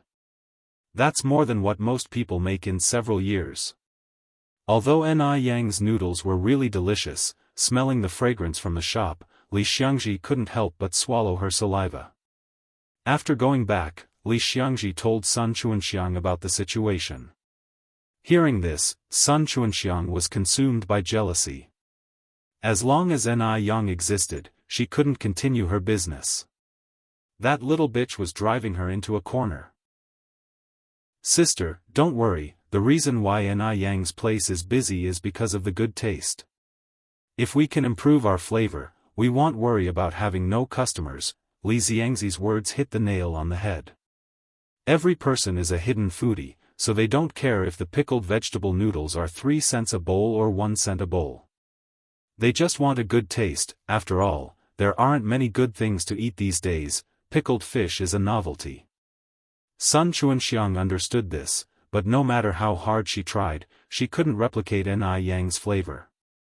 No matter how she treated the fish, there was always a fishy smell, and the pickled vegetables from the market didn't have enough flavor. Li Xiangji continued, "Sister, we can think about getting the recipe for the pickled fish from Ni Yang. Her pickled fish is so delicious, there must be a recipe." Upon hearing this, a spark flashed in Sun Chengxiang's eyes. Right. Why hadn't she thought about it before? She could find a way to get the recipe. Li Gongcheng had been thinking about Ni Yang's opening day, and so he had come early. Seeing the busy figure in the shop, Li Gongcheng almost thought he was hallucinating. Was that Mo Qishan? As Song Beicheng's personal assistant, Li Gongcheng was familiar with everyone around Song Beicheng. he even knew about Mo Qishan's cancelled engagement. Although Mo Qishan was a bit of a waste, he was born into a distinguished family, being the biological son of Lady Mo. He couldn't possibly be reduced to working for Ni Yang, right? Moreover, Mo Qishan was spoiled by Lady Mo, who wouldn't even scold him. How could he be working in such a servile way? In this era, being a self-employed worker was considered lowly. No matter how much money you made, you didn't have a good reputation. Let alone working for a self-employed worker. Chapter 188, Marketing Strategy, Buy a House to Save for Wife. _2. What's going on? If it wasn't for his own eyes witnessing it, Li Gongqing definitely wouldn't believe it was true. Mr. Mo. Li Gongqing walked over to Mo Qishan and greeted him respectfully. Mo Qishan gave him a puzzled look. Since Mo Qishan was often idle and unstable like a shoddy job, it was normal that he didn't recognize Li Gongqing. Li Gongqing quickly explained, Mr. Mo, my name is Li Gongqing. I am the assistant to your nephew Song Beiqing. I came to pick up breakfast for the old lady. It was then that Mo Qishan remembered that Ni Yang was responsible for preparing breakfast for old lady Mo every morning. You wait a moment, I'll go call Yang Yang for you. Yang Yang? Is Mo Qishan really that close with Ni Yang? What's their relationship? Could it be a romantic one? A talented young lady like Ni Yang wouldn't be attracted to an aimless person like Mo Qishan, right? Li Gongqing suppressed his surprise, nodded and said, okay, thank you, Mr. Mo. Mo Qishan then turned and headed to the kitchen. A few moments later, Ni Yang came out with an insulated box and 2 bowls of noodles. Thank you, Xiaoni. Li Gongqing took the insulated box and noodles with one hand and handed the money to Ni Yang with the other. Xiaoni, I wish you a thriving business and a fortune every day. Ni Yang smiled and said, thank you. The noodle restaurant was very busy. After getting his takeout, Li Gongqing didn't stay long and quickly left. It wasn't until around 1 p.m. that the number of noodle eaters began to decrease. Ni Yang roughly calculated, from 6 o'clock in the morning until now, over 7 hours, nearly 1,500 servings of noodles have been sold. Excluding the 500 discounted bowls, the rest were sold at the regular price, meaning these 7 hours of business brought in more than 450 yuan. This does not include the price of the sour plum soup because it was complimentary today. The soup will definitely bring in more when it's priced separately tomorrow. As Ni Yang did the math, she hung a sign saying, taking a break, on the glass door outside and planned to rest for an hour and a half and be back in business at 2:30 p.m.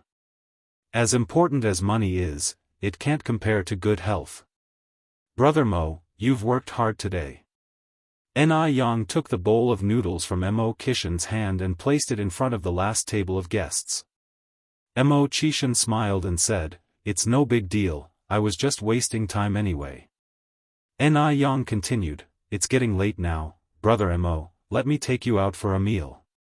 Mo Qishan had helped her all morning without ever taking a breather, Ni Yang wanted to treat him to a good meal. And Zhou Qingshang and Wang Jinfang in the kitchen were equally busy. If you really want to treat me to a meal, Mo Qishan replied, just cook me a bowl of noodles. After a hard morning's work, how could Ni Yang just treat him to a bowl of noodles? But Mo Qishan, as though seeing through Ni Yang's thoughts, sat down opposite her and sternly said, I really just want a bowl of noodles. Ni Yang gave a small smile, all right, just wait a bit then. As she finished speaking, Ni Yang turned and headed to the kitchen. In the kitchen, Zhou Qingshang and Wang Jinfang were constantly busy. Even though there weren't many customers now, they were still preparing for the afternoon's business. Despite the morning rush, neither of them felt tired. When they were in the countryside, they used to work in the fields. No matter how hot the sun was, they could not rest for a moment. Compared to the dirty and tiresome farm work, this was nothing. Aunt Zhou, Aunt Jinfang, you've worked hard. Ni Yang rolled up her sleeves, don't worry about it for now, go rest in the front room for a while, I'll cook the noodles for you. Zhou Qingshang smiled and said, it's not laborious at all. Wiping her apron, Wang Jinfang said, Yang, we brought our own meals, you don't need to fuss. She had given them such a high salary, how could they still eat Niyang's noodles? A person must know their boundaries. Remember, at this time, people only earn about 30 yuan a month working in a factory, but Niyang gives them 60 yuan a month. Niyang said, Ants, you don't need to bring meals for noon from now on, I have plenty of noodles here. Unless you don't like the taste of the noodles here. On hearing this, Zhou Qingshang and Wang Jinfang quickly explained, No, it's not that we don't like the taste of the noodles, it's just that, Niyang interrupted their words with a smile, since you don't dislike the taste of the noodles, don't bring food during lunch hours anymore, or else you'll be upset. Chapter 189, Marketing Strategy, Buy a House to Save for Wife. 3. Upon hearing this, both Zhou Qingshang and Wang Jinfang felt immensely grateful. They understood that Niyang wanted to spare them the awkwardness, hence she said it in that manner. Although it was just a matter of one meal, in the long run, that could actually save them a considerable amount of money. At the same time, they both secretly resolved to work even harder for Niyang from now on. Niyang, guiding Zhou Qingshang and Wang Jinfang to the exit, said, 2 ants, you may rest now. I am capable of handling this by myself. The noodles will be ready soon. Zhou Qingshang protested, but we really did bring meals for today. Niyang chuckled, then you can take them home and eat them tonight. Besides, I didn't cook only for you too, brother Mo, and I also need to eat. Upon hearing this, Zhou Qingshang and Wang Jinfang relaxed significantly and went outside, sharing a laugh. Niyang tied her apron and started cooking the noodles. In no time, she prepared 4 steaming bowls of pickled fish noodles. With everything she needed already available in the restaurant, Niyang added other food ingredients like crispy fried eggs, green vegetables, bean sprouts, pork slices, chili, green onions, and cilantro. It transformed the simple dish into a deluxe version of pickled noodle soup. Niyang placed the bowls on the table and said, Aunt Zhou, Aunt Jinfang, brother Mo, let's eat. Zhou Qingshang and Wang Jinfang glanced at each other, lifted the bowls from the table, and said in unison, we will eat over there. Young people should have their space for conversations. It wouldn't be appropriate for 2 old ladies to sit between them. The 2 women took their bowls and moved away. Thank you, Yang. Mo Qishan accepted the noodles from Niyang naturally. Let's see how it tastes. Niyang watched Mo Qishan, anticipation in her eyes. This wasn't the first time Mo Qishan had tasted Niyang's cooking. Although he knew that the noodles wouldn't be disappointing, the incredible taste still left him awestruck. The noodles were chewy and the sour and spicy soup was a delight. The fish was remarkably tender and delicious. No hint of fishy taste lingered, making one crave more. Despite being someone who didn't indulge in culinary pleasures, Mo Qishan couldn't help but sigh. No wonder there were so many people queuing up this morning. It's really delicious. Mo Qishan praised, giving Niyang a thumbs up. Niyang laughed and said, then you have to finish all of it. If it's not enough, I can make more for you. That's enough. Mo Qishan replied. The bowls were huge and filled to the brim with generous portions of meat, eggs, and vegetables. Even with Mo Qishan's appetite, he would be unable to eat a second bowl. The noodles were just as satisfying for Zhou Qingshang and Wang Jinfang. Taking advantage of the afternoon break, Zhou Qingshang and Wang Jinfang took a nap while Niyang and Mo Qishan stepped out for a stroll. Walking shoulder to shoulder, their conversation flowed effortlessly. Niyang's understanding from her past life made it easy for her to converse on any topic with unique insights. There was no barrier to their communication.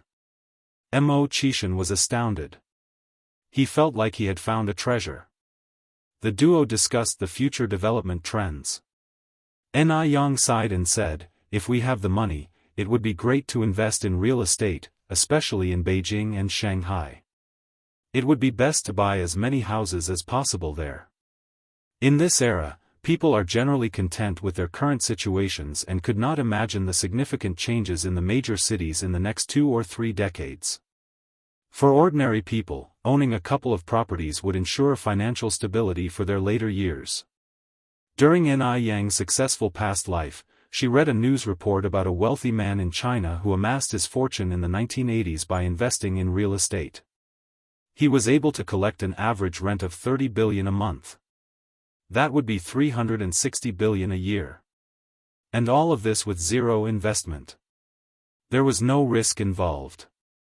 All he had to do was stay at home and collect the rent. Not only could he never spend this amount of money himself, but he could also leave the property for his descendants to inherit. Indeed, this was the true meaning of perpetual wealth. Mo Qishan, of course, had no idea about the future developments. Still, he nodded and kept Ni Yang's words in his mind. Having commitments in the afternoon, Mo Qishan left after dropping Ni Yang at the noodle restaurant. Just when he reached the corner of the street, a black car pulled over. Brother 6. Wu Darning got out of the car. How is the situation with sister-in-law? She is doing well. Mo Qishan replied as he got into the car. Chapter 190, Marketing Strategy, Buy a House to Save for Wife. _4. Wu Darning drove away. Inside the car, Mo Qishan then spoke, Darning, didn't you mention before that you wanted to invest in something? Wu Darning nodded. Wu Darning was a rural man with poor living conditions in his family home. He hoped to invest his spare money into something that would increase his earnings and help his grandparents, parents, and siblings live a better life. In the 1960s and 70s, before the one-child policy, it wasn't uncommon for rural families to have 7 or 8 children. Wu Darning, being the middle child, despite having made some money while working with Mo Qishan, he was unable to provide for his large family. Invest in property. Mo Qishan then said. Wu Darning, puzzled, asked, Brother 6, are you talking about buying houses? Mo Qishan nodded, your 6th sister-in-law is correct. In the future, property will certainly play a vital role in the economy. Investing in several houses in Beijing will be stronger than any other investment. He carefully thought about it. Actually, what Ni Yang said made a lot of sense. In these times of great change, university graduates are allocated jobs in big cities, farmers are coming to big cities to find work, individual businesses are moving to big cities. As the population increases, the rise of house prices is inevitable. Wu Darning laughed, houses can't be eaten or worn, it's enough to have a place to live. Besides, I have a homestead in my hometown. I plan to build a brick house during the new year so the whole family can move in. In the 80s, most farmers lived in straw or mud houses. Building a brick house was a remarkable thing, equal in honor to having a college student in the family. Wu Darning's ability to build a new house in his hometown can be considered as bringing honor to the Wu family. Mo Qishan chuckled, instead of spending money on building a house in your hometown, it would be better to buy a large house in Beijing. This way you can use it for investment and for living, it simply kills 2 birds with 1 stone. Building a house in the countryside at this time is not cheap. It is more or less like buying a house in Beijing, and buying a house may even be cheaper. Let's forget about it, Wu Darning scratched his head while laughing, my family in Beijing doesn't have any relatives. If I really bring my parents and grandparents over from my hometown, they may not be used to it. How could a house possibly appreciate in value? With Beijing's population so thin, what if he ends up with lots of vacant houses that he can't sell? Who will he cry to then? In Wu Darning's view, the suggestion to invest in property is simply unreliable. Brother 6, where are we going now? Wu Darning turned to look at Mo Qishan. To the sales office. Mo Qishan replied nonchalantly. Huh. Wu Darning looked at Mo Qishan in confusion. To buy a house. Mo Qishan explained. Wu Darning was almost crying. Brother Six, I'm not buying a house. He was going to go back to the countryside to build a house. I'm buying it for myself. Mo Qishan continued to say. Upon hearing that, Wu Darning heaved a sigh of relief. Brother Six, doesn't your family have enough houses? Mo Qishan lit a cigarette, to save up, for the dowry. Buy a house for dowry? Was Mo Qishan kicked in the head by a donkey?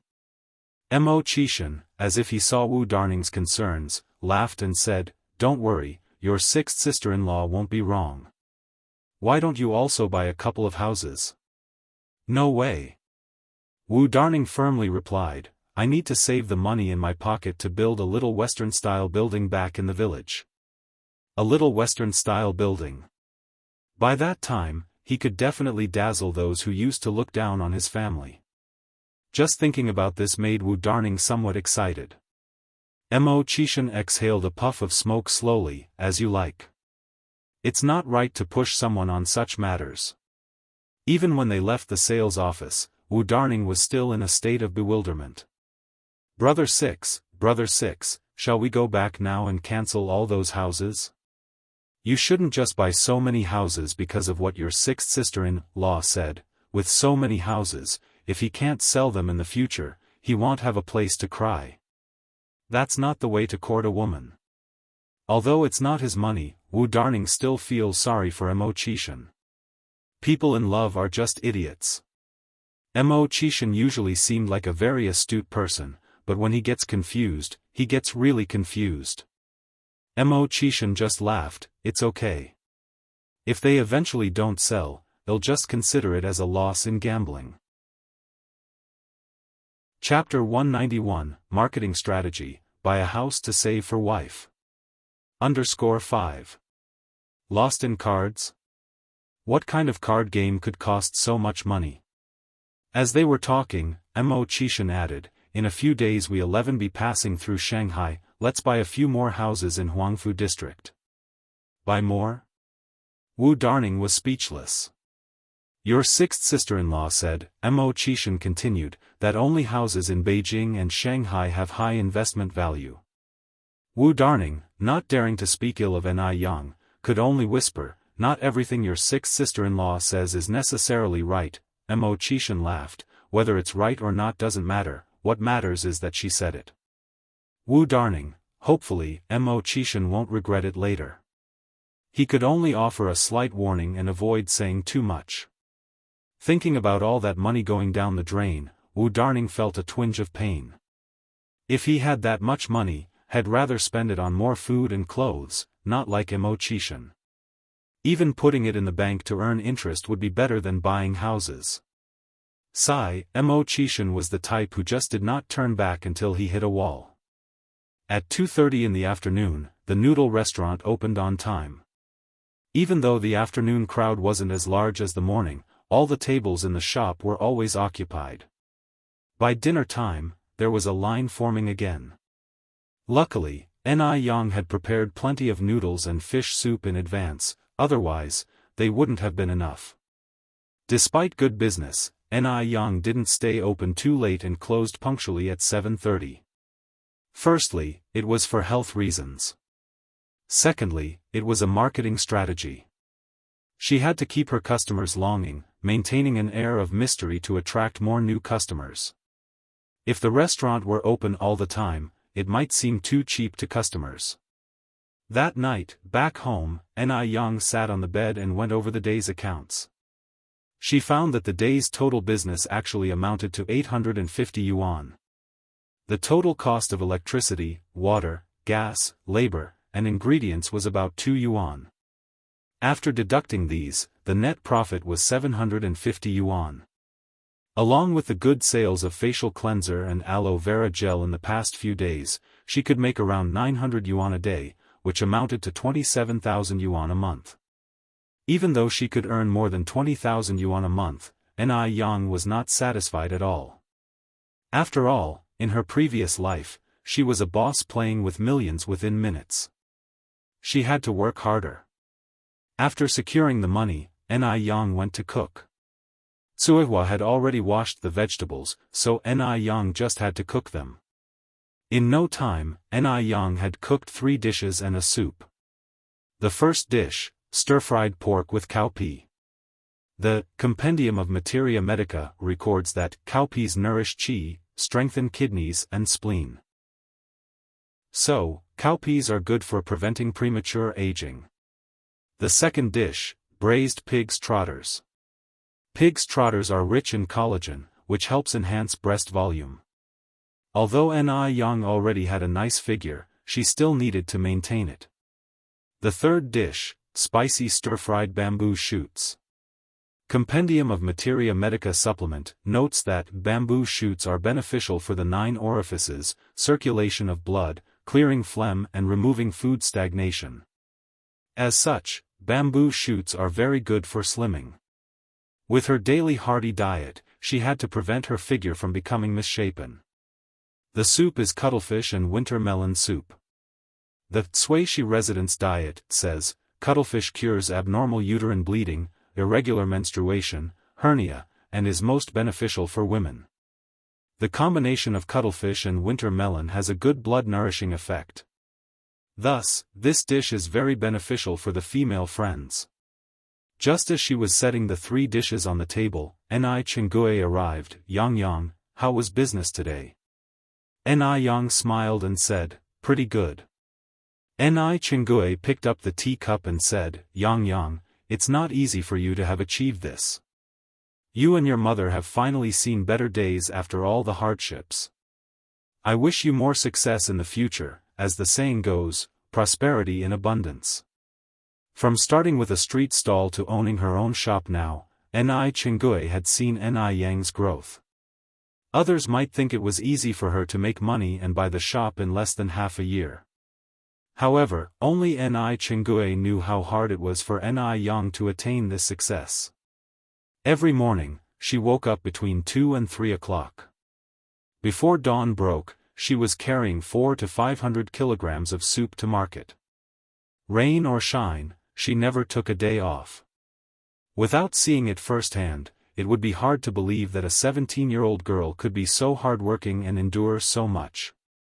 Her resilience was even beyond that of average adults. Ni Chengue had never admired anyone before, but Ni Yang was the first. Ni Tsuehua and Ni Yang raised their glasses. Thank you, Sister Chengue/Auntie Chengue.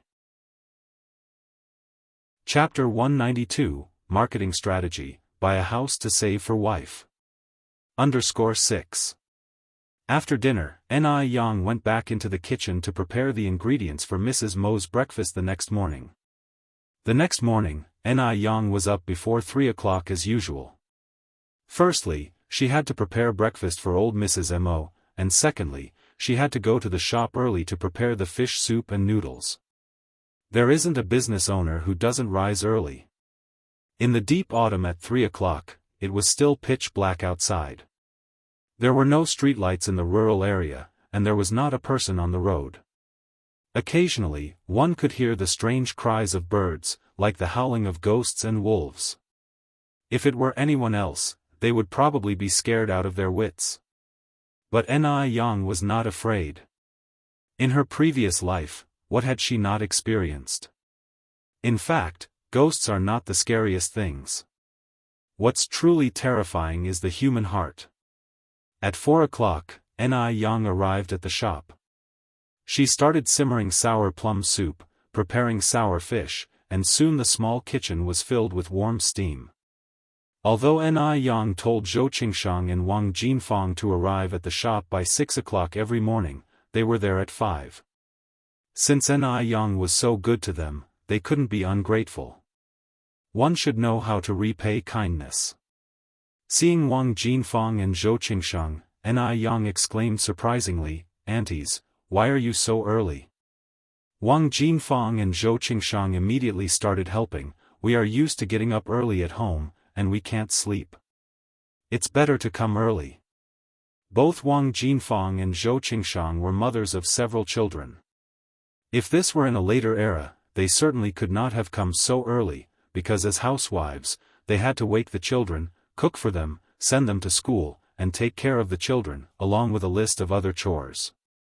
But at this time it was different. The children of this era were especially resilient. Normal children of 5 or 6 years old could cook by themselves. 7 or 8-year-olds were even more adept at working. The few of them worked together, and soon it was 6 o'clock. As soon as the door to the noodle restaurant was opened, the waiting customers rushed in madly. Another busy day had begun. Li Gongqing was earlier this morning than yesterday, and when he delivered the meals to the Mo family, it was only a little past 8. There were guests at the Mo family today, a woman in her 30s, slender, with her back to Li Gongqing, her face somewhat unclear, but seeming pretty from her silhouette. "Old lady, this is today's breakfast."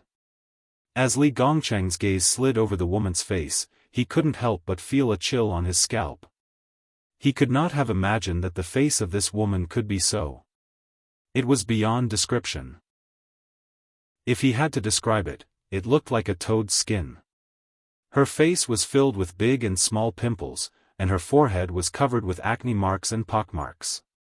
Ordinary people also suffered from pimples, but most would have only 2 or 3. Like her, with a face full of pimples, Li Gongqing had never seen before. It was too ugly. "Aunt, seeing that you and Xiaodai are fine, I am relieved." The young woman spoke softly, her voice gentle as water. Li Gongqing was stunned again. This woman is Mrs. Mo's niece from her maternal home, Lin Pingping? What was known was that Lin Pingping used to be one of the top beauties. When did she become like this? This was too horrifying. With these complex emotions, Li Gongqing left Mo family. Inside the house, the conversation continued. Old Mrs. Mo sighed. "Pingping, what exactly did the beauty specialist say about your face?" The most important thing for a girl was her face.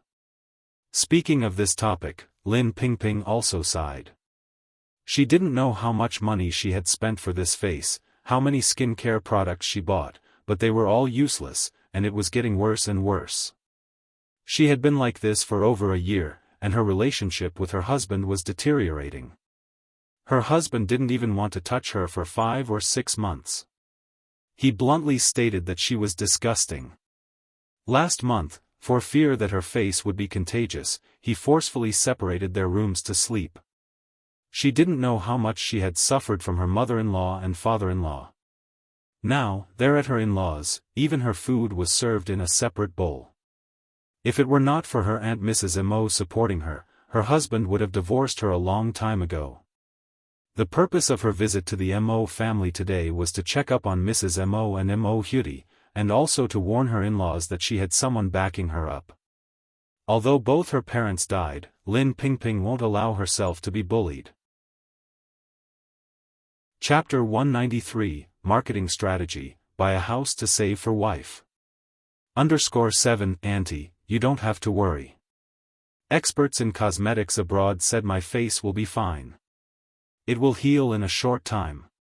Lin Pingping didn't want to worry the old Mrs. Mo, whatever her age.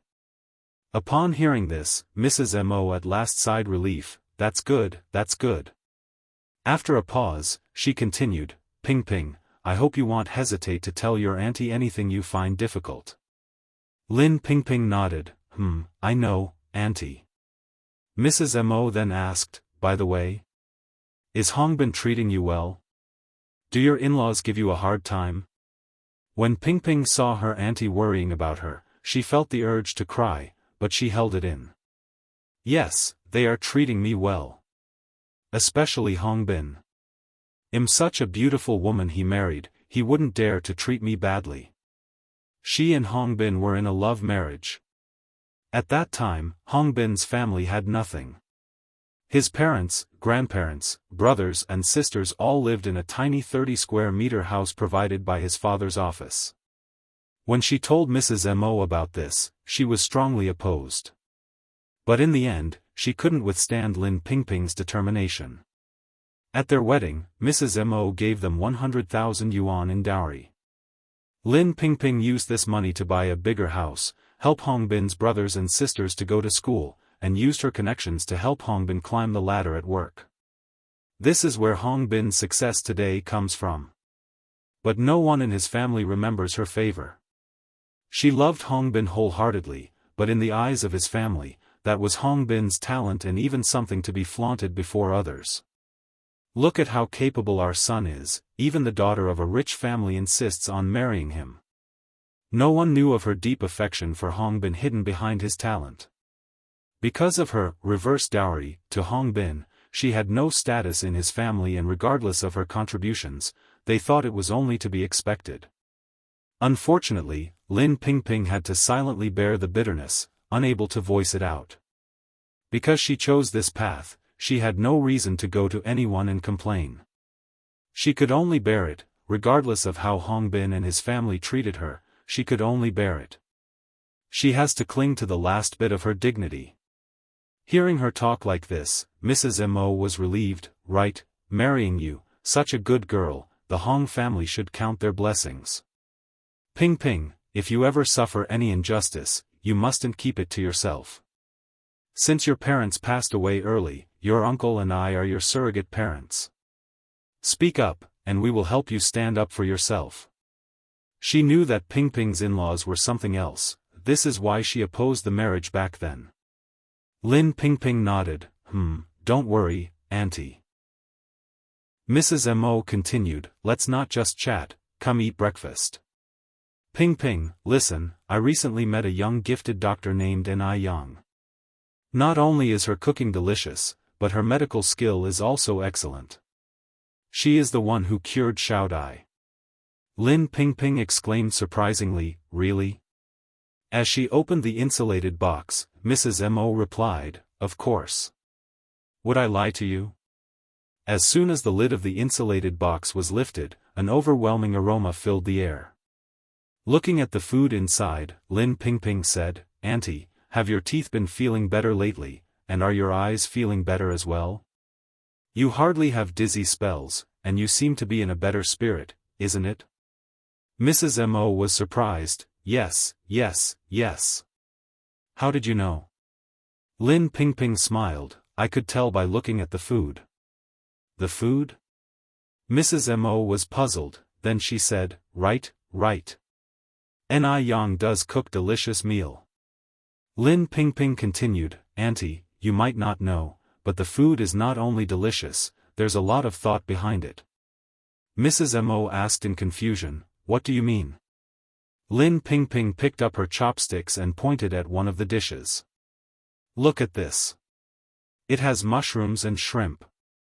Mushrooms are polysaccharides that can prevent dental plaque, and shrimp are rich in calcium and can strengthen teeth. And look at this chili fried lettuce. Western medical research has found that lettuce is beneficial to the 5 internal organs, tonifies the muscles and bones, promotes heat, opens up the meridians, removes oral odor, and improves eyesight. And check out this albizia porridge.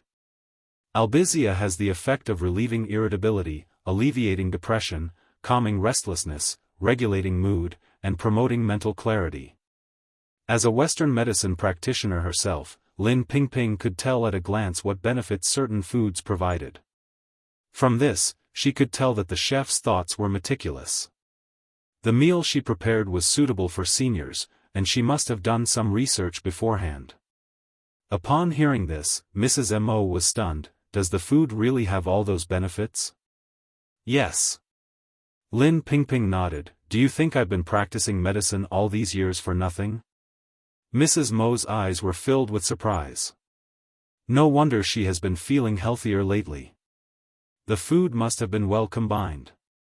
Ni Yang really put a lot of effort into it. The most touching point to Mrs. Mo was that Ni Yang had never tried to earn credit for this in front of her. If Lin Pingping hadn't mentioned that, she wouldn't have known that there was such insight hidden in ordinary food. Ni Yang is truly a blessing to their family. Thinking of this, Mrs. Mo couldn't help but smile again. Lin Pingping continued, by the way, Auntie, I heard that something happened to Xianxian. Is she doing better now? Chapter 194, How to be an Onlooker. Bubble TL. Hearing this question, the smile on old Madame Mo's face gradually faded. Not yet. The doctor didn't rule out the possibility that she might fall into a vegetative state.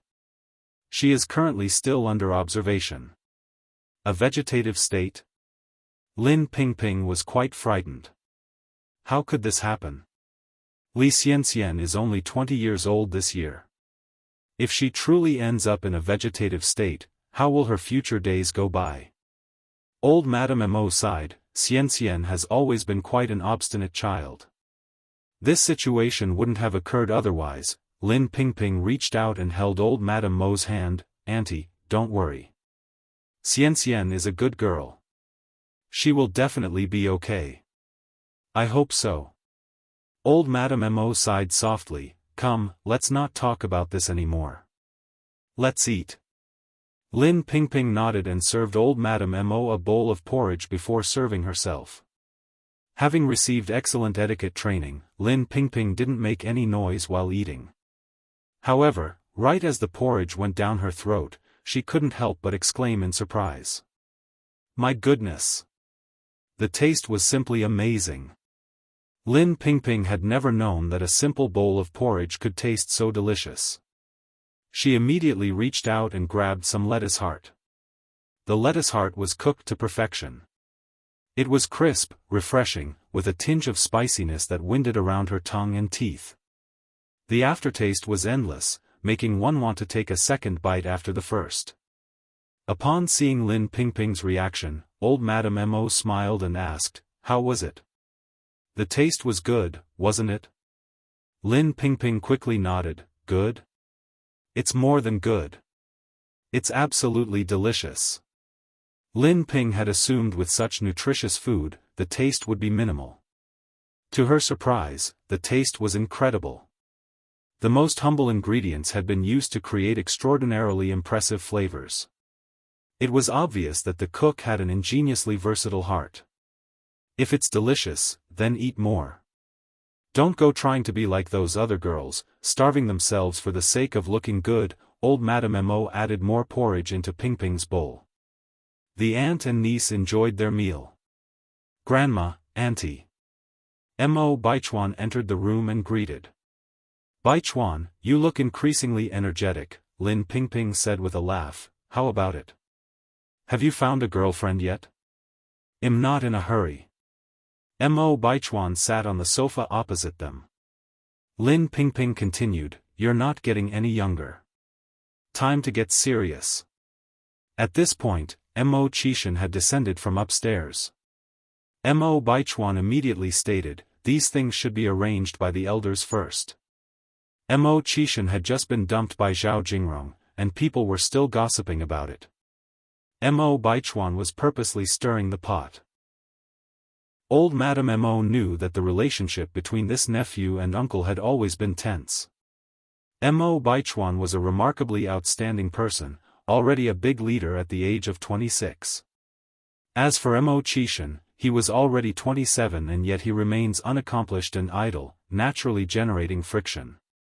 One being her son and the other her grandson, with none of them being in the wrong, old Madame Mo found it difficult to mediate the situation, so she could only pamper them and find ways to mediate.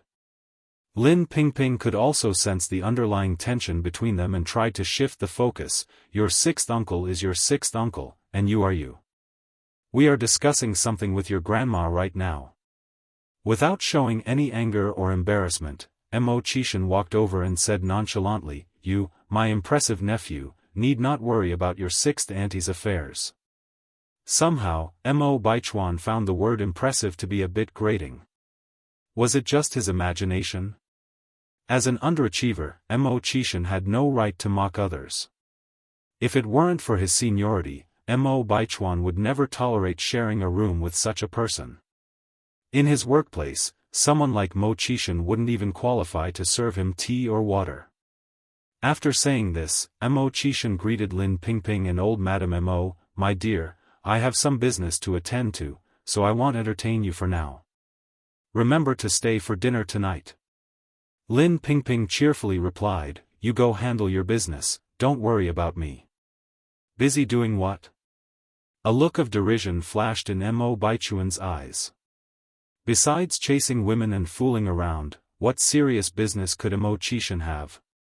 Every time he thought about Mo Qishan going out to chase after Ni Yang, a surge of nameless anger rose within Mo Baichuan. Such an adult man being completely taken in by that little girl, Ni Yang. No wonder he was still a good-for-nothing at 27. You're tuning in to the Unparalleled SwordWill YouTube channel. Don't forget to subscribe and join us on this journey to catch the most captivating stories.